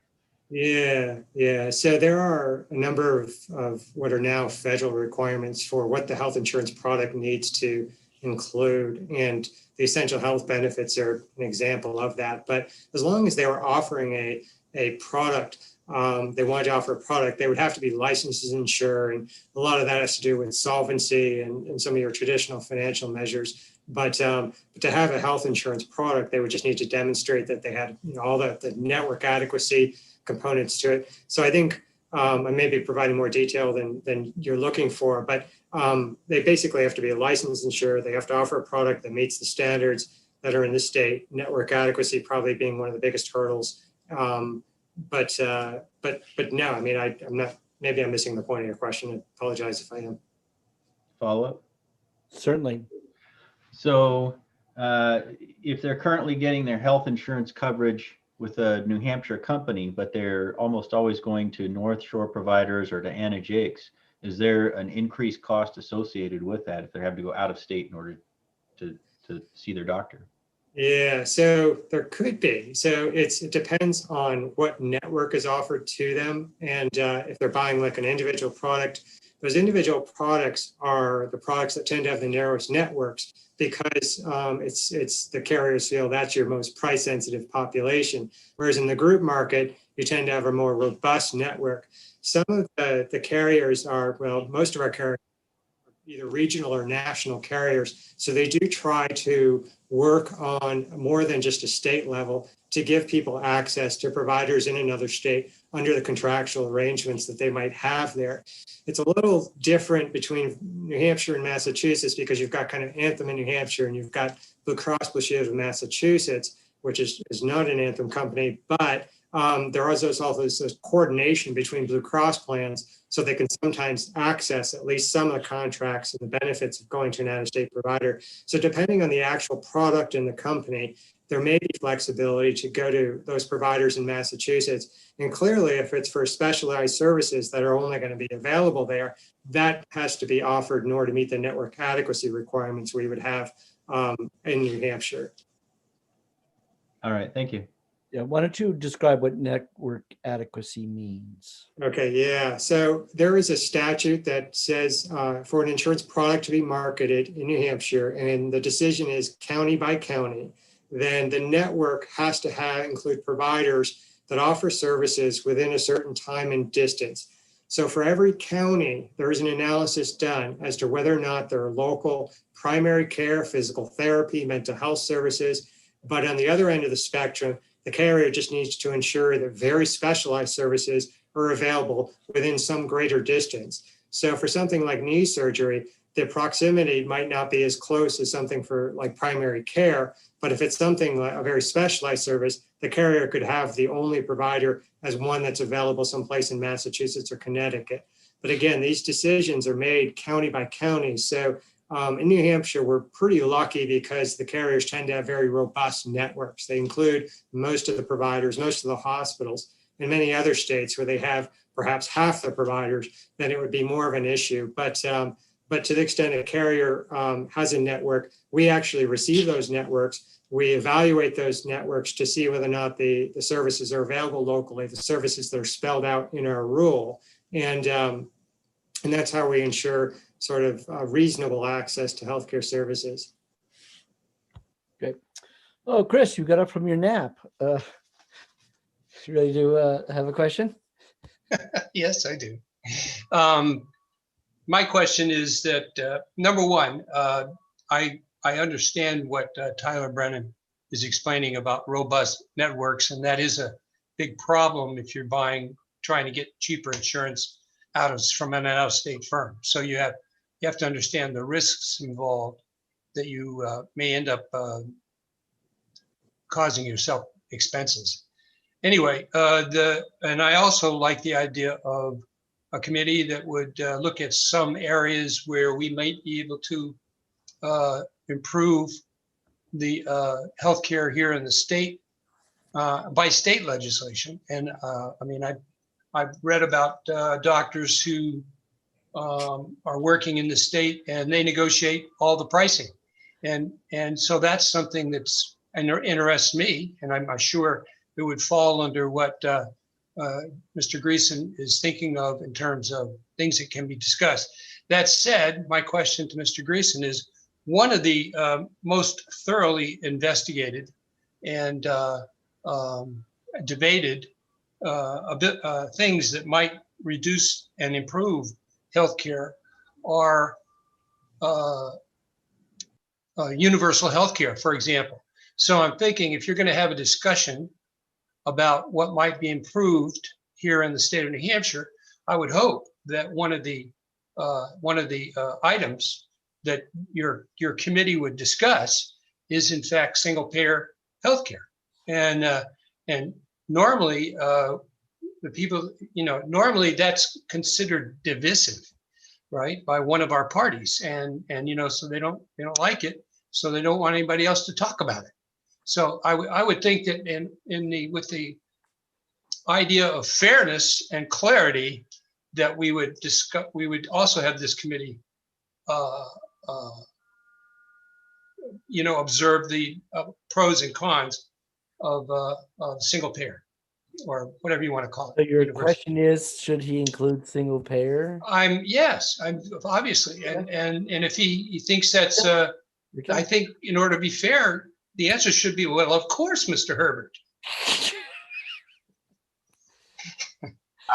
I will answer that question. I'd be delighted to. I think of it as like this. There are those who believe in creation, and there are those who believe in evolution. I have one position, you may have another position. You believe yours is right, I believe mine is right. If I thought that we studied it all out and the answer was universal health care, if that was truly the end all be all, that would bring all the utopia of low prices and everything like that, then I guess that would be the solution to the problem. However, I do not believe that that is the correct answer. I believe that the competition in the marketplace and freedom of choices and things like that, and get government regulations and crony capitalism out of the picture and bring it down to more of an individual level where people can buy what they need to buy when they need to buy it, and then maybe have a catastrophic insurance policy that would cover the oops, weren't expecting that one. There are numerous solutions to that, to this. And so we could explore any number of options, but if we're going to be honest, whichever one is going to win out is the one that wins out. So we can't just go in with preconceived notions and say, well, by God, this is the answer. Now let's make the answer the solution. And so I'll corrupt all the data to show this is the answer when that may not be the answer. And I don't care which side of this political spectrum you're on. If you're going to fudge the data, I won't support you. And so it is a solution, you put it out there, let's explore it. But if that's not the solution, then that's not the solution. And if something else that somebody else comes up with is not the solution, that's not the solution. We're here to find the solution. Just one observation. I'm 71 years old, so I have Medicare, and I can tell you it works. Take my word for it. And you spent your entire adult life paying for it before you got the benefit. Okay. I got the benefit. That's all I can tell you. It works. Well, but that's right. Aren't you lucky that you live to be 65 so you can get the benefit? Oh, well, I would extend it to everybody. Yeah, well, okay. Well, this is actually feels like the very first year in almost a good half a dozen years that we don't have any single payer legislation this year. I know Representative Kinnerk usually puts something in, but it's not coming this way. So no, it has no chance. But all right, with that, we'll end the public hearing on House Bill 488 and open up our last public hearing on House Bill 592. And Representative Greason, you're invited to make your presentation. Thank you, Mr. Chairman. And I did go in and sign up for it. So I am officially signed up now. Perfect. Thank you, committee members. I am still Representative Jeffrey Greason of Grafton County District 16. This is a flotarial district that covers 8 towns from Wentworth east to Thornton and south to Canaan. I'm introducing House Bill 592 as a means of providing all New Hampshire residents with protection against injury caused by vaccinations. Nothing about this bill should be considered anti-vaccine. I have been vaccinated. My 2 children were vaccinated. My 5 grandchildren have been vaccinated.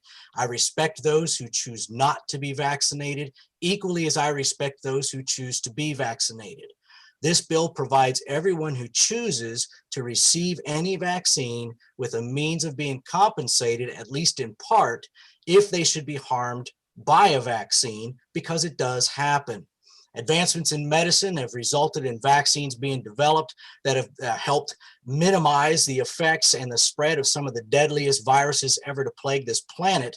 So there is value to vaccines, but as with every medicine or vaccine, there are potential risks. No vaccine or medicine is 100% effective, and some people will experience significant side effects, even death. The National Institutes for Health state that more than 1.5 million people are hospitalized every year because, quote, adverse drug reactions, meaning side effects from medications, and approximately 100,000 patients die from drug side effects. According to 42 U.S. Code subsection 300AA Act 22, no vaccine manufacturer shall be liable in a civil action for damages arising from a vaccine-related injury or death associated with the administration of a vaccine after October 1, 1988, if the injury or death resulted from side effects that were unavoidable, even though the vaccine was properly prepared and was accompanied by proper directions and warnings. The National Vaccine Injury Compensation Program was subsequently developed to handle vaccine injury claims because vaccine injuries do happen.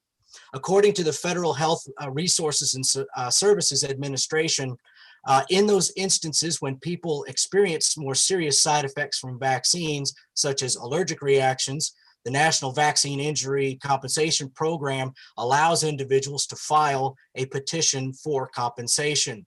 The process is a typical government process, about 5 steps where, first of all, the individual files a petition with the U.S. Court of Federal Claims.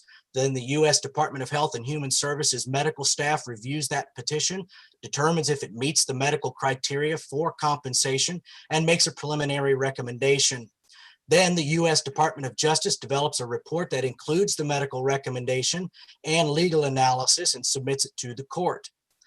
After that, the report is presented to a court-appointed special master, that's the title that they're given, who decides whether the petitioner should be compensated, and often after holding a hearing in which both parties can present evidence, then if compensation is awarded, that special master determines the amount and the type of compensation.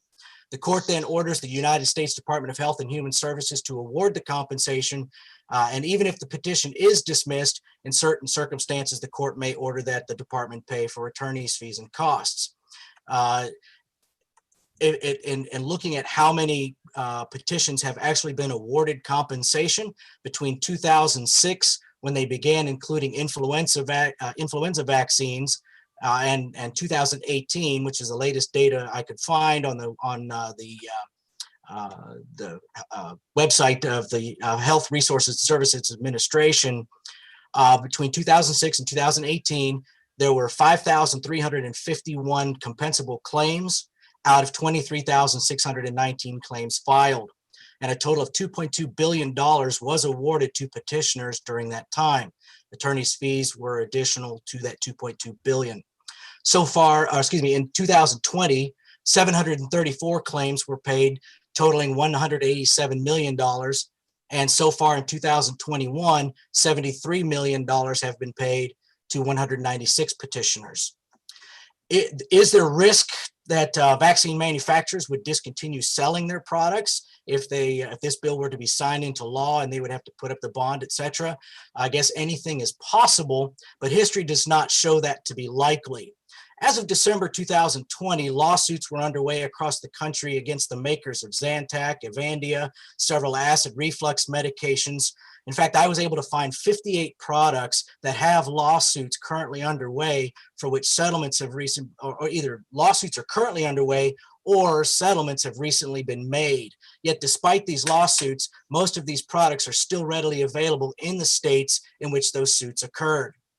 Just a few years ago, the state of New Hampshire sued several manufacturers of various opioid medications, including Teva Pharmaceuticals, Johnson & Johnson, Purdue Pharma, and several others. And yet many of those companies still do business in New Hampshire, and you can still get those opioid medications. Now, should be noted that Purdue Pharma is no longer in business as they decided to close after filing bankruptcy subsequent to pleading guilty to 3 federal criminal charges. But that's not the same as product liability. In 2019, the state of New Hampshire sued Teva Pharmaceuticals and others in an antitrust lawsuit. Interestingly, Teva Pharmaceuticals USA Incorporated, with a principal address in Parsippany, New Jersey, is also registered as a New Hampshire foreign profit corporation, filed on March 18, 2020. That's after being sued, and their address is in Bedford, New Hampshire. Their filing status is listed as good standing, and its file number is 838819. The state of New Hampshire has also sued the manufacturers of other products, and yet they continue to do business in the state. In 2012, the state of New Hampshire received a portion of $4 billion settlement with several cigarette manufacturers. Can you still buy cigarettes in the state of New Hampshire? Yes, you can. In fact, we are celebrating the increase in revenue to the state because Massachusetts banned menthol flavored cigarettes. So here you have a company that was sued, and yet they do business in the state, and the state is happy about them selling their products. So what this legislation does is hold these companies accountable for the vaccines that they sell, just like every other product they sell and every other product made by every other company, just without the lawsuits, the lengthy time delays, and without tarnishing their reputations. This does not interfere with anyone's options in filing a claim with the federal VICP program. It provides a means of making those who have been harmed as whole as possible, as quickly as possible. Since most people will not experience any harm from vaccines, the number of claims should be low. But those few people who are harmed can receive some compensation. No money can replace the life of a loved one. Some people are not going to be made completely whole, but at the very least, they are not being callously told, suck it up. Claims will be initiated by the patient's doctor, who will determine that the vaccine was the cause of harm, and this harm must have been determined to have occurred within 2 weeks of the vaccination. The pharmaceutical companies state that most side effects, especially the severe effects, would occur within that 2 weeks vaccination. So that's the window. That's where that 2 weeks comes from.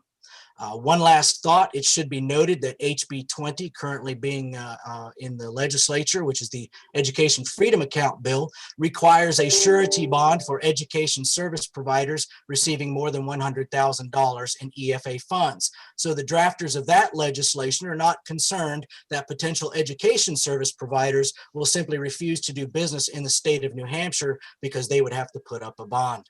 That's all I have for now. I'm open for questions. Okay, Representative Van Houten has a question. Thank you, Mr. Chair, and thank you, Representative. There was just a whole lot there. So let me just cut to the quick. Toward the end, and you just alluded to this, toward the end in Roman 4, you indicate that this will be done by the diagnosis of illness and determination that the illness is directly linked to the vaccine by a physician. Do you think you're asking too much of a physician to be able to come to that determination? Isn't that what a doctor is supposed to do? Follow up, please. Yes, further question may inquire. My question is, I don't know, a doctor is supposed to diagnose illness and things of that sort. I agree with you, there's not a problem there. But to diagnose that an illness is directly linked to the vaccine, in my opinion, is likely to go beyond the purview of doctor. Do you not agree with that? I do not agree with that because they determined that lung cancer can be caused by smoking, and that's where all those lawsuits came from. And an individual physician, I know, I'm sorry, follow up, please. Further question. An individual, like my individual physician would be able to diagnose that and say that if I were a smoker, my lung disease was directly related. And actually, I think I'll withdraw the question. I think perhaps we're going in divergent directions. I appreciate your input. Thank you. Representative Herbert.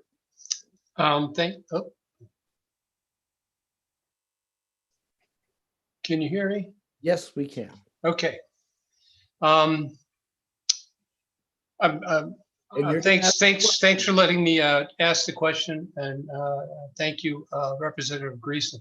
I like the idea of posting a bond, and the fact is, and you had a lot of statistics, but a lot of that stuff was not vaccine related. It was other problems that arose, for instance, for cigarettes and that kind of thing.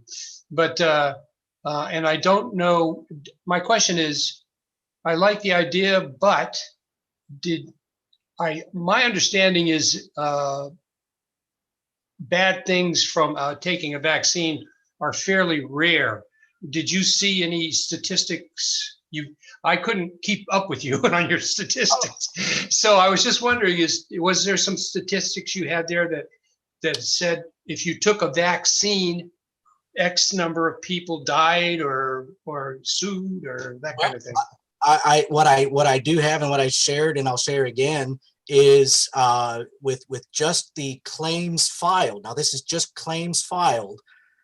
23,619 claims have been filed through the federal VSIP program, and 5,351 were found to be compensable claims. So that is just based on their numbers. They have acknowledged 23,619. These are all just vaccine injury claims. There may be others, people who just chose not to because of the cumbersome process. But yes, overall, the number of vaccine injuries is relatively small, but that's not the point. The fact is that they do occur, and so this is a way of dealing with when they do occur. Everyone alive today that's before me has probably had a vaccine. I'm assuming, maybe not, has received some sort of vaccine. You're still alive today. You did not have an injury, or I assume you didn't have an injury. So we're living testimonies that you can receive vaccines and not be injured, but there are those who clearly do suffer injuries. And even just so far this year, we are on the 34th day of the year, and so far over $73 million have been paid out to almost 200 petitioners. And so they're happening. These injuries are occurring, and so this is taking care of those people. Just one more question, if you might. Thanks for the stat, and I don't disagree with you, by the way, in terms of posting a bond. But of the statistics you have quoted, and we're undergoing a massive vaccination program, but how many of those stats right now have come out of COVID-19 vaccines? None of the statistics that I have shared thus far are COVID vaccine injuries. The COVID vaccine is an unusual animal. In fact, it is not actually considered, it is not an actual FDA approved vaccine. It is actually an experimental medical therapy that has been authorized and being administered under emergency use authorization. And to try to get compensation for any injuries from that is a much more difficult process. So the COVID vaccine is completely different. But just from the numbers that I have shared with you, that would be things like the influenza to DTP to whatever else, the normal vaccinations, not including COVID. Finally, no. Is there a way we can ask whether or not the bond would create problems with sales? Is there a way of finding out the answer to that question? Well, are they going to? I don't know how to find out that. That's why I brought up the fact that the state of New Hampshire has sued manufacturers, well, pharmaceutical companies. First of all, it's because it's, pharmaceutical companies manufacturing the vaccines, and pharmaceutical companies manufacture other medications. And so we can sue pharmaceutical companies because of their medications and the liabilities and injuries associated with that. But for some reason, we can't sue the same pharmaceutical companies for their vaccines. And so they still do business in the state despite being sued. And so, I think it's just not legitimate to think that we can't hold them accountable. Well, they'll just pack up and go home. They won't do business with us because we're going to hold them accountable. So the bond is in lieu of any kind of litigation. And again, the idea of bringing up HB 20 is because that bill is calling for a bond as well. And so, putting up a bond and holding people accountable, the liabilities and such like that is not an unreasonable request, or in this case, a reasonable demand. And so, yes, there's a risk that they would just not do business in the state, but I just don't see that happening because there's other issues. They can be held accountable for everything else. Thank you. Okay, Representative Abramson has a question. All right, thank you, Mr. Chair, and thank you for taking my question on this one. I absolutely agree 100% with the intent of the bill. My concern is not with the structure of the bill or what its intent is, but I'm wondering what happens when a company decides to either stop selling that vaccine or that vaccine gets superseded by another product in the marketplace. Is there a provision for kind of getting the bond back or getting the letter back from the insurance commissioner? Or is that just is that implied? Are you saying that if in other words, they're selling the vaccine for malaria or some other provision, and then some other competing company comes by with a better vaccine product, and this company stops selling the product, the old vaccine on the marketplace? What would happen with that company? Are they getting the bond back? This bill does not actually address that, because that's not, to be honest with you, that was not something that I had considered, that they would just stop. I apologize for that. I actually did not even think about that being the case, but they should get their bond, the balance, whatever be remaining, because the claims would be paid out of that. And then they would have to refresh that to maintain that balance. But at the end, if there was anything, then they should get that back. Yes, but that's not in the bill, though. No. Okay, I have a follow-up. Further question, inquire. This one's a would you believe. It's my first would you believe of the day. That I did do some research on the Federal Vaccine Injury Fund, and that it's only paying out at 6% rate, only 6% of the claims, and they have a maximum of $250,000 per payout. Most people don't get the $250,000 even if they have a relative who've died from vaccine injury. I do believe that because I looked up at the same information, and you are correct. All right, thank you very much. Okay, learn something new every day. All right, Representative Abel.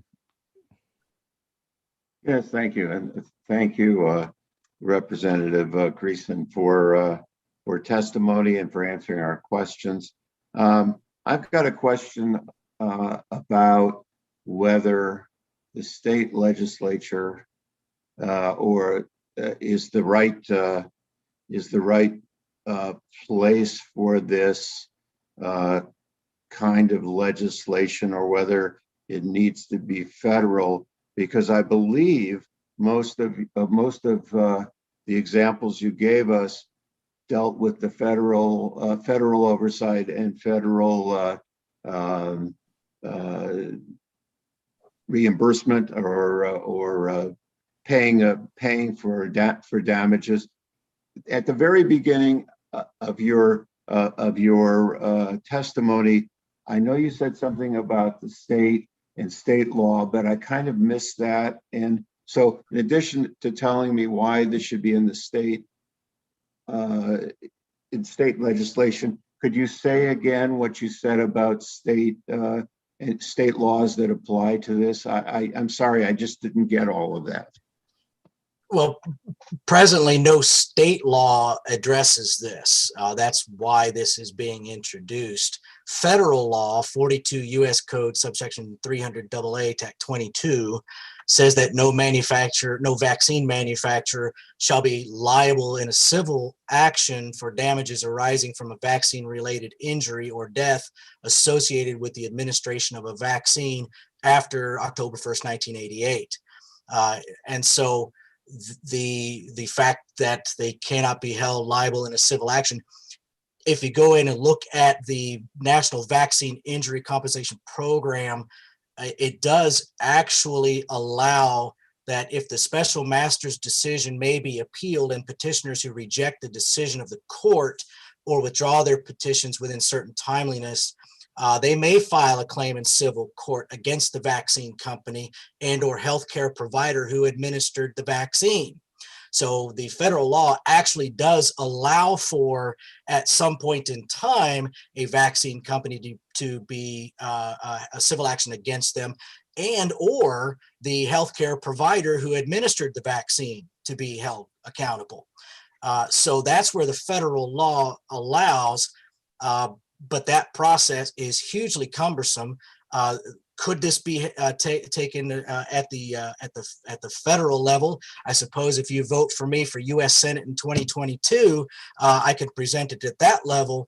But as it stands right now, I'm just little old me at Representative Greason from Grafton 16 and putting it before the state of New Hampshire House of Representatives. Follow up, please. Further question? Yep. Yes. Oh, now you muted yourself. You got that mouse is really. I know this mouse is alive. House trap. It's a house trap. Thank you. My understanding is that when state law and federal law may differ or contradict one another, that federal law takes the higher position, and so I'm just questioning whether a state law to this effect would have any value. Would you try to persuade me that it does? Well, this is not a lawsuit. This is not civil action. There's no court involved. This is legislation saying that we are going to establish this the ability to compensate those who have been injured, and the source of funding for that compensation, because it's specifically to people injured by vaccines. The source of funding would come put up by the vaccine manufacturers. So this is not civil suit. This is not litigation in any way. We're establishing a fund and you're going to pony up. Okay. See, Representative Fargo is next. Yes, thank you, Mr. Chair. I guess I'm struggling with this a little bit, Jeff, and I understand where you're coming from, but I know as an individual, when I get a vaccine, I go to my physician. He tells me what my risks are. I sign a paper that said I accept those risks and I choose to have that vaccine. So on an individual level, I'm accepting that risk. I can understand, I guess, if a large group of people had an adverse reaction to a vaccine, that there would be a full, like suit of a lot of people. But I don't understand on an individual basis, if I'm signing that I accept the risk, why this is necessary. Well, anytime you sign a risk waiver does not necessarily mean that the person there's still not some means of compensating any injury. As bizarre as it sounds, do you have homeowners insurance? Sure. Well, did you know that somebody can break into your home in the process of committing a crime, injure themselves in your home while committing a crime, and then sue your homeowner's insurance policy? You could file a claim, and they would win. They would be compensated. It's happened before. You're shaking your head, Ms. Bartlett. Not in New Hampshire. No. And yes, and so signing waivers does not necessarily mean that there's no avenue to be taken. And so I understand you're accepting the risks. We all accept those risks, but there's still something that can be done. Thank you. Okay, you all set? And Representative Terry. Thank you, Mr. Chairman. Representative Gleason, thank you for your work in this area. I have just a very simple question, I hope. Are you aware of like or similar efforts being introduced in any other of the state legislatures? Or No. is this a solo effort? I'm not aware of anything in any other state. Are you? If you are, then we could certainly. No, that was not a loaded question. No, that's fine. I'm saying no. I'm not aware of anything. Okay. All right. Well, thank you very much. This conversation has invited someone to want to testify. So Paula Minahan from the Hospital Association would like to help clarify this issue for us. You still there, Paula? I am, but sorry, I'm sorry about that. Maybe I hit the computer incorrectly. I was wanting to clarify on the last bill, or the two bills before, I think. So sorry. Oh, okay. Never mind then. Yeah, sorry. I was just trying to address the question that Representative Abramson had relative to the self-pay and how that actually works, but you've moved beyond. So sorry about that. Okay. Oh, thank you. All right. So you have one more speaker who signed up for this bill is Nick Doherty. So go ahead, Nick. Can everyone hear me? Yeah. Okay, thank you. I do thank you to the members of the committee to give me this opportunity to join you virtually today. So my name is Nick Doherty. I'm the Director of Policy at Pharma for the New England region, and I am based out of Boston.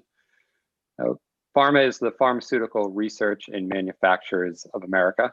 We represent the country's leading innovative biopharmaceutical research companies, which are devoted to discovering and developing medicines that enable patients to live longer, healthier, and more productive lives. And since 2000, pharma member companies have invested nearly $1 trillion in search for new treatments and cures, including an estimated $83 billion in 2019 alone. Now, as mentioned, I'm here to testify on House Bill 592. I believe we've had a pretty spirited conversation up to this point. Don't need to rehash the contents of the bill, but pharma is opposed for two reasons. First, the legislation is preempted by existing federal law. And second, the language raises due process concerns for vaccine manufacturers. Now, the statement that we did submit to the committee provides more detail about the federal laws already in place and that do address the compensation for individuals.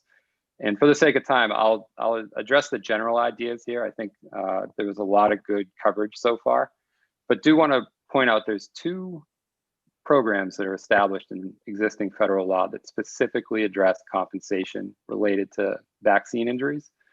Now, the first one is the Public Readiness and Emergency Preparedness Act. Now, the PREP Act, as it's called, is used during public health emergencies, such as the one we're in right now with COVID-19.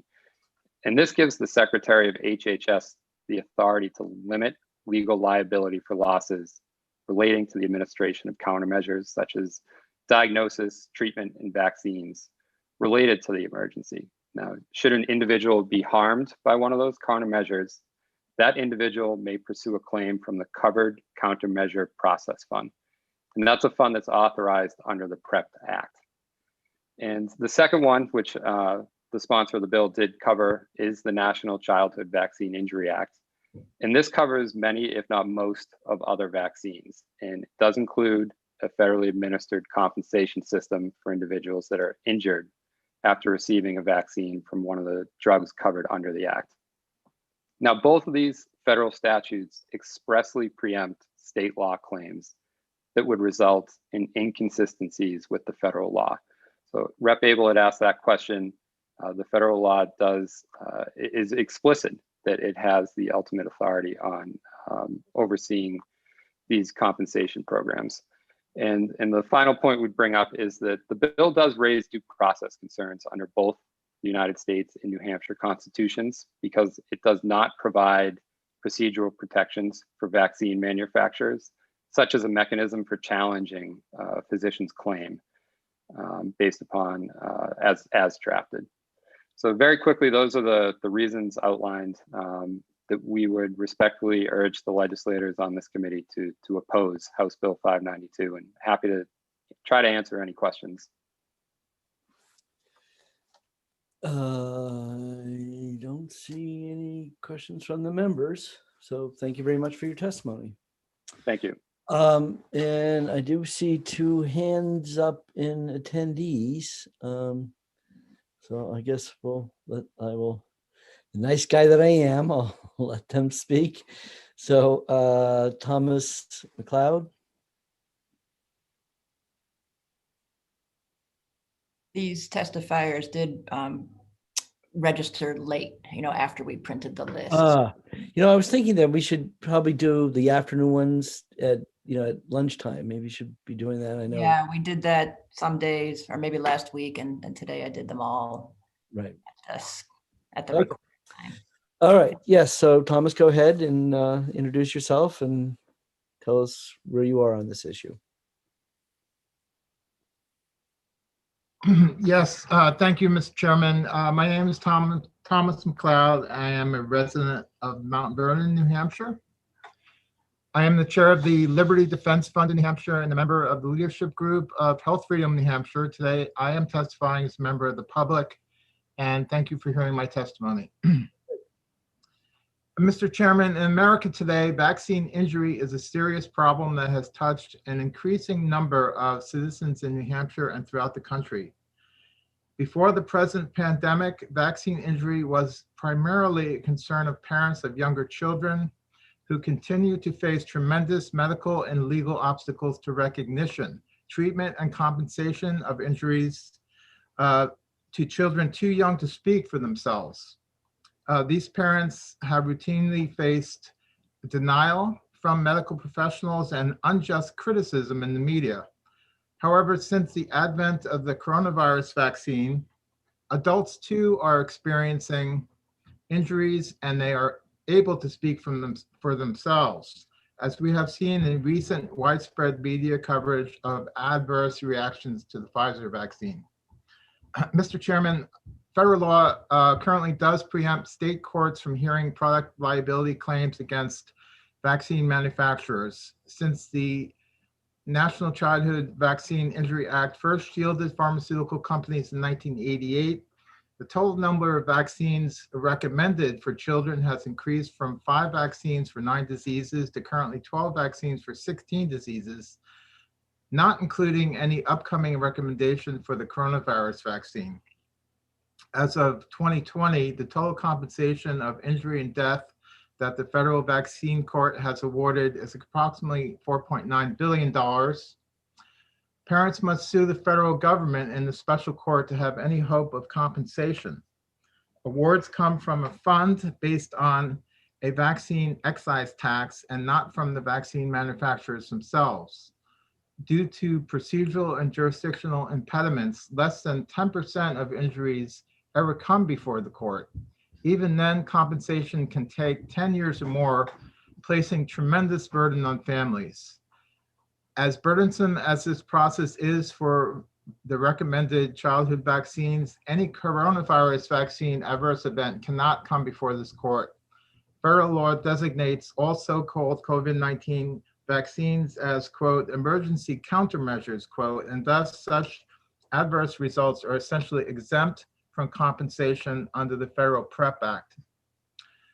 To respond briefly to previous testimony on the liability of manufacturers, though the 1986 National Childhood Vaccine Injury Act does appear to provide an avenue to the courts The holding of the 2012 U.S. Supreme Court decision in Bristleworth v. Wyeth essentially bars all claims against manufacturers for design defects in a product liability case.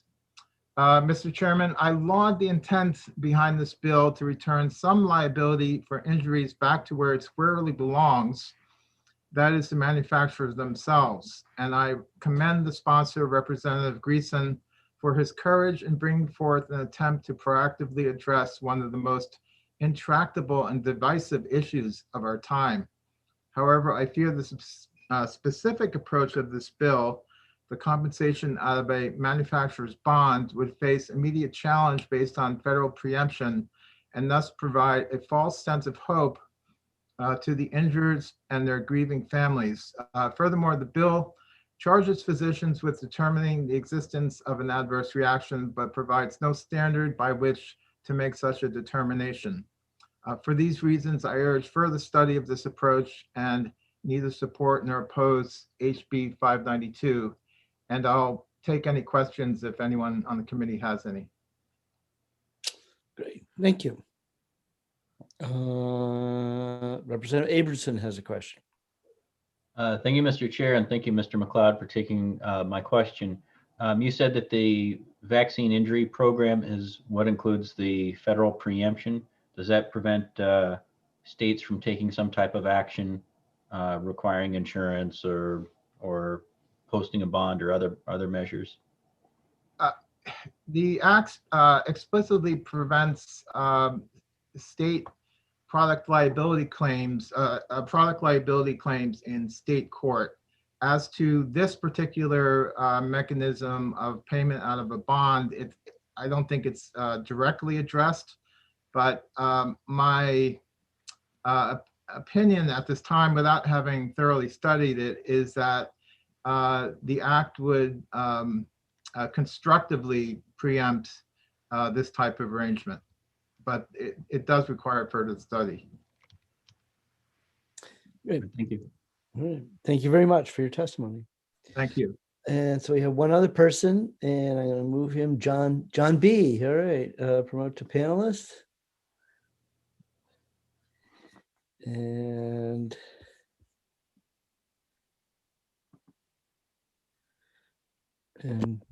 go ahead. Chairman, you can hear me? Yes, we can. Very good. Thank you. My name is John Martin. I'm the Deputy Chief Legal Counsel for the Department of Health Human Services. The department has not taken a position on House Bill 592, but it has identified a couple of concerns that I wanted to bring to your attention.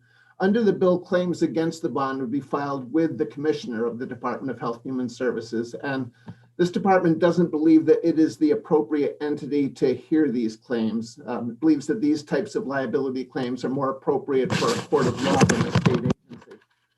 Also, we're concerned about the potential for fraud. This bill requires only that a physician state that a patient became ill as a result of receiving a vaccine. It's unclear under the bill how these claims would actually be verified. Moreover, there's a pretty quick turnaround time for the commissioner to pay the patient or patient's representative once a claim has been filed, which we're concerned doesn't allow sufficient time for the claim to be looked into and verified. So those are our concerns, and I just wanted to bring those to your attention.